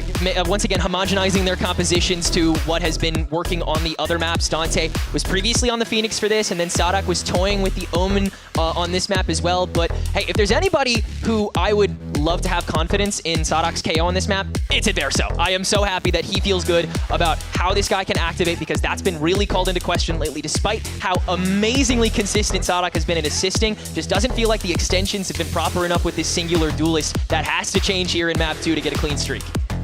KRU are just one map away from sending Fluxo home, staying alive in this lower bracket themselves, trying to make their way to Sao Paulo in the stage finals. Beyond that, the run to champions. Heat trying to lock down B main on this chamber. Great first kill, and he's able to get out as free as it gets. KRU is hoping that we'll see a lot of that across this, and Dante, surprise, surprise, he's rushed over to where there's the most action going on. Are we flawless here, y'all? Oh, of course. Tui's stepping out, late to the party, able to get the one, but Spike on the island, Puppy guarded by the guy, and he'll only get one more on the way down. That's 3 pistols across the board here for KRU. The one time we did see KRU play Ascent, it was against 100 Thieves. They lost 10-13. The reason they got 10 rounds on the board were because of Heath. He goes 26 for 16 on the Jet. His AWPing was so good in that game. No one else on the team even went positive. He was dragging them close to the finish line, but they just couldn't get across it. And it makes sense to just throw him on the chamber here as well. It's a great chamber map. He can keep AWPing a ton. And then you're going to have Dante on that primary Neon instead. And kind of funny enough, the best showing from any player on Fluxo and Ascent was Zanatsu, who also happened to go 26 and 16. Just same stat line as Heat in their Challengers run to get here. But he's back on that Sova, an agent that can't get nearly as active as that high-flying Neon we saw. And it's the agent he's been playing the most, but so often it feels restrictive to his nature.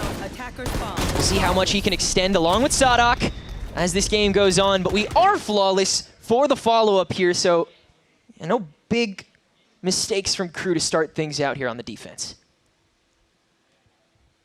That pistol round win, Heat is getting very close to the op buy. Just going to hold on to the Marshall here. Why not play a pure bonus? But after that, he's going to be able to get it into his hands right away.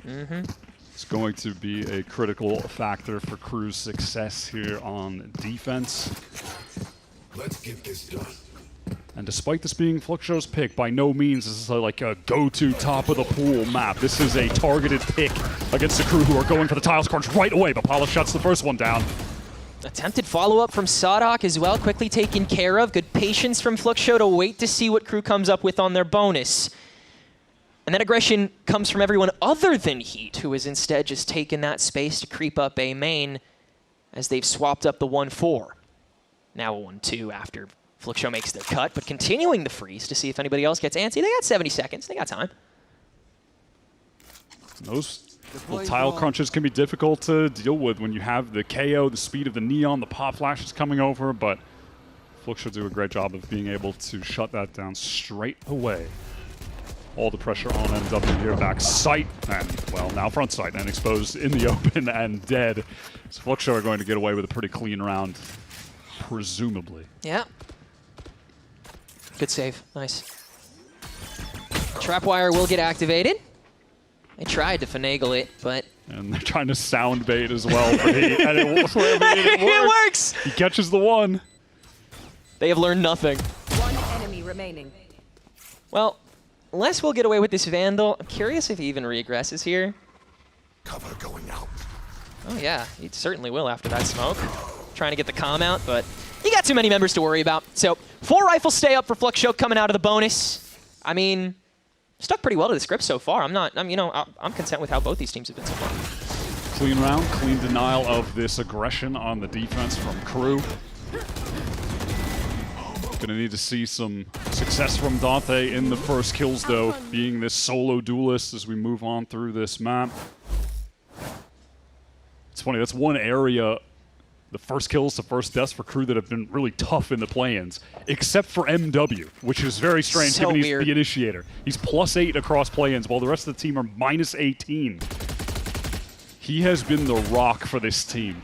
Second highest in the play-ins for average damage per round as well, only behind Oxy. He's having a really good couple of matches so far, and he was solid on this first Lotus map as well. This plays a fantastic backstop that happens to meet a lot of those opening threats. Fluxo with the full stack on A main and already using a lot to give themselves away. Owl Drone quickly sprayed through, no intel given, so they'll Cloudburst tunnel their way through to deal with it. And the Fragment deals with one while Paula's Peak catches the other. Now it's a file in from KRU. The tempo's a bit cut short, and Fluxo's presence here is just undeniable. Step in, met by the Guardian, no shots landing, and KRU doesn't look like they'll be able to pop another body. Heat gonna have to save this operator, and Fluxo can tie things up. That util seemed okay to deny them at the choke, but the Cloudburst just keeping Paula alive while the Relay Bolt had him stunned, had a teammate stunned as well. Dante couldn't capitalize. You're watching him on like low ammo, trying to manage his bullets and just can't make the connections, can't go for the spam through the smokes. He just needs to save this op. Seems like KRU really want to nip these threats in the bud, and Fluxo doing a great job of punishing that by just having the full commit. Because the spray throughs on smokes have worked. Like, Fluxo takes a second before they contact. They don't have that Neon that provides that consistent obfuscation to get yourself in and let yourself unfurl.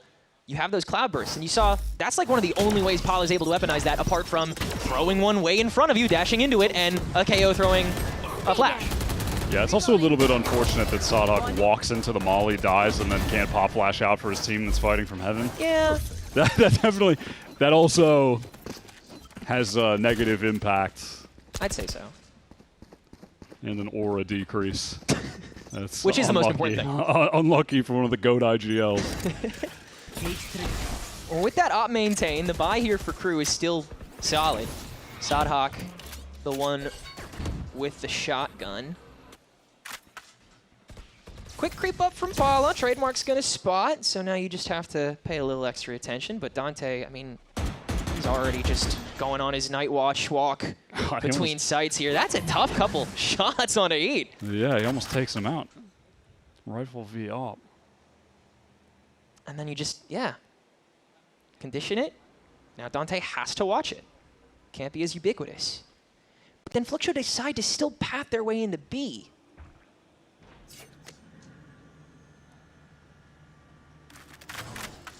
Patient on this approach back towards main. Full contact. That cloud burst. The flash goes forward so they can take the space in main. Can Heat find his? He's being flashed up. He dodges the recon.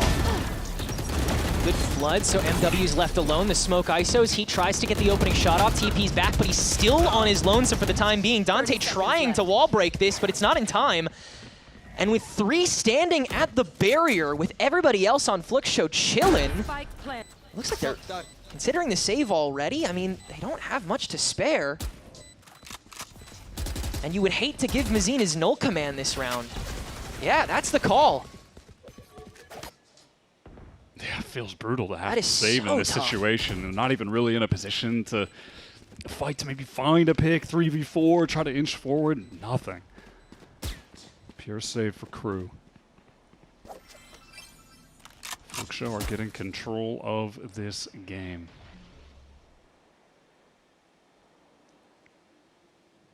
And they're hungry to try to double down, twist the knife already. Les can pop the first, realizes his goose is probably cooked. And Fala's able to win the next oneer. Yeah, getting rid of these rifles would be so major, and you have almost enough time to do it. No? Okay. Well, even still, advantage maintained, and Mazine does in fact have his null command for this next round, so these openings even stronger. And I mean, you gotta mention this B flood, so well taken. Call it to the switch, Heat flooded out with the knife on top of the paranoia, so he has to fully skate around the hut. Feels like MW was almost expecting just to be like smoked off or something. He's like, any second now, right? The smoke is gonna come down. I'm not gonna be standing in the open and the guy's just gonna dash forward and fight me. Like, he's just, I mean, in a way, caught out in the open, but it's like Paula should be caught out in the open. He's dashing to switch, and there's no smoke to cover the main choke. So it's crazy that he finds that opening, but yeah, it has never been said in the history of watching Paula that he's not good at aiming, that he's not good at killing people. I mean, back when he debuted with MIBR a couple years ago, you could tell he had the raw skill, but was definitely a diamond in the rough, needed polishing. Yeah, like, the polish. But he has always had the ability to win out duels, hit 6 shots. Yeah, that is just a pretty dry B exec that catches off both KRU anchors. And then you just had Heat on such low HP already, so you can't really confidently hold anything because he took that damage earlier in the round. He's just getting kind of ping-ponged around by the util coming through. It's a good slow game Fluxo are able to play. KRU economy has still been in a great spot though, from winning the pistol, from saving a couple of the guns. They've got an op in the hands of Heat. It is glass, but yeah, still that singular threat prevents Fluxo from really being able to press both simultaneous lanes. See if Les can get something done though. He's the one stuck with just the Sheriff over towards A main. Double flash combo. He has to get the hell out of there. Great little kill from Dante though. Good punish for him to take the brunt, and then Dante with the off angle, then the follow-up, and now as the null command comes through, it's gotta be just him and him alone. Nothing more. Fluxo can skate them out, but that allows another insert to the doorway that's not properly checked. And from there, everything else crumbles. JZZ, disadvantage, but MW already calling him out, having to use both cages just to go for the coin flip. From there with the spike down, yeah, just an open audience. Restabilization for KRU instantly after they were on the verge of losing it. Yeah, I think I'm assuming they spotted less as well. Maybe saw, the Sheriff. Don't know for certain, but regardless, like, getting that double flash onto him, hearing the audio of him running away there, it just baited Paula in so hard. And Dante, unflashed, just staring at the angle, gets the freest first kill. Another player as well to just stack up and be ready at that site when they're baited in.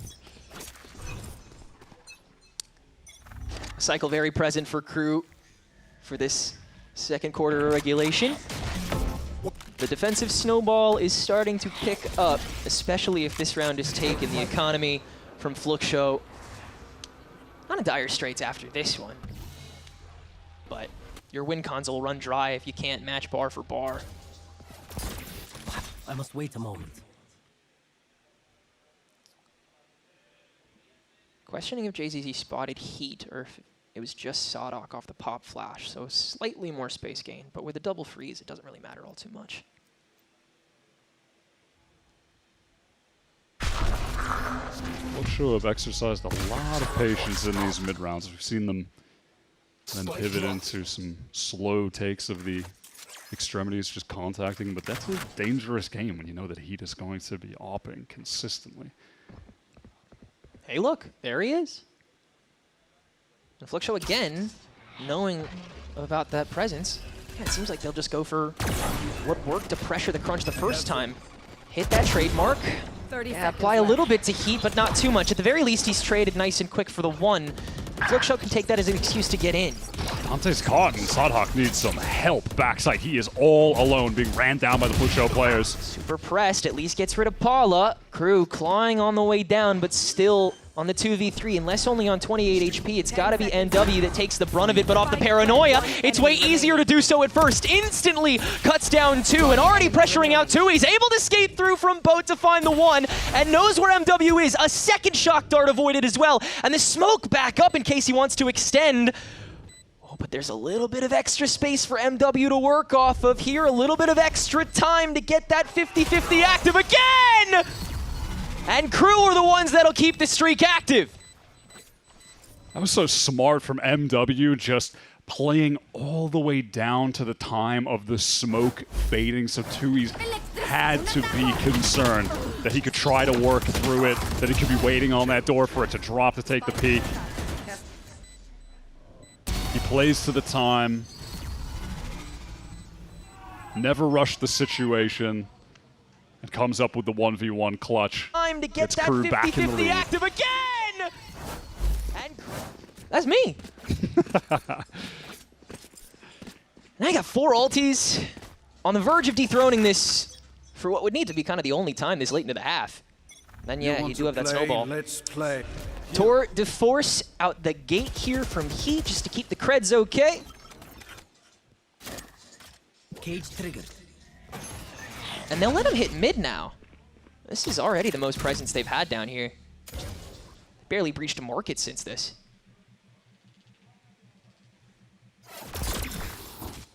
Little pop flash from Sadhawk, doesn't spot anyone out.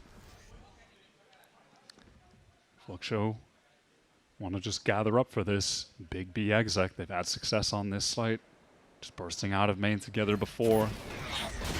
Just want to go back to the well. Standard recon for backside. That paranoia comes through at switch, and the smokes are going down. There's a lane for Sadhawk, though, through main as the Hunter Fury just stalls up everyone. Yeah, good amount of time wasted and a tag at the very least, so KRU can be here to have that support system active. Dante and Sadhawk both ulting and both falling near instantly here. At the very least, he's maybe in a resible spot. Yeah, he is, and Heat able to at least hold down the territory with the help of the smoke that's set up, but they'll spray right back through it, and there's only a limited amount of spots where these final players could be. Sadhawk, now that he's been back up, he's got to be the only one to get through, and he can't. It's once again Fluxo's undeniable presence of the full stack that lets them work it out and tie us back up.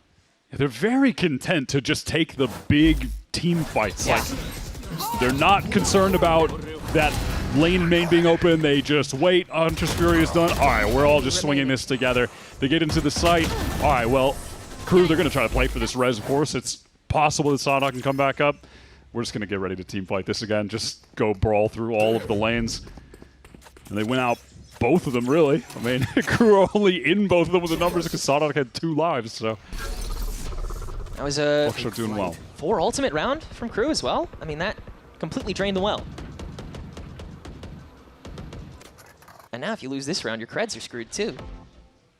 Snowball rolled right in the other direction. Yeah, I mean, KRU they haven't actually been on a full save at any point, have they? No. Some of the rounds they lost, they carried the guns over, still have been able to buy ops consistently. And as tough as it gets for Fluxo, they want to get in on this B site. Again, it's been working. Why not go right back to it?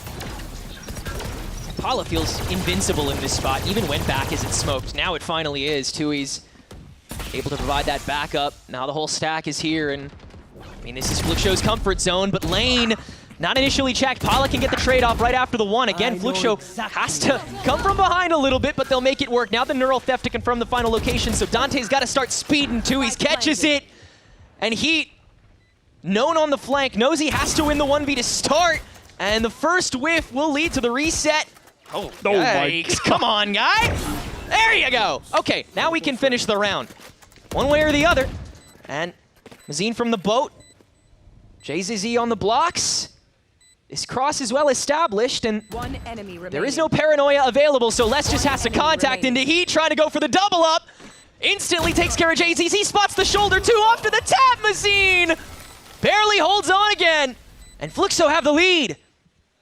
It's one of those situations of, if it's not going to stop us on B, we can just keep hitting it. Just keep testing them. Just do it until KRU figure out the answer.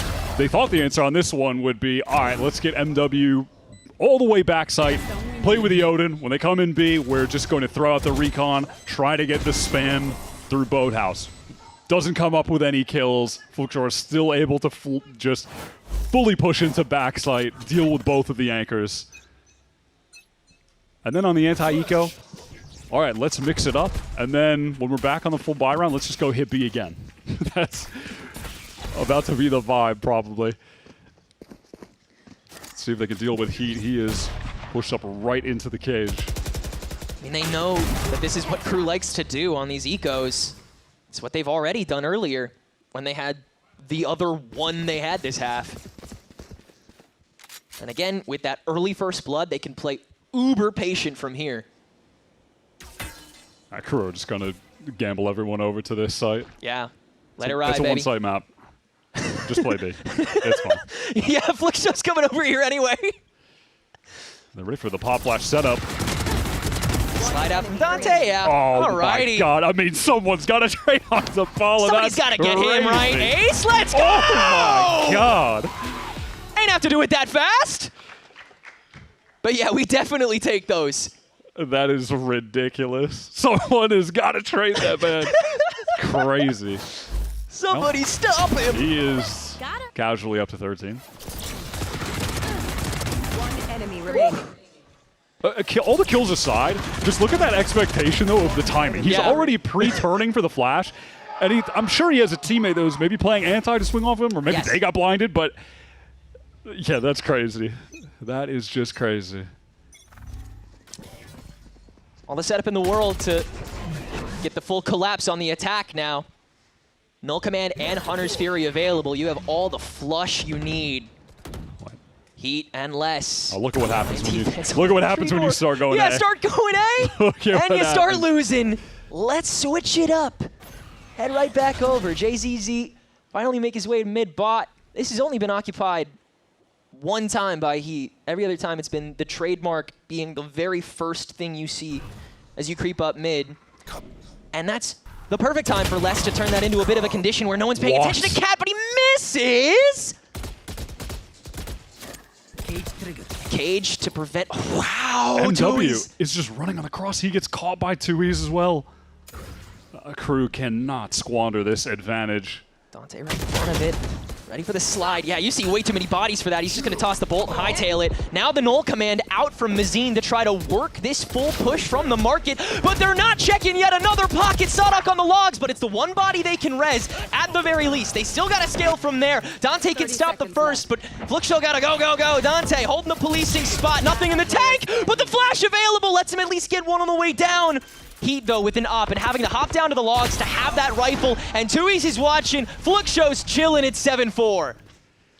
There's just no reason they should be getting away with this round win. No. KRU put themselves in position. They get a layup with this opening kill. Paula just being caught. It was a nice shot. But then you had MW getting caught on the cross. Dante getting sprayed down super low. Forced to jiggle mid for information. They've lost their initiator. They're losing control around the map. And it just slips away. 4-round run for Fluxo. On attack side, Ascent. Yeah. Trying to end the half on another high note. Paula with all the confidence in the world to just start running it down mid. Seeing who dares to try to challenge it a little bit closer this time.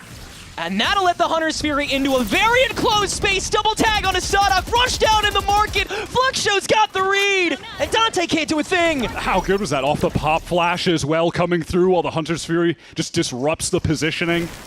Tui's now isolated against Dante. That's a great stun and a free kill off the back of it. But still, down a man.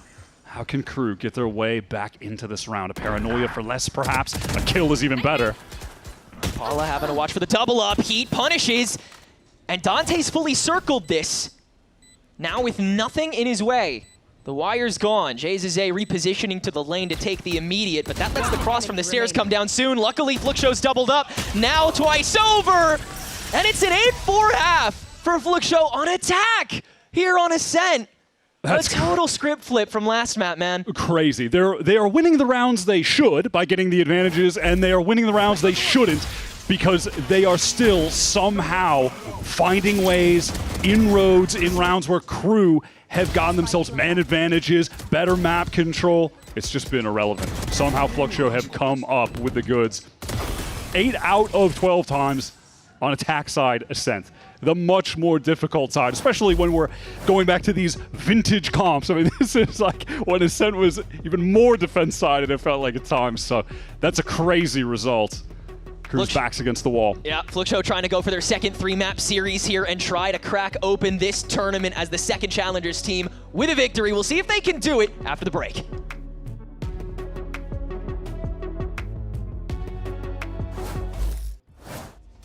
Whenever I use Zowie monitors, I would say I just feel my element. Demon 1 is good. Without Nyack, the biggest difference was the ghosting. It was a immediate change. If you see something and it's not actually there, you're gonna miss your shot. Black Equalizer and Vibrance, I can react quicker to it, I can shoot better at it. This guy is just spectacular. And that way I can always trust him, that I can just focus on competing. My performance will always be at the top level. Zowie.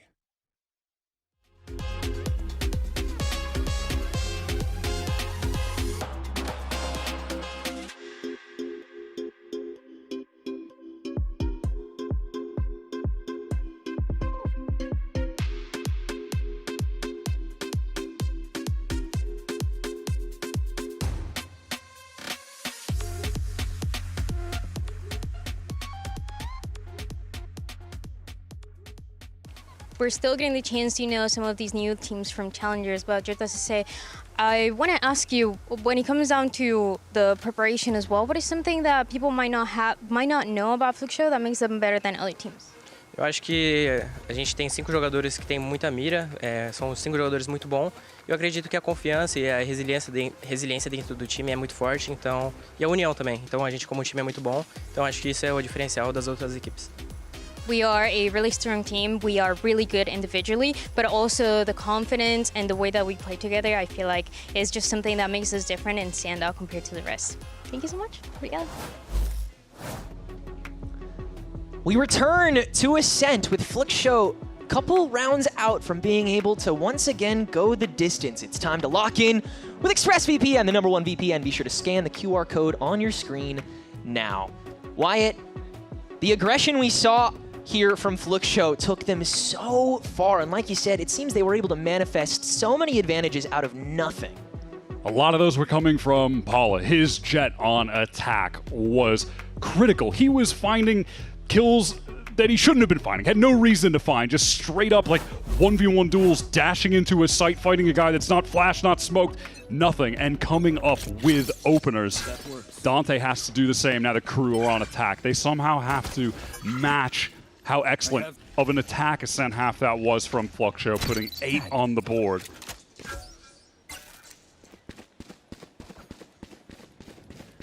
KRU have won every pistol so far this series. Heat has been first blooding pretty consistently on them defensively. It looks like they want him to be the pinprick for this opener on the attack. That knife cannot get taken care of in time, and even still the trademark can get thrown in here. Good neutral start. How KRU feel confidence to just work back to those loose ends on a 2 players controlling space so they can get into this split execute. Sanatsu, Tui's anchoring down this side, Paranoia to stall, but Tui's caught by that stun. He is cooked. Good distraction dance by Dante there as well to just have that presence feigned.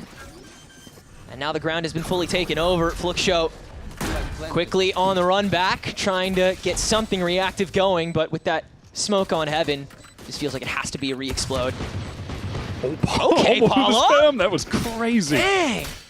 Two players are pretty tagged up across the board, save for Sodhawk, but still 5 on 3. They need to close this out. These are the situations that Fluxo were winning on the first half when they shouldn't have been winning them. That has to change. KRU need this pistol round bad.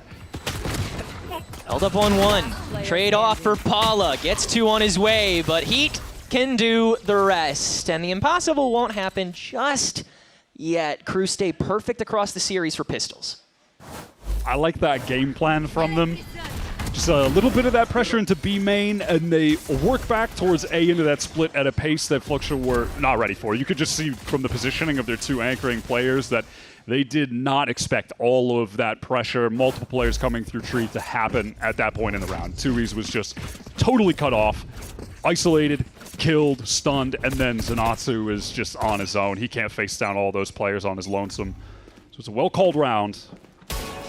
And obviously a desperately needed one for KRU.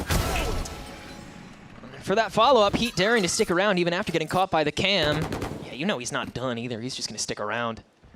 So Fluxo trying to find a nice Gamba punish, but KRU's already sticking their tendrils into this map to make it 6-8 nice and quick. There has been at least 1 pistol round that a team has been unable to follow up on in just about every series so far this tournament. This would be an outlier if KRU is able to take it here and win in 2. Deploying drone. I'm definitely keeping my eyes on Paula throughout this second half. He's up to 16 now from the 14 that he started on. This is a map that in Challengers throughout their run, of the 6 times that they've played it, his numbers have been volatile here, as low as putting up 6 kills in the Grand Finals to as high as 21 and everything between. But it's never been a map that he's been this dominant on historically, so it's possible that he could have his best ascent performance in a lower bracket elimination game, making it back to the VCT against KRU of all teams. That would be so sick from him and just so emblematic of the progress that he's made as a player. Yeah, it really has been such a tumble back and forth for him in that Brazilian ecosystem. Brought up to MIBR for a shot, lasted 4 matches, back down to Stelli, brings up for Furia for a year, gets 5 VCT matches in, thrown back down to Stelli again, and now here he is trying to beat both of those streaks. VCT match number 11 for him, and it just might be his best one yet. Holding on the trap wire to start here, seeing what he can meet. One suppressed. Heat still sticking here with this Marshall. Again, just so boisterous. Seeing who tries to challenge. This could be an opportunity for Paula to really go off. Tui's get a really good supporting Paranoia for him. Dashes away, gets that first. That's lovely. A KRU cannot capitalize. Mazine catching heat on the transfer too. Yeah, he's just yeah. running. That's I mean, that's so free for Mazine to swing out. Yeah. Here's all of that. I'm amazed that Paula was able to get out of there. He was stunned on that dash, barely got an inch backward, but it's just enough with the cover he had naturally. And how confident is that? Just the second the smoke is about to bloom, he just goes in to claim it, gets the kill, ducks on out. 30 KRU's seconds won the left. pistols, but haven't found much success in the way of these bonuses. Unless they can somehow run over these anchors in 20 seconds on B, 3 versus 2. But surely not, right? I mean, it would be insane. Look at how low the time is. Dude, yeah, the double intel forcing the freeze twice over already, and Zanatsu doesn't even care that he's going to get sandwiched because he'll get all 3! What?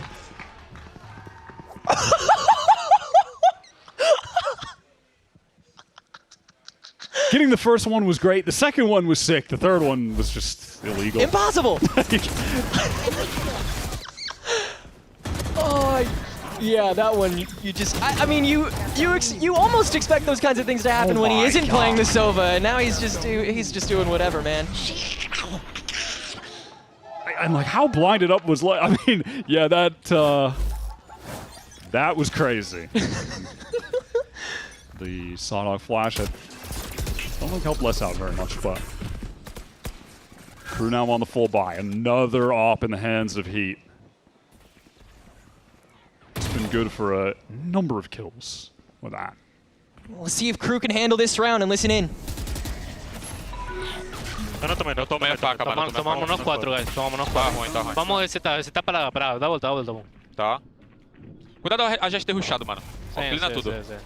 Isso, mas precisamos sair um pouco Mano, rápido voltar aqui. splitando B é bom, hein? Tá, pode ser. Tá com a câmera meio, guys. Você consegue quebrar ela, Alex? Tá.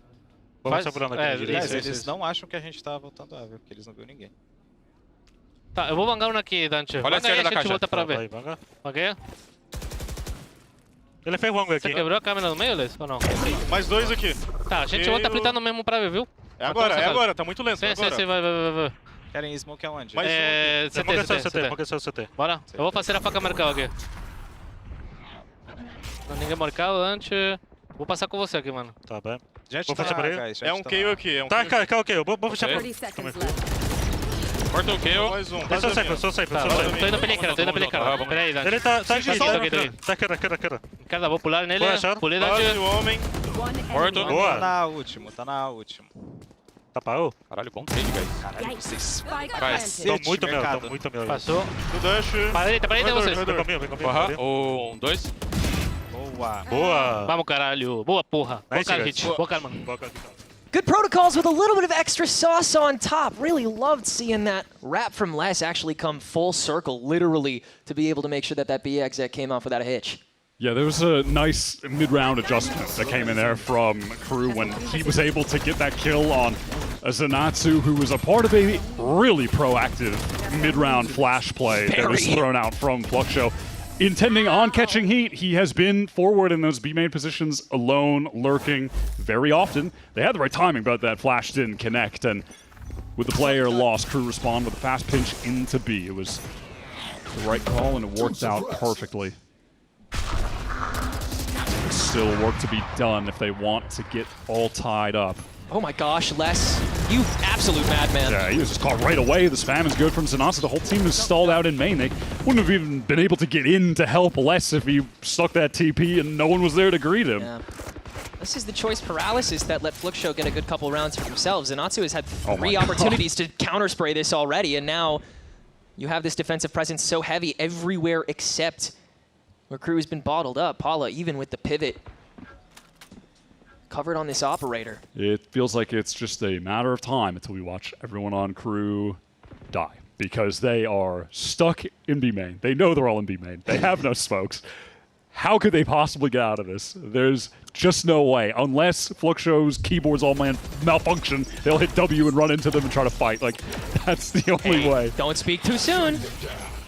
Knife out the play preventative. Yeah, I feel like, KRU are trying to, mind game this as much as we can. Like, I know that you know that I know that you know that we're stuck here. And MW, the creep up. Wow, we're just letting this contact go, sure. Crawl on in. Zanatsu catches the 1. MW's era has still yet to be caught. He's found his way all the way up the steps. The recon bolt is just in time. And that should be everything taken care of. Operator, you got 10 seconds to go. You might want to try saving this. 10 seconds. Paula, yeah. Get out of dodge, buddy. But that'll be another Fluke Show round, hitting double digits on the defense. This damage is actually really significant if he got more kills. Yeah. The money for Fluxure is not good, and they would love to have been able to save that up. And Paula just made a ton of noise, so he got the free one onto him, but it doesn't matter. Les getting caught and the rest of the team getting stalled out around it. It was done real early. Still appreciate them, you know, leafing through the playbook to find stuff like that. I mean, like, MW thinking to just crouch walk through all of that. Yeah, those Omen teleport set executes on attack. I feel like the win rate percentage just drops every single year since the game's release. When they work, they're awesome. When they work, they're really cool, but people are like way too wise to those happening. Look at my niche work, strat, bro. They're very cool. Well, the 3-round gap that Fluke Show has managed to scrape out.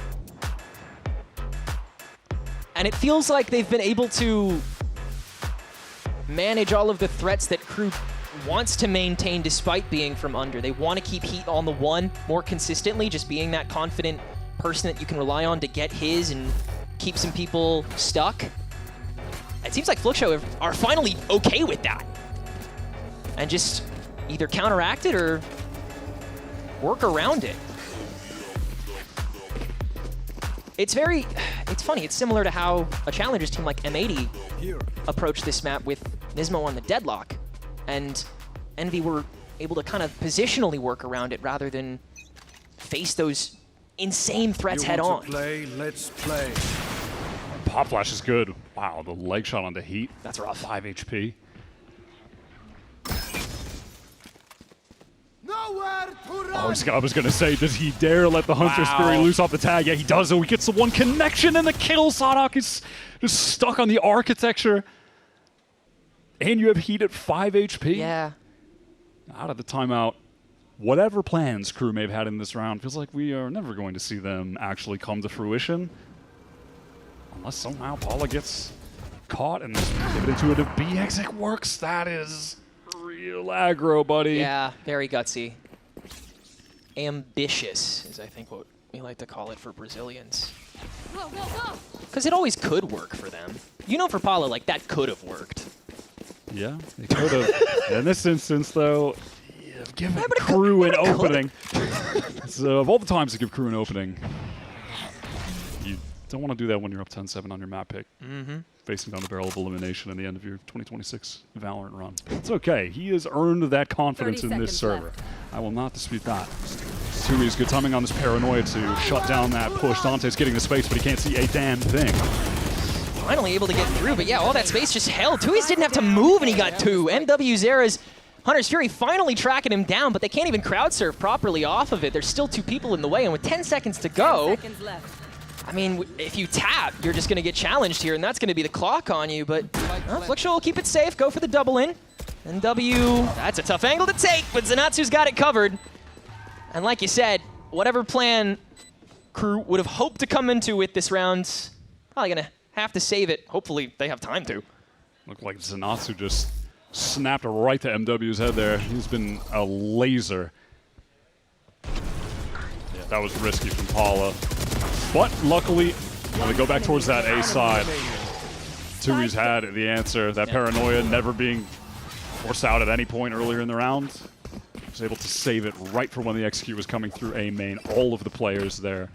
Just connects onto everyone. 2 rounds away from Fluke Show taking a map against KRU. And man, if they were to take this series, could there be any larger indicator of a changing of the guard in Brazil beyond just like Leviatán, the new generation, but these guys who have been hanging around kind of in the tier 2, in the lower tier 1 of Brazil, overcoming Sadhawk, Les, etc. But that's still a ways in the future. That's still beyond this map into Sunset if Fluke Show can manage to take us there, and they are so close. Paula and Heat having this op ditto. I really like him maintaining this aggression, especially with the knives available. Just so much fluidity in how he can activate. But KRU on the velvet rope of the tree room. haven't toyed with this cat pocket at all, really, so far this half. And yeah, they won't try to spring off of it here.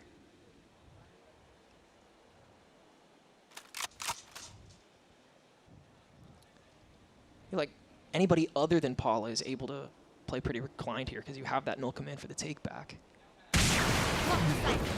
All right. And that little jiggle is enough to get Paula off the angle. I'm scared watching KRU if they were just going to try to pure contact into it. Exec's coming through onto B. Paula's forced backside. Heat with the quick pinch, too, to catch anybody who creeps up, but you can just spray through the smokes instead and get Zenatsu nice and early. Paula flashed out, now cracking the knives in the op-out. Can't get either active, and JZZ also dealt with swiftly. KRU really able to shuffle through that despite Fluxo seeming like they had such a good system.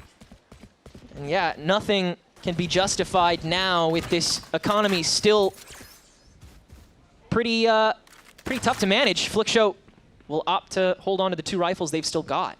Yeah, they definitely had the opportunities. Unfortunately, Paula just couldn't connect the shots in the situations that he was put in. And KRU were able to, as a team, just scale forward into that site, play around the pop flashes out of the smoke, and just force the anchors both back site, suffocate them. And they're getting closer. 3 rounds away from tying up this game. And so many win cons at your disposal, so many times. Like, KRU is still playing with 30, 35 seconds to go. They have a couple ways in which they can continue to psych out Fluxo. It feels like the immediate punish game for these main doors is not as effective, but if you're able to, like this round, get that CC active first, force him a couple blocks back so you don't even have to worry about clearing as much, which KRU have not enjoyed clearing all too much this map, then they feel a lot more confident in being able to shoot those fish that are in the barrel. Cover going out.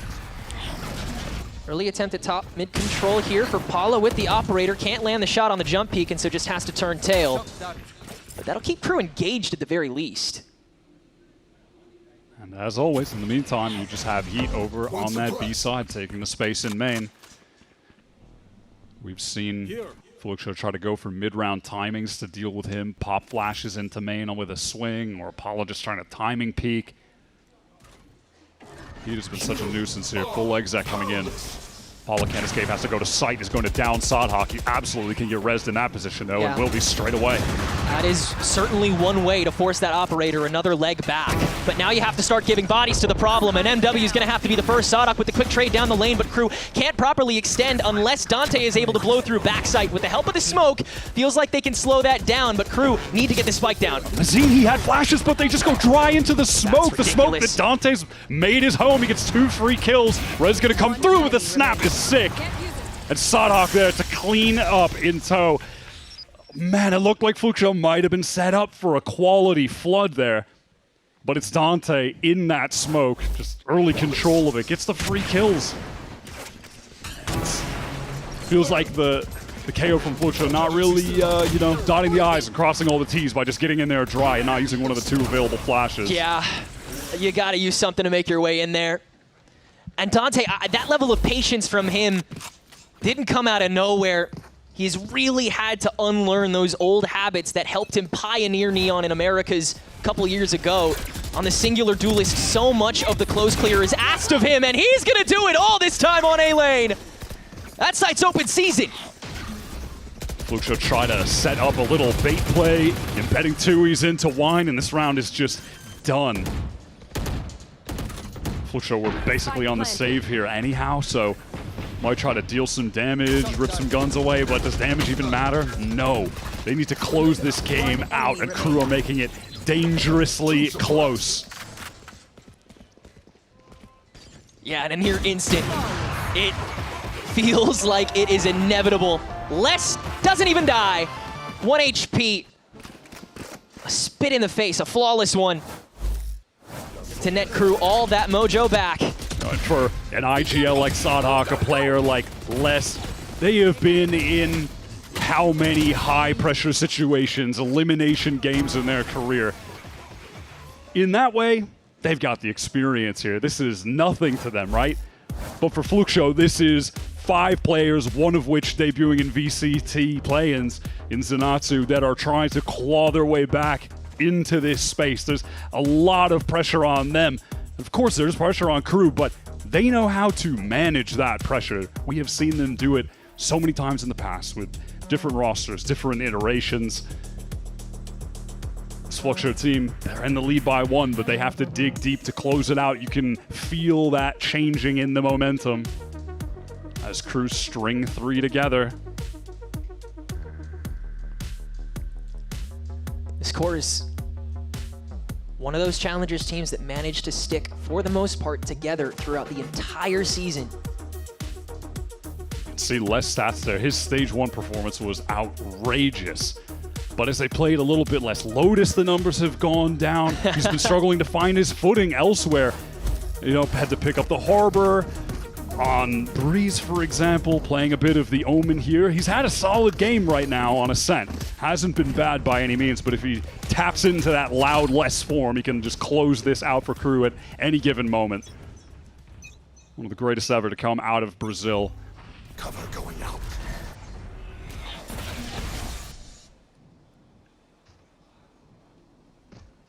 No trap set for 2Es this time, not out the gate. Paula, once again, early peek with the help of the one-way. No pressure elsewhere. Only presence KRU has on B right now is that trademark. And that could convince Fluke Show for a hot minute that Heat is still over here after all the time that he's spent on that side. They found my trap. I mean, at this point, do you expect him to be in Cat now? KRU's barely touched this part of the map. Paula jiggling in main, set up off that Paranoia. How aggro does he try to take this fight? The Paranoia is not going to connect onto Dante, who's that close up. The contact push might just completely throw him off. Here's that first bit of noise and spots the barrel. Can't land the shots onto the hitbox, though, and so he's got to take another off angle to start. Cloudbursts to cover, and now KRU is unloading the tank here. Dante, just the overdrive to, again, get that extra reset, and KRU's just going to make it work, bulldozing through both heaven and hell, 30 seconds taking left. over the A site, and that's another decided round. Fluke Show already heading back to boat. And make a wish, y'all. 11 up here, KRU. Very dominant couple rounds to get back to this point, too. A lot invested in the attempt to get Paula that opening kill set up with the Paranoia, but playing the angle he was, it does just allow for that close contact walk. And as soon as KRU find that opening, the positioning going to be a little bit thrown off with him trying to run out, they just pounce on the opportunity to execute into that site. Deal with the backside anchor, the player coming in, rotating through heaven. Paula's pinged up in the corner. So even if he gets another guy in main, he's just going to die to the player coming through tree. And all of a sudden, yeah, it is tied up. KRU now with 4 in a row. So much momentum. You can feel that switch in the confidence. Yeah, their backs are up against the wall, but hey, if they lose here, they still have Sunset. If Fluke Show don't take this map, it's over for them. Not just play-ins, but in 2026, it's over for them in VCT, period. All of the work that they've done in Challengers this year to get to this point. It is on the knife's edge against a KRU team that is coming back, storming back into this game. Fast into A main. Want to execute off the back of this. Looks like they just might. Knife is going to catch out Paula, prevent the tailwind from the immediate, but KRU don't explode past the smoke with no flash available to them. Heat's already been bounced out thanks to a great early play by Mazine with the pop flash, forcing out the shot and the TP nice and early. So now he's got to re-up with the help of the rest of the team. And Mazine is still stuck here, daring to take the fight. Heat's going to adjust to the angle and win it! Now you have Zenatsu just on the run to backside, narrowly avoids the stun. He has to come up with the goods right now. Gets the first, but it's onto Sadhak. Dude. That's brutal. Rez going to come through. 3 versus 5. Do Fluke Show go for this, or do they just save to play for OT? I think you have to, man. They have nothing. The weapons aren't even good. There's a Bulldog, no full armors. Wow, they just have to save it. That is beyond painful. Yeah, that's a real nail on a chalkboard round. Mazine daring to stick around for so long. He could have gotten that catch, too. Yeah, it was so close to it. He had a hot second to get the barrel. I mean, if the crosshair is just a centimeter to the left, a little bit, he gets that kill. Enemy kill. Lock in sight. Well, yeah, in garbage time and with KRU in the Forbes 100, a lot of this is just empty. And that's not where you want to be if you're Fluxo. Your get back was going so well coming into this map. And now you're on the other side of match point? So close to getting that kill on Heat. A moment that could have determined. And then of all the people you get, dude, game. you get the ulting KO again. Poor Zenatsu, he was all on his own for that. And I mean, shoot, Les had already TP'd in a boathouse too. Like they had collateral for that round. One last timeout for Fluxo, for STK to get involved. Try and stop Sadhak and Les from getting KRU over this finish line, from closing out the game. They accomplished a lot together those couple years in Loud, a lot of podium finishes in Americas, globally. But now he has to come up with something to stop them from beating this Challengers team that has been grinding all year to get to this point. Paul's been playing his heart out on this Jet. Can't afford the op, back to the rifle. Fluxo buying up everything that they can. Still challenging Heat the same way they have. The Jet and or the KO. The timing is, you know, more up to them in a perfect world. But you know where the action's gonna be.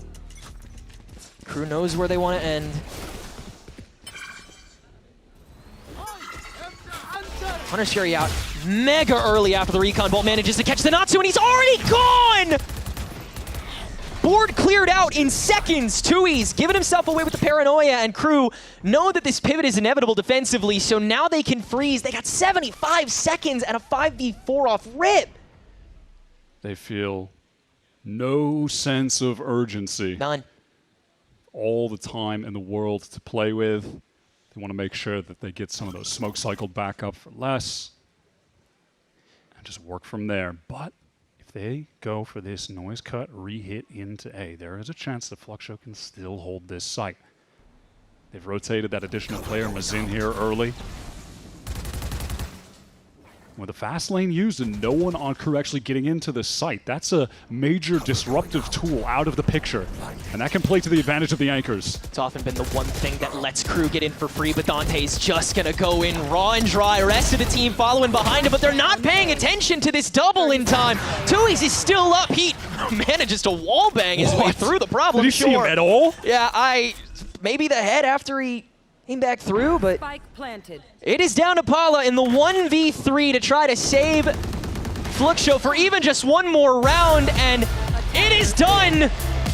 Bestia is Challenger's last hope in the play-ins. KRU Visa make it through the first round of lowers. They show off a lot of resiliency on that second map. Fluxo were really playing their hearts out, left everything on the stage, and at the very end, when the pressure was at its apex, KRU were able to step up and win a string of rounds in a row to close it out. He had another great showing on Ascent. It feels like this is just his map. We saw him dominate on the Jet against 100 Thieves. Here puts up 20 for 11 with 6 first kills on the Chamber. He really went off to enable KRU to this victory. They're alive another day, alive still in this lower bracket, trying to make a run into the playoffs. Beyond that, to be able to play in front of that home crowd in Sao Paulo, a return to that stage for Sadhak and Les, who were there with Loud years ago at Lock-In. It's going to be a long road, but they've obviously got the star players, the caliber of players to make it happen.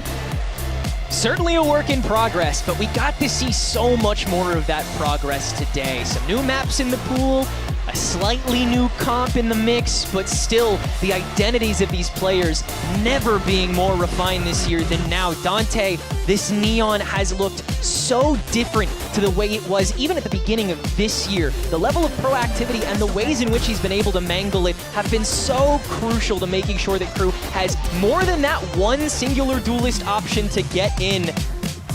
Gotta say, the slight shifts for these archetypes, everyone had their doubts at some point this year for it, but now is certainly not one of those moments. Yeah. Sorry, I was gonna say, like, we'll see if this Ascent map could become one higher up in the KRU pool, something they could try to lean on more, because obviously they have Lotus. I'm glad they banned Breeze today and got that out of there. They've been playing it in every single series, and they're 1-5 on at this stage. They need to go away from that and try to a little bit of reinvention, but just figuring themselves out on different maps in the pool. They need to flesh it out. That is, I think, the greatest obstacle in their way that they need to cross to be able to keep improving as a team and actually make this run a reality. But they can get there. Look at the players on this team. It really is a star-studded squad, both on paper and in practice, now that we've got to see those results. But still got some VCT teams to beat after being able to take care of some Challengers squads. But for now, high spirits. Let's send it down to Dryad with Les down at the stage for the Verizon post-match interview. Thank you guys. I'm here with Les after the win against Fluke Show. Les, congratulations for the win here. I want to ask about what it was coming into this matchup. We didn't know what to expect when it came down to the maps. You guys were picking a lot of Breeze, then you go for that Lotus, and then even Ascent for Fluke Show. They have been incredible on it. So what was the preparation to make sure that those maps all go your way? To be honest, the preparation to this game was really hard because they could pick a lot of things. We lost all the last breezes that we had played. We lost 13-0 on split, so it was hard to know what they would pick. We were expecting more breeze, to be honest, and so we decided to ban and gamble on Haven because we were banning Haven, they were banning Haven too, so it was like a kind of gamble. It was a really nice veto, I would say, but we had a good preparation because we expect them to pick Ascent. We've also seen a little bit more of you playing Omen. How is that for you?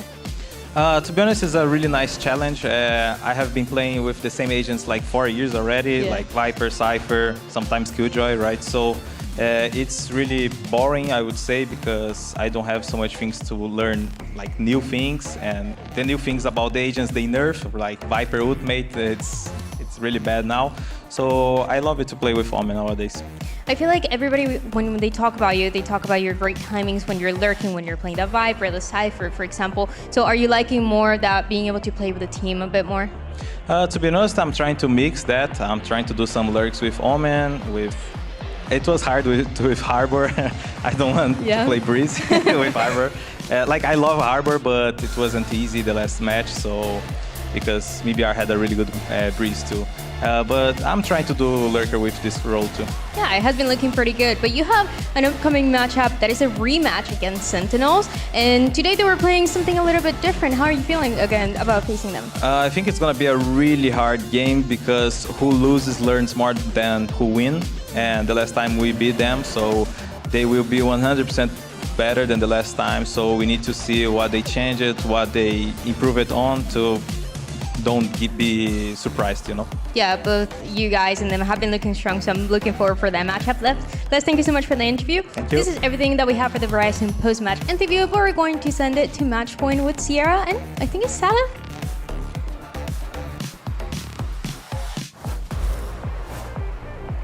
Thank you so much. Hello, everyone, and welcome to Match Point.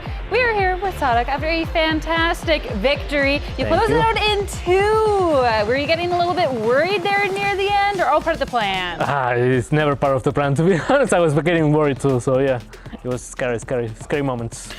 Yeah, it was good though that you're able to bounce back because I was nervous for you guys, like 8-4 down. But then you ended up coming into some pretty pivotal moments. Round 20 for me was one where it's kind of all hanging in the balance for you, right? Like KRU are up by a few rounds, or sorry, Flukes are up by a few rounds, and if you win this, you can force them onto an eco.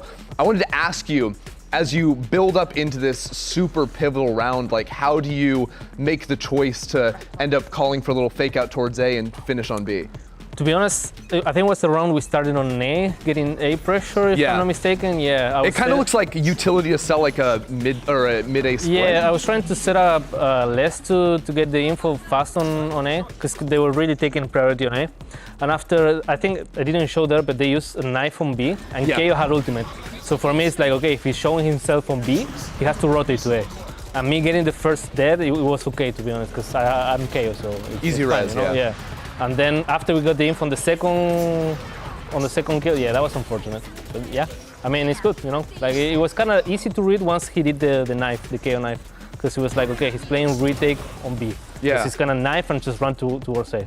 And yeah, that was basically what happened. It just left the jet and we had a pretty good read. Yeah. I was interested in the timing of when the exec came in as well, because I'm not sure if you're able to like figure this out or predict this, but like for a while they had a 3-stack over on B with the Jet, the Cypher, and the KO. But then I think because the Cypher knows that you have ult up, he ends up and goes plays and spawn to be out of range, but that means there's no support for Paula on site. Yeah, exactly. Like these things happen even if there were like 4 people having the KO ultimate. Sometimes it's really good because it's kind of like an extra life. I think it was risky because if KO decided to be there and counter ult, yeah, we were doomed basically. Yeah. You know? But it is what it is. You take chances when you're going down. You know. It worked out, right? You take yeah, it worked out. It works out, and you got the momentum from there. But something I want to talk about within not just this map, but the series overall, is just these pistols. And I promise you, none of the other teams are watching, and none of the other opponents are watching. What is the secret? Because you're on fire for these pistol rounds. Yeah. 4 for 4. I think it was more like we're rewatching our pistols, and we were never taking our kind of like our chances, you know, like our moment. We're not playing like more defaulty, you know, we're just trying to, I don't know, 3 push here or let's go down on mid as many teams are doing right now. But we were like, okay, once we play a little bit more chill in between us, like take our timings, it was working super well on practice. So we were like, okay, maybe it's not our phase to just rush something as 4, you know, because we were not doing, for example, playing retakes on pistol is super hard. It's super hard because you don't have util. So for us, it was like, okay, maybe we just need fast rotations and just be in 3 wherever they are. And so does that mean like you started shifting away from more like hard, like preset pistol strats? Yeah, more feelings. Like we still do the presets for everyone watching, enemies. Yeah. We still be scared. Be scared of those. But I'm super scared because like we know also a lot of teams are like having those pistols where they go just run it down 4 guys. So once we get the info, we can also like shift more quickly, and just playing together is more gambly sometimes. Yeah. It feels more gambly. So yeah, for us, that was kind of like our solution. Yeah. I love that. I mean, it's working out so well for you guys. It was just incredible, and you get so much momentum off of that. But with this victory today, you're still alive in this thing. And taking a look at this bracket, I mean, you still got a bit of a journey ahead of you. It doesn't ever get easier. You're up against Sentinels next. How are you feeling? These guys, here we go again. You know, we're gonna face them. It's been I was telling you guys, that was our only victory in stage 2. So I think they're gonna be really pissed to play us. They're gonna be super mad and they're gonna come just to destroy us, which is good. I like that. Yeah, I like that because it's gonna be a fun match. But at the same time, yeah, they're a hard team. They're a hard team. We were watching them just before our match, and they're hitting the shots. You know, like those guys are on fire. So we have to bring our A game and just do our stuff. Yeah, I like it. So you said you watched the game today. So you know that John played Phoenix for the first time ever. Yes. What do we think of that? Bro, if I could, I would play Phoenix also, to be honest. But no, like he's playing it super decently. I know it has to be kind of like a quick adaptation by them, right? That's a thing that is a little bit scary because I don't know how the team is going to react now that the IGL is doing Phoenix, Phoenix plays, and maybe him being in how can I say it? Where everyone is going to be better for them, you know? Where the action is. Where the action is, yeah, exactly. It's going to be better for them, but at the same time, I don't know. We have to see it. I have to rewatch the VODs and see how they felt, yeah. Fair enough. We'll get you out of here so you can go and watch some VODs, but thank you so much here, Sadok, for joining us for Match Point. Thank you. Best of luck going up in that match. As for us, everyone, thank you so much for watching. We'll see you tomorrow, but for now, here's the Samsung OLED Fast Replay. Wow, I love Samsung. Thank you, guys. Oh, I think it's going to be a match made in hell, baby. Hello, everyone, and welcome as we get ready for this matchup. An epic confrontation is surely to be had between 2G and Sentinels. Can't lose his life here. Turret's done. There's another player behind that wall. You got to start defusing this one, but need to at least get it to half as he continues to tick forward. Jonah has to poke around the corner, but QCK gets the kill, but it don't matter. Bit of a weird situation. He could have a timing onto Jonah. Brinks, I don't think knows either. Wait, oh my, he was right next to him. Cortez, nice off angle there onto Gobera. He's looking for a second on QCK. He's just good for it. Maybe even get a third one here. Hunter's Fury gets activated. Pressure starts to get added. Shenum, though, is able to get two. Wait a minute. What can Brinks do? Can Brinks save the day? Oh, no, he can't. But it's oh so good for Sentinels. Wait a minute. They got some guns. They got something to work with. He's got assistance as well. Here comes the push through, but they're able to take out the help. Now it's down to Jonah P. Jonah P going up against one, and he clutches it out. But with John being the last man standing here, no.